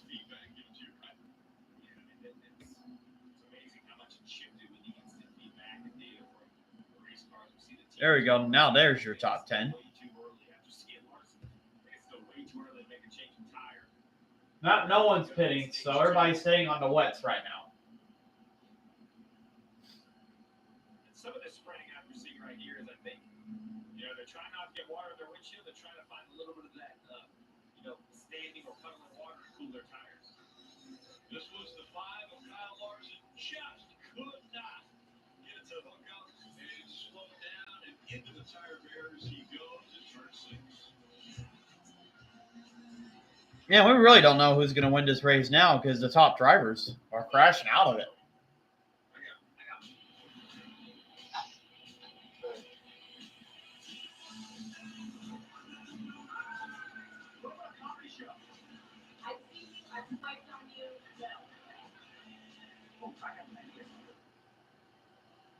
I feel hungry. Let's go. Whatever your vibe. That's how it goes. Find it in the all-new, all-hybrid Camry. Toyota, let's go places. Looking for a reason to try the new $5 meal deal at McDonald's? Here's 1, 2, 3, 4, and the price makes 5. Well, I'll be right back. I'm going to pee for Chevy real quick. This pee break has been sponsored by Martina.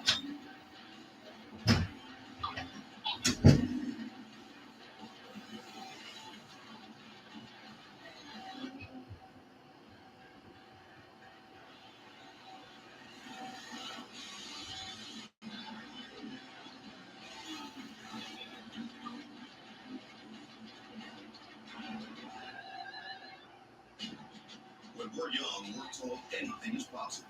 But only a few of us go out and prove it. Witness the greatness of Anna Hall on a connection worthy of gold. Xfinity Mobile. Only Xfinity gives you the most powerful mobile Wi-Fi network with speeds up to a gig in millions of locations. And right now, Xfinity Internet customers can buy one unlimited line and get one free for a year. Get the fastest connection to Paris with Xfinity. Looking for a reason to try the new $5 meal deal at McDonald's? Here's 1, 2, 3, 4, and the price makes 5. That's everything you get with the new $5 meal deal at McDonald's. From the theater to the campgrounds to the action on the track, there's something for everyone at Michigan International Speedway. We're glad to be flying all weekend long with free races and endless opportunities for a good time. Family-friendly entertainment meets race fans eat for speed from sunup to sundown. And summer with a bang. You discover why a NASCAR race in Michigan is anything but slow. Get your tickets today at mispeedway.com. I know you know your dad. Of course he loves you. He just doesn't show it on his face or with his body language. The nation's despicable me 4. Rated PG.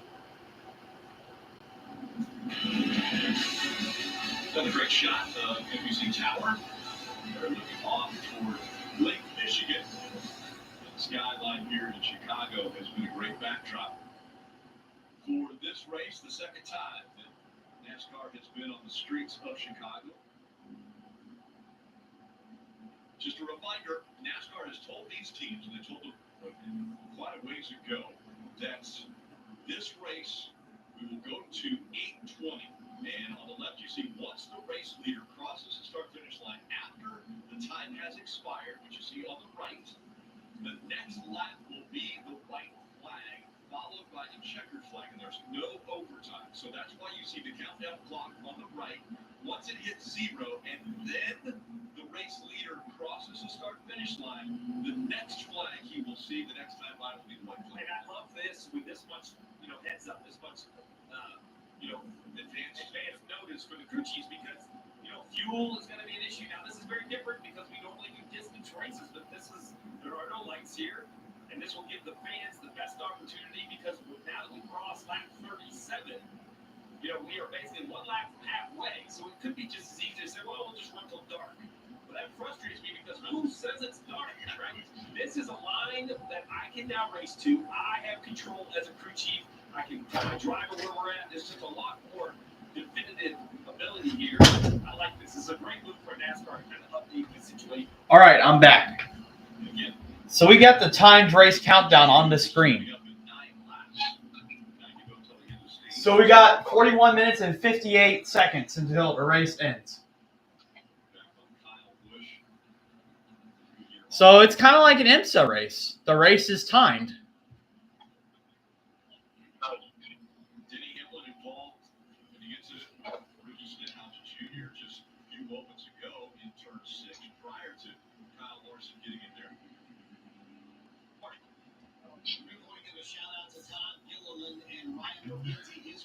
They are up and forth, and that is on speed. Todd's been having a career year. I'm positive before the race ends, some people are going to gamble and pit for slicks.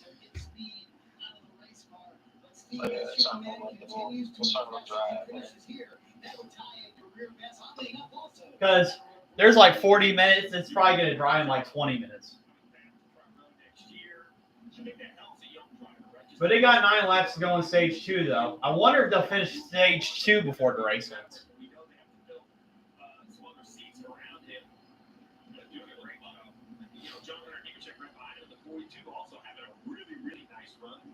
Here we go. The lights are off on the pace car. They're restarting single file like they did the last restart.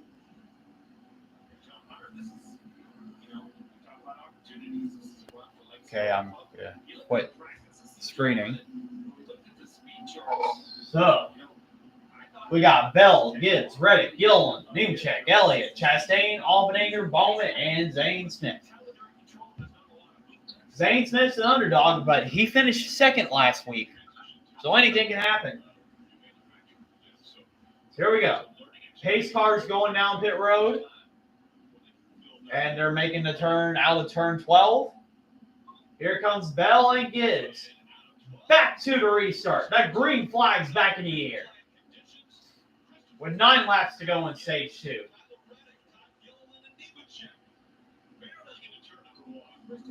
It seems like Bell got a great start. Chastain making a move on Chase Elliott. And he does make the move on Chase Elliott.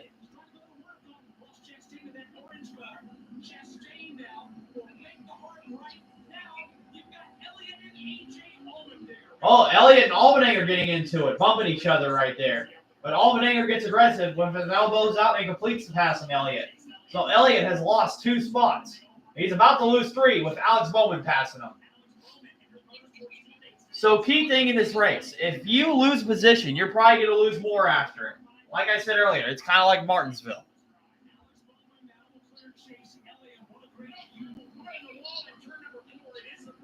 Oh, Josh Berry has crashed into the wall. Will he get it back going?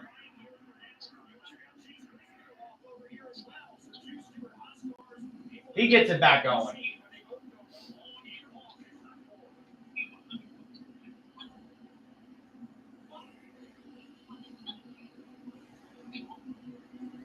Bell is still a half a second ahead of Ty Gibbs.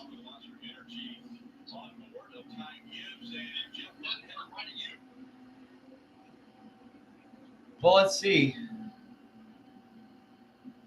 Joey Hand is now in the top 10. He's slowly making his way up in the 60 car.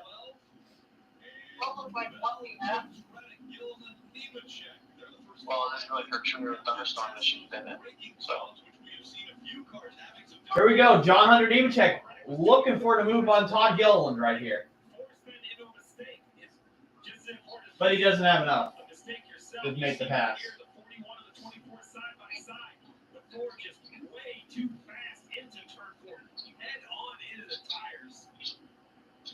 He wasn't the only one. Chase Briscoe and 14 behind him also missed the turn.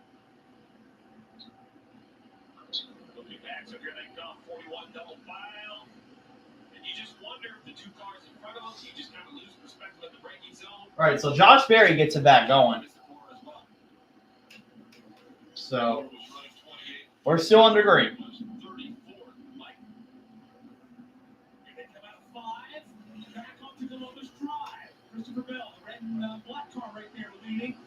So only 3 drivers in the top 10 have a win this season. That's Christopher Bell, Tyler Reddick, and Chase Elliott.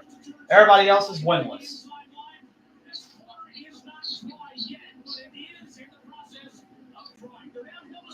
The track is in the process of drying, so we could see people go on slicks soon.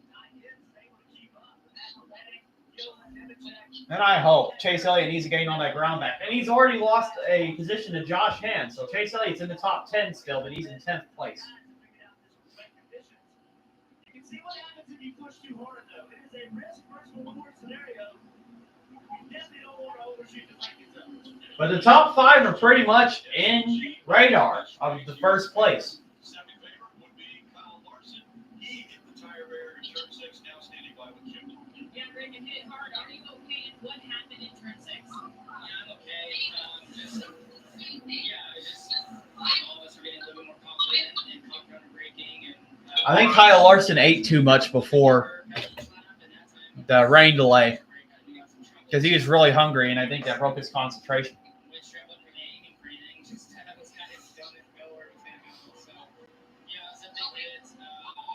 He was like Ryback, feed me more. But instead, he was like, crash me more. Here we go. Nemechek making a move on Tyler Reddick. And now he's in 4th place.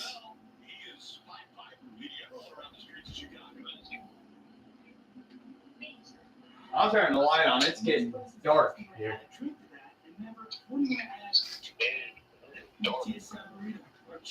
All right. See if any more battles are going on.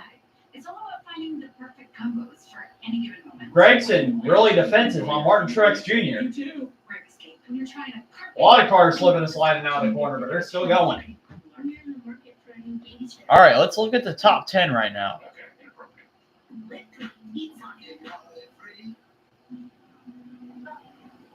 Okay, so right now we got, I think the NASCAR scoreboard is a little behind. Hold on, guys. Experience the force of clean, pure oil coursing through your engine. No matter what you drive. Okay, so the top 10. We have Christopher Bell, Ty Gibbs, Tyler Reddick. I think Nemechek is in 4th. I don't think the screen is updated. But we got Chastain, Allmendinger, Alex Bowman, Joey Hand having a good run in 9th place. And Justin Haley has made his way in the top 10, the runner-up of the street race last year. So it seems like when it's getting down to the wire, the road course ringers are starting to show up.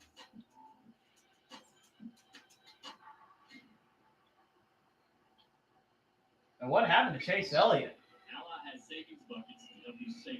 Chase Elliott has drawn back to 15th. He does not have a good car right now. Like that new car. For a fancy vacation. It's not good when you're going to get back in the pack with that mess going on.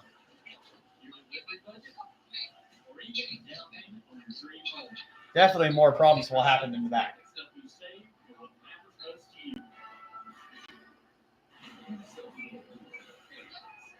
So we've got about a little more than 30 minutes before the race ends.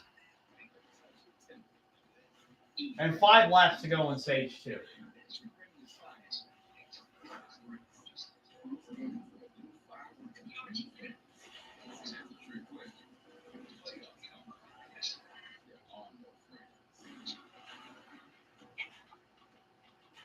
I'm not going to lie, I'm starting to think this is kind of like NASCAR's Monaco.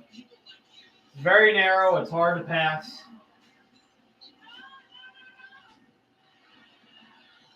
And strategy means a lot.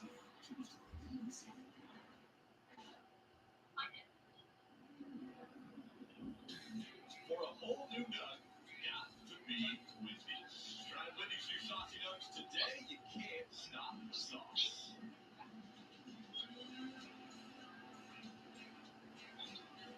Cloudy skies, sun trying to peek out just a bit now as we have 34 laps to go in the race. 4 remaining in this stage, but again, we have the clock we've got to deal with, Steve. But also, we've got some betting to do. Sportsbook is an authorized gaming operator of NASCAR. All right, I wonder if anyone's going to try to pit on the slicks before the stage ends with 2 laps to go.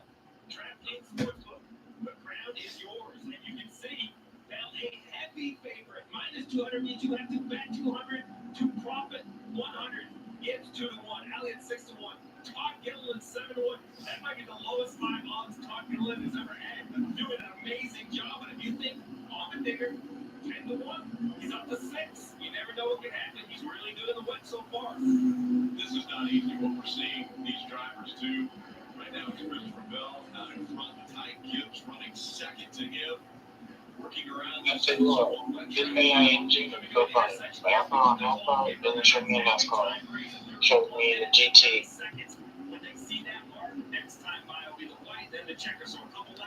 All right, so top 10. We got Bell, Gibbs, Gilliland, John Hunter Nemechek, Reddick, Allmendinger, Joey Hand, Chastain, and Alex Bowman are battling for 8th place. And in 10th place is Justin Haley. And Bowman's trying to make the move on Chastain. They're side by side. Well, here we go. The 3 of Austin Dillon, Austin Hill, and Chase Elliott are pitting. And so is Kyle Busch, McDowell, Blaney. All these drivers are leapfrogging. Who will stay out to grab the points, though?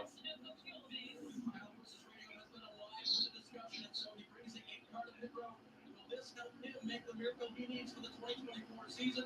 4 slick Goodyear tires going on this Chevrolet. So, yeah, a lot of drivers with 3 laps to go in stage 2 are pitting for slicks. 10 or 12 cars. Pit road will be closed when this man, Christopher Bell, gets to start finish unless he chooses to pit. Remember, because he's the leader, because he's closing the pit road at 2 to go, he still has the option to pit. I think, Jeff, he has to come this time. There they go, but I just want to make note that we don't have a dry lane like we saw earlier in the race. It's definitely getting there, but it's taking longer. All right, let's see who all pits and who stays out for points. I think if you're going to win this race, the first one to 6 is going to get it done. And you heard it, we have to pit. Not that we want to pit, but the other teams before starting in, they know a yellow's coming. So here's Bell, the 54, also going to follow up Gibbs. Gilliland, Nemechek, Reddick. I think everyone's going to come. I'd be shocked if anyone stays on the racetrack. Pretty much everybody's coming to pit road. Let's see who wins the races off pit road. This was the call. As the drivers gave their feedback, Ty Gibbs hitting his pit stall. The track is not great. It's not great for slicks. They're going to have to be extremely careful as they lead here. Austin Dillon is in the tire barrier. He locked it up, and he too was making. And Austin Dillon has locked it up in the tire barrier, but he gets it back going. And there's Christopher Bell. He's got his score, and he's going now as well. Bell, the leader of 14 laps so far today. Ty Gibbs, 17 laps. So those leading Toyotas are going to try to make it work from here. And it looks like Bell's going to win the race off pit road. You see the 20 already. The back fishtailing behind his. There's still 2 laps to go. 4.4 miles out there on ice on slick tires, slipping and sliding. You see how much more grip the 10 car has than the 12, than the 20. That's just the tire difference. The Josh Berry has got more damage too. As we see Noah Gregson work his way through 4. And back to 5, and they're headed back toward you. Joey Hand out in front of this view. Christopher Bell really struggling on the slicks. But remember, everybody pitting on the slicks because they know a caution's going to come out to end stage 2. Remember, the stages are still going on even with this race being timed. We got less than 30 minutes to go in this race.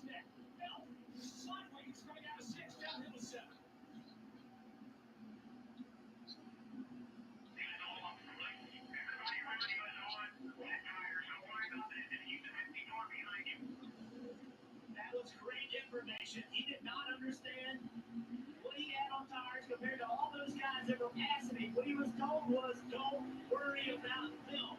The 54, keep them behind you. That is our race. That's how we're going to win it. These other guys, we're not facing them right now. Do not get yourself in trouble. And Joey Hand scored as the leader. Right now, Joey Hand is in the lead. But most of the cars ahead of Christopher Bell have not pitted, and they're still on wet tires. So right now, the wet tires are the preferred tire. But, and I mean but, will wet tires be more effective after the stage ends? Or will they have to pit for slicks? Because we're noticing the drivers right now are struggling on the slicks. Any type of stuff happening, you can hand it to hand the stage win. Yeah.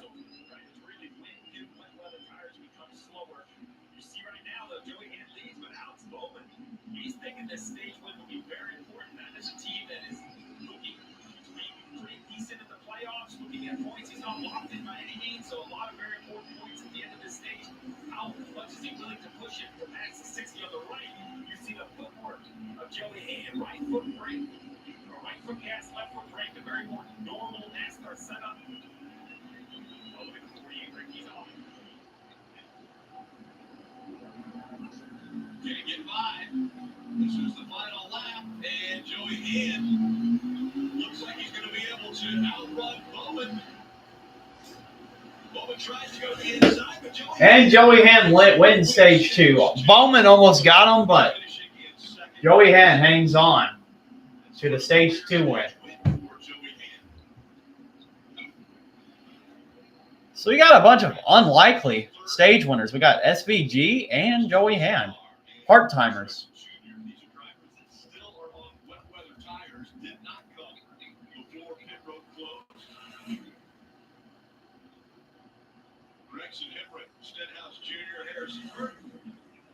And I believe Joey Hand is from IMSA. Stage 2. So, wet weather tires, racing slicks. What is the right strategy? As everyone has been sliding around the racetrack here at the Chicago Great Park 160 in my Xfinity. That Noah stands tall in our unwavering commitment to honoring our heroes. Okay, who picked Bowman? Beyond words, I proudly offer No one picked Bowman. Kozlowski, Hocevar, Truex. our dedication to those who selflessly serve us runs deep from every day. It's not just a discount, it's a commitment to making a difference. Because every day is a chance for us to say thank you. Mass Pro Shop's in for us. Your adventure starts here. Kind of feels like everyone's trying to copy the $5 biggie bag. So how can you spot a knockoff? It won't taste like Wendy's. This job is easy. When the deal's as fresh as the meal, gotta be Wendy's. For us.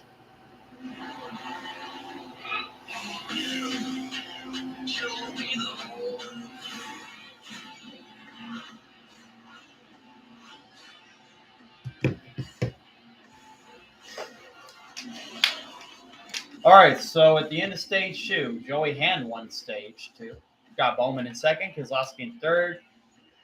Hocevar's in fourth, Truex is in fifth, Gregson is in sixth, Hemrick is in seventh, Sinelson is in eighth, Harrison Burton's in ninth, and Denny Hamlin's in 10th.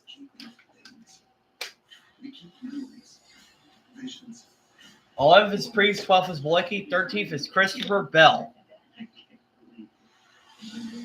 I'm going to be honest.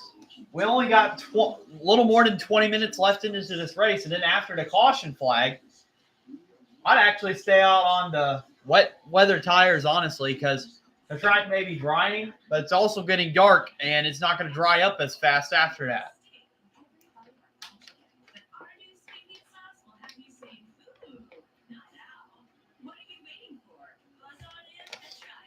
Man, the finish of this race is really shaping up.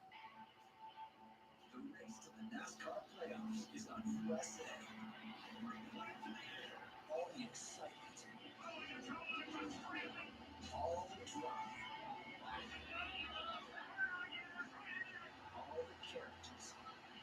Next stop, Pocono.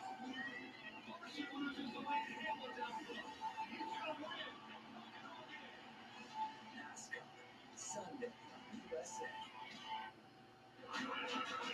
The greater the risk, the sweeter the reward. This is The doubleheader is at Iowa next Sunday for the IndyCar Series.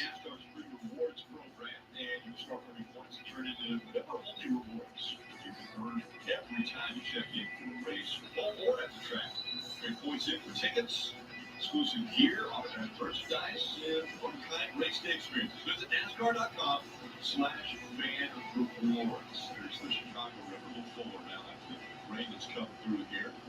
And how about the L there? Yeah, the L for elevated train here that everyone takes. Another characteristic of Chicago and downtown. Beautiful area. Everything's a little greener now too after the rain has gone. All right. You see on the right side of your screen, time to race countdown. When that clock hits zero, and Steve, I'll let you explain. Yeah, so when that clock hits zero, the leader, once he crosses the start-finish line on the zeros, next lap around white, next lap checkered. So basically, you're going to see 2 more laps after the clock expires. Joey Hand on the racetrack. Okay, so that's the new rule. 2 more laps after the clock expires. This is going to be a fascinating decision for the leaders because while Bell and Gibbs came to pit road to put on slicks, they were kind of forced to because so many people did. But I'll be honest, they're off the pace by multiple seconds, 4, 5, 6 seconds slower than the wet tires. So I really think that Hand and Bowman, Keselowski, Hocevar, they might stay on the racetrack. Stenhouse has a ton of fuel. In 8, he was back last on lap 36. So I don't think this is an automatic pick for the leaders. I think Bell's going to have to start at the middle of the pack on slick tires on the wet racetrack. Yeah, that's what I'm thinking. I'm thinking the drivers up in the front are going to stay out. Great point, Rick. These are laps. Right? These are minutes. We are now running basically a timed race. So, and I don't think it's completely, crazy to think we might have another yellow since we've had cars and tire barriers all over. Dave, what about the 16? The 6, they are already in the playoffs with the Darlington win, but that gives them a little bit of flexibility to play some strategy. They're staying out on the wet weather tires. Here was a discussion. I don't think we can get here. You're correct, buddy. We do not that flag now. So, once we get over here, maybe 10 laps. Maybe. Practices are going to. And so there you have it. Keselowski making, Steve, that decision that you think might be the one for the right for the race win here this afternoon. To the lap time. What do they mean by that? Look, this wet weather thing is new. It's kind of new to all of us. So I was looking earlier than 96, 97-second laps. Where the dries kind of started to take over. The slick tires started to take over. The wets couldn't really go any faster than that. We saw 101-second laps, or about 4 or 5 seconds off that. So I don't know of another way because to ask visually how the track looks and all that just seems to be so judgmental. I like data, Jeff, so I like a lap time threshold. Yeah, and the visuals also, right? Yeah, it looks like none of them pitted there. I didn't think they would. You start getting that groove that's dry. But I want you to notice what this groove is doing. It's the drying part is underneath the center of the car. It's not where the tires are. So the heat from the middle of the car is drying the racetrack. But that is not where the 4 tires are going to be, where you're trying to brake and slow the car down. And even if you get 2 tires on it, that's still not the braking force as if you had 4 in a dry section. So very unusual drying. I think it'll eventually get to 4 tires and you can have it in dry lane, but it's going to take a Oh, I have a feeling that some people are going to crash on the slicks, and the race could end under caution. Under 20 minutes remaining in this race as far as the countdown clock is concerned. And so Joey Hand, here's a guy, 25 years old from Sacramento, California, the 2011 ALMS GT Class champion. He's a 2-time Daytona 24-hour winner. He's out in front. Yeah, Joey Hand is an IMSA driver. He's from the U.S. So. How about Alex Bowman, Marty, who's running second? We talked about their precarious position trying to. So now the top 10 has been inverted. So we got Joey Hand, not Joey Logano. Joey the Hand. The Hand. It's literally his last name. Alex Bowman, Brad Keselowski, Carson Hocevar, Martin Truex Jr., Gregson, Daniel Hemrick, Stenhouse Jr., Harrison Burton, and Denny Hamlin in 10th place. So credit Blake Harris for that. Also an assist to Chad Knaus, who's been about. Only 2 drivers in the top 10 right now to have a win is Keselowski and Denny Hamlin. Keselowski with 1 win, Denny Hamlin has 3. So we could get a first-time winner possibly. A lot of thought that goes into that decision to leave the 48 out there, but they have those stage points that could be critical into getting Alex Bowman in the playoffs. I love the stage points, and I love the call. I think that, so many cars, but I can count real quick, there's about 20 cars that are on slicks. So if you go there now, your best bet, if you're on the right strategy, you're 20th on that strategy, which is a real unfortunate place to be. I mean, if these wets work, and you keep after the slicks by 30 or 35 seconds, you can almost hit, still return the racetrack in front of them. All right. Getting ready for the restart. Okay, here we go. Getting ready for the restart. It's Joey Hand that will bring the field. Joey Hand in first place with Bowman right behind him.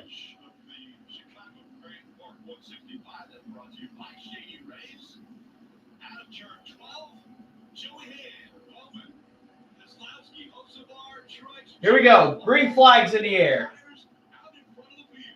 Joey Hand with a great restart across the start finish line. But here's Alex Bowman who quickly catch him in turn number 1. Hanging the left on the Balbo. Now they'll run ahead to the right on the Lakeshore Drive. Joey Hand still in command on turn 2. And Truex had a look there on Carson Hocevar down into 1, stayed in line, but he's got a good run here off of turn number 2 as they work down Lakeshore Drive. That's the race for the 4th spot. Truex will go driver's right through turn 3. Here it is down into turn number 4. Hocevar leads the way. Truex goes to P4 the 19. Next on his list, Brad Keselowski in front of him in the 19 in the 6 car. All right, so Hand has a half a second gap on Bowman right now as we got Keselowski 3rd, Truex 4th, Hocevar 5th, Gregson 6th, 7th Stenhouse, 8th Hemrick, 9th Harrison Burton, Hamlin is 10th. So the top 10 hasn't changed at all. But Stenhouse has made a pass on Martin Truex Jr. It seems like the guys on slicks are struggling right now. Bell has only gained 1 spot, and he's the first guy that's on slicks. And we still got 15 minutes of racing to go. And 2 laps. This guy can get it done. A lot of that SVG last year winning this race. Enjoy the hand and make it happen today. It would be pretty amazing. Let's see which drivers are on the move. Brought to you by Ashley Furniture. And on that list is Joey Hand. 29 spots since the start of this race. Bowman is getting closer to Joey Hand, though. Bowman needs a win this year. Right now, he's good in points, but he would like to win to make sure he is locked into the playoffs. Closing in on Joey Hand. He exercised some restraint on the end of the front straightaway. The Hand cannot shake Bowman as the racing crew turn number 2. Got a car on the wall, AJ Allmendinger in turn 12. And Allmendinger's in the wall. That could bring out a caution. Green as the leaders continue to work their way down Lakeshore Drive for now, racing the lead into turn number 4. Alex Bowman looks to the inside of Joey Hand. Hand slams the door on him. Goes to tail as they work for turn number 5. Bowman's trying to make a move. Allmendinger's still stuck in the wall. Will a caution come out soon? Bowman's going to be desperate to try to get past him. But Allmendinger looks like he's backing out of the barriers and gets it back going. So we still got a race going on. With about a little more than 10 minutes to go. Bowman is on the bumper of Joey Hand.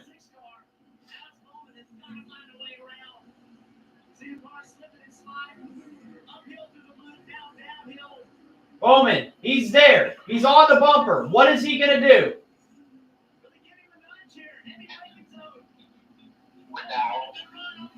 Bowman still staying really close to Joey Hand. When is he going to pass? That's the question, because he's close. This is the move he tried to set up earlier, coming off the last corner. He doesn't have enough momentum, though.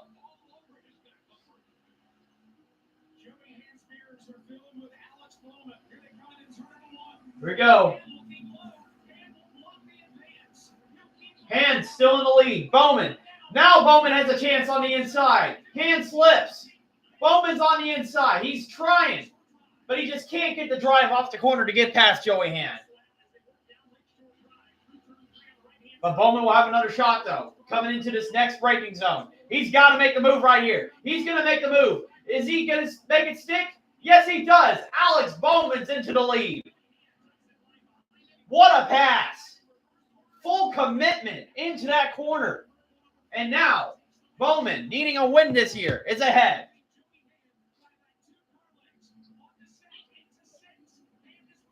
But the question is, will Joey Hand catch him back?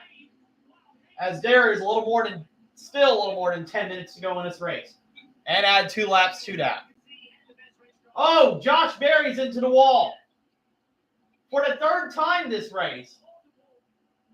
He might even break Noah Grayson's record of hitting the walls this race. But will he back out, or will a caution come out? And the caution's out. The caution is out with a little more than 10 minutes to go. Will they get back going racing before the time expires? That's close. Well, I have a feeling may happen. I think they will restart the race, but it'll only be 2 laps. And then it'll be caution, the white flag, or the checkered flag will. I think it'll either end by caution or checkered flag whenever they go back racing.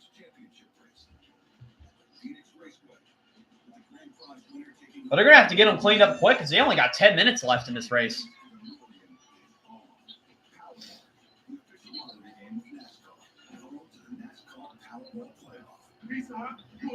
Dawson, if you're still watching this, you may be right. Bowman does have a chance now to win this race. He's in the lead.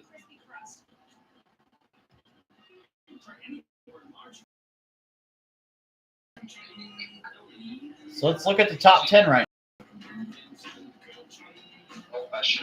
So we got Alex Bowman, Joey Hand, Brad Keselowski, Martin Truex Jr., Carson Hocevar, Ricky Stenhouse Jr., Noah Gragson, Daniel Hemrick, Christopher Bell, first driver on slicks in 9th place. Harrison Burton is in 10th place after having a terrible day most of the race. He's in the top 10. Watching the big match. Save the day by using Bank of America customized cash rewards card and choose to earn 3% cash back on online purchases like live streaming. This isn't just a race. Really going to come down to it. Physics, AI, and machine learning. And this is a lab we're testing more than our cars. We're testing ourselves. Here helps push us forward out there. From the track to the street, Chevy's got you. Chevrolet, together, let's drive. There's a difference between a great golf setting and a setting for great golf. You've seen it over before, right? We're talking about wind, sea, rain, dune. All right, so we got about 9 minutes left now. Depends on how quick they can get Josh Berry. This isn't just the open. It's golf, as it's meant to be. Allmendinger's not out of the race. I think he collided with the barrier, but he got it back going. So he's not out of the race. Right now, the only two out of the race are Larson and SVG. Well, Allmendinger may be out of the race. He's 3 laps down, but Racing the clock in Chicago. You see the countdown. 8 minutes and 15 yeah, about 8 minutes and 15 seconds. And then the race leader crosses the start-finish line. The next time by, you'll see the white flag. The next time by will be the checkered flag. There will be no overtime. And those on the Navy Pier right now are probably enjoying the remainder of this race. Well, and the threshold for dries and wets were a crossover. That last lap, Christopher Bell was the fastest car on the racetrack, passing 2 or 3 cars. Okay, it looks like the slicks are coming into play because Bell is in 9th place. But he's all the way in 9th place. He needs racing to let those tires work. Yes, Steve, during that stint, he picked up 4 positions, and before that, all he really wanted to know was how much lap. And lights are still on the pace car. So we're at least going to do like 2 more laps until we go back to green. That's going to be a long time until we got to go back racing. Yeah,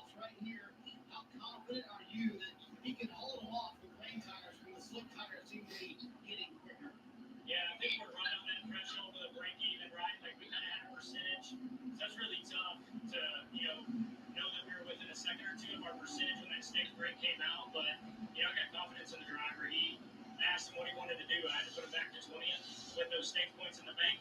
Or do you want to go after it? He goes, that's where we're going to win from is up here, not back there. So we got an opportunity here. He's done a great job all day, all weekend really. We've had a fast lap out of Chevy. And we're see how it shakes out, man. Need that clock to keep bleeding down. Let our guy take it to him. Does he have full permission to do whatever he needs to hold Bell behind him or whoever else? There's nothing else but coming home with the trophy today, and he knows that. I don't know.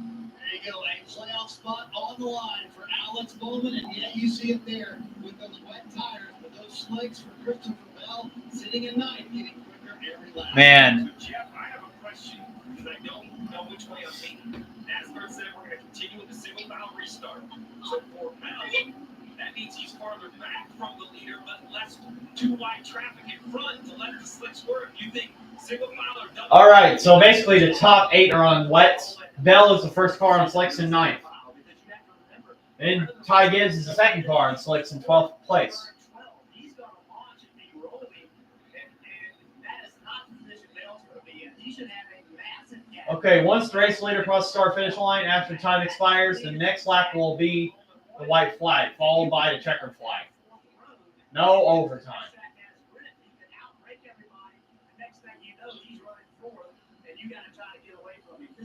I mean, at least we're going to have a climatic race instead of it being ended by rain.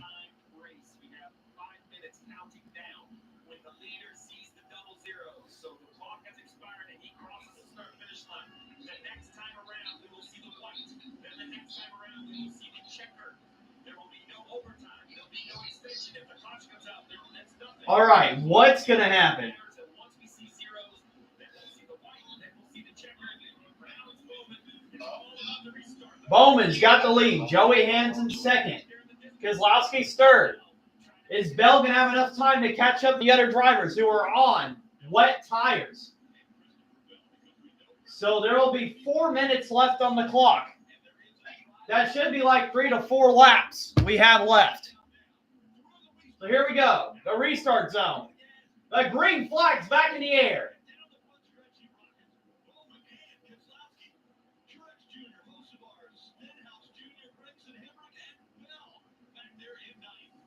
Now, if a caution comes out, that may end the race.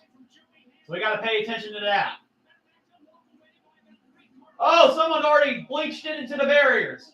Chase Briscoe ran out of talent for the second time today. Oh, and someone has killed the barriers. That was John Nemechek, but somehow he keeps it going. But will Briscoe get it going, or will we have a caution? Bowman, at the moment, is still in the lead.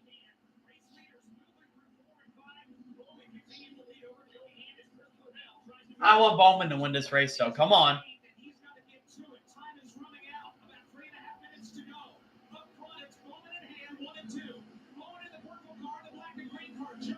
Hand is getting closer, though. He's not letting Bowman get away. As we got a little more than 3 minutes to go in this race.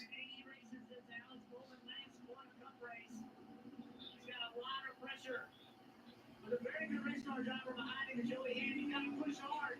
But we see what happens if you push too hard. Multiple cars in the tire barriers. There's a lot of pressure on Alex Bowman. A lot of conversations about him. So here we go. Bowman kind of tapped the wall, but he keeps it going. He's just got to be mistake-free if he's going to win this race.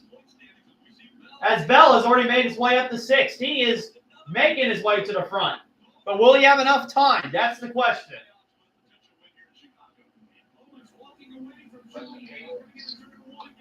Nemechek into the wall again.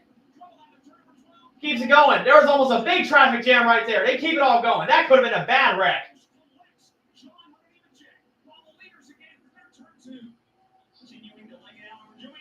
Oh, Bell has been spun into the wall.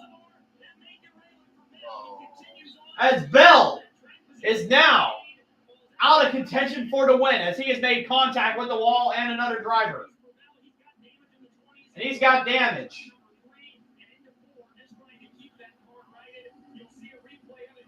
Wow. Yeah, a bunch of contact between Stenhouse and Truex. And that made Bell go into the wall, ruining his chances of winning this race.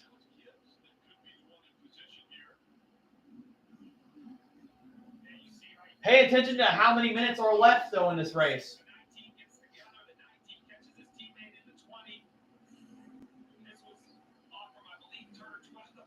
Wow.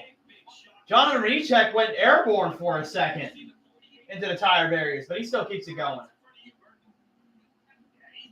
We got 1 minute and 30 seconds to go. Joey Hand and Bowman are basically separated from the field. It's between them two.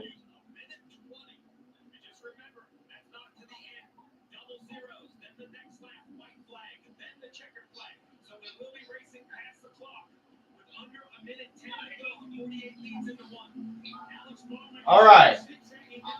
We only got a couple of laps to go. Ty Gibbs trying to rush his way to the front. He's on the bumper of Brad Keselowski. In 3rd place. He's got to somehow make the move work. Keselowski's aggressive. Pushes Gibbs up the track. He runs out of room. Gibbs could not get past Keselowski as Hamlin and Hill are into the wall. Well, will they get it back going? Hill is still parked on the track.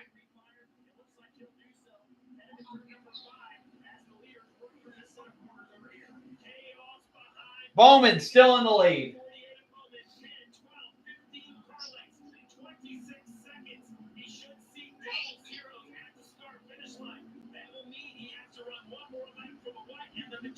I think it's likely Bowman's going to win this race.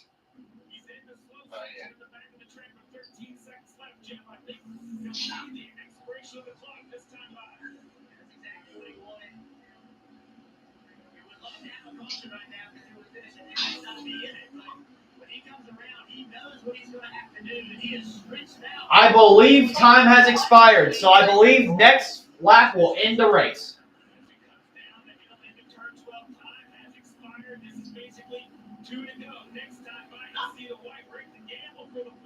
It's 2 laps to go, so we got 2 more laps. So the race will either end under caution or the checkered flag. We'll see what happens.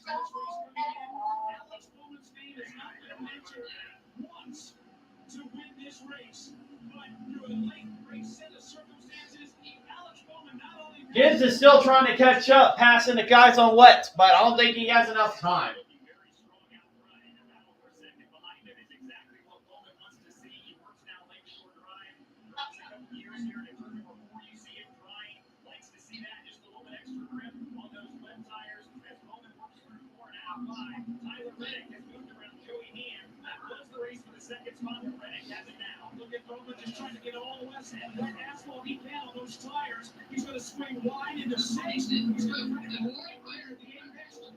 And here we go. Bowman's got like a 4-second gap. Only he can lose this race. As the top 10 is Bowman, Reddick, Hand, Gibbs, Stenhouse Jr., McDowell, Keselowski, Hemrick, Dolan, and Ryan Blaney's in the top 10.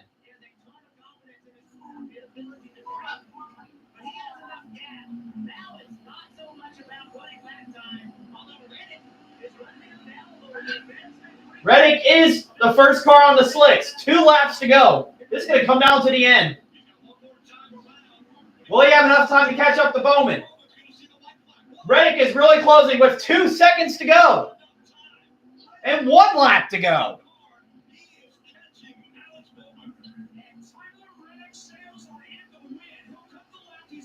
Reddick has cut it down to a couple of tenths in that one corner. He's going to get to Bowman. It depends on what he's going to do to get by Bowman. Bowman is really slow. Reddick is closing the gap.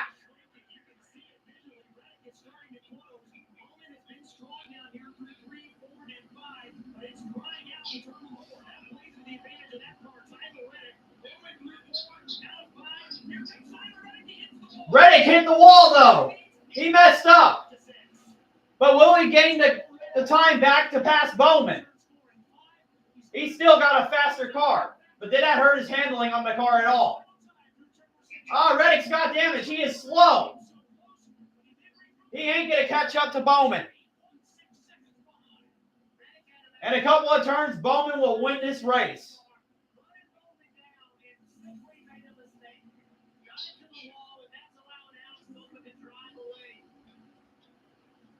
So on wet tires, it seemed unlikely that Bowman was going to win this race. He had the lowest odds of everybody. But one more turn, he needed a win to make sure he was locked in the playoffs above the cutoff line to keep him secured. He's going to get the win here at the Street Race of Chicago. Alex Bowman is going to win this race.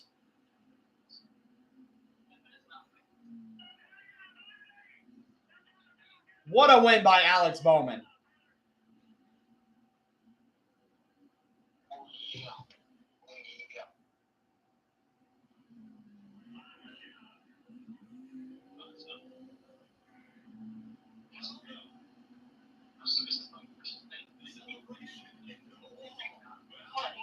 Bowman tried to burn down to the wall. That's funny.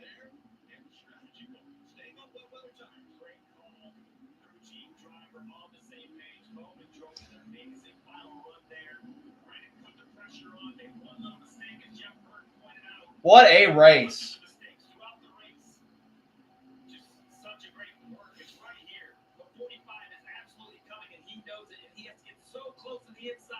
Just a glancing blow. You see the fire out the pipes where he has to breathe it, so he doesn't hit the outside wall.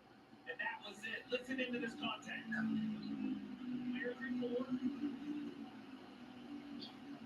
Right there in the middle of 5. Contact with the right side door. So close a week ago for the 45. So close to getting this week with this man, Alex Bowman. Celebration. 12 winners in 2024. Alex Bowman just added his name to the list. Gibbs was closing the gap as well. Joey Campbell. Okay, 43.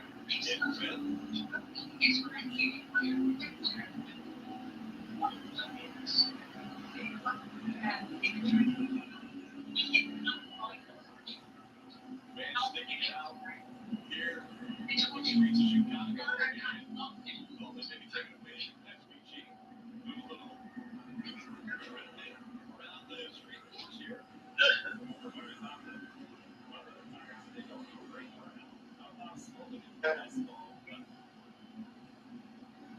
Pressure had to be built into this driver, Brandy. Chase out in the victory lane. We have Larson, William Byron, multiple wins out of Hedgehogs. Remember, this is the first win.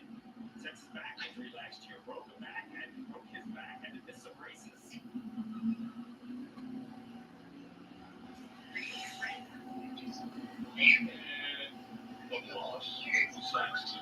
Oh, Bubba Wallace not happy with Bowman. Squeezed him into the wall.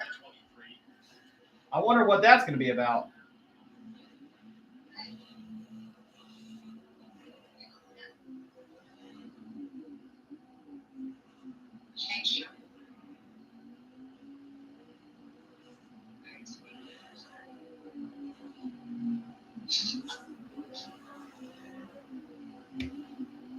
Yeah, why did you do that? I wonder. And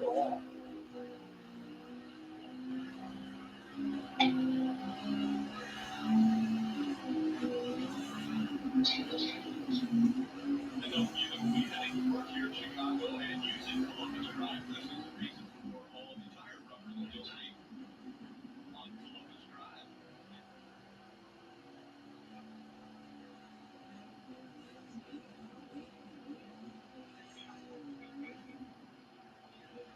All right. How do we switch over to Great celebration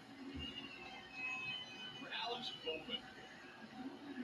Getting his first win in 2024, which locks him into the playoffs and ending that 80 race drought.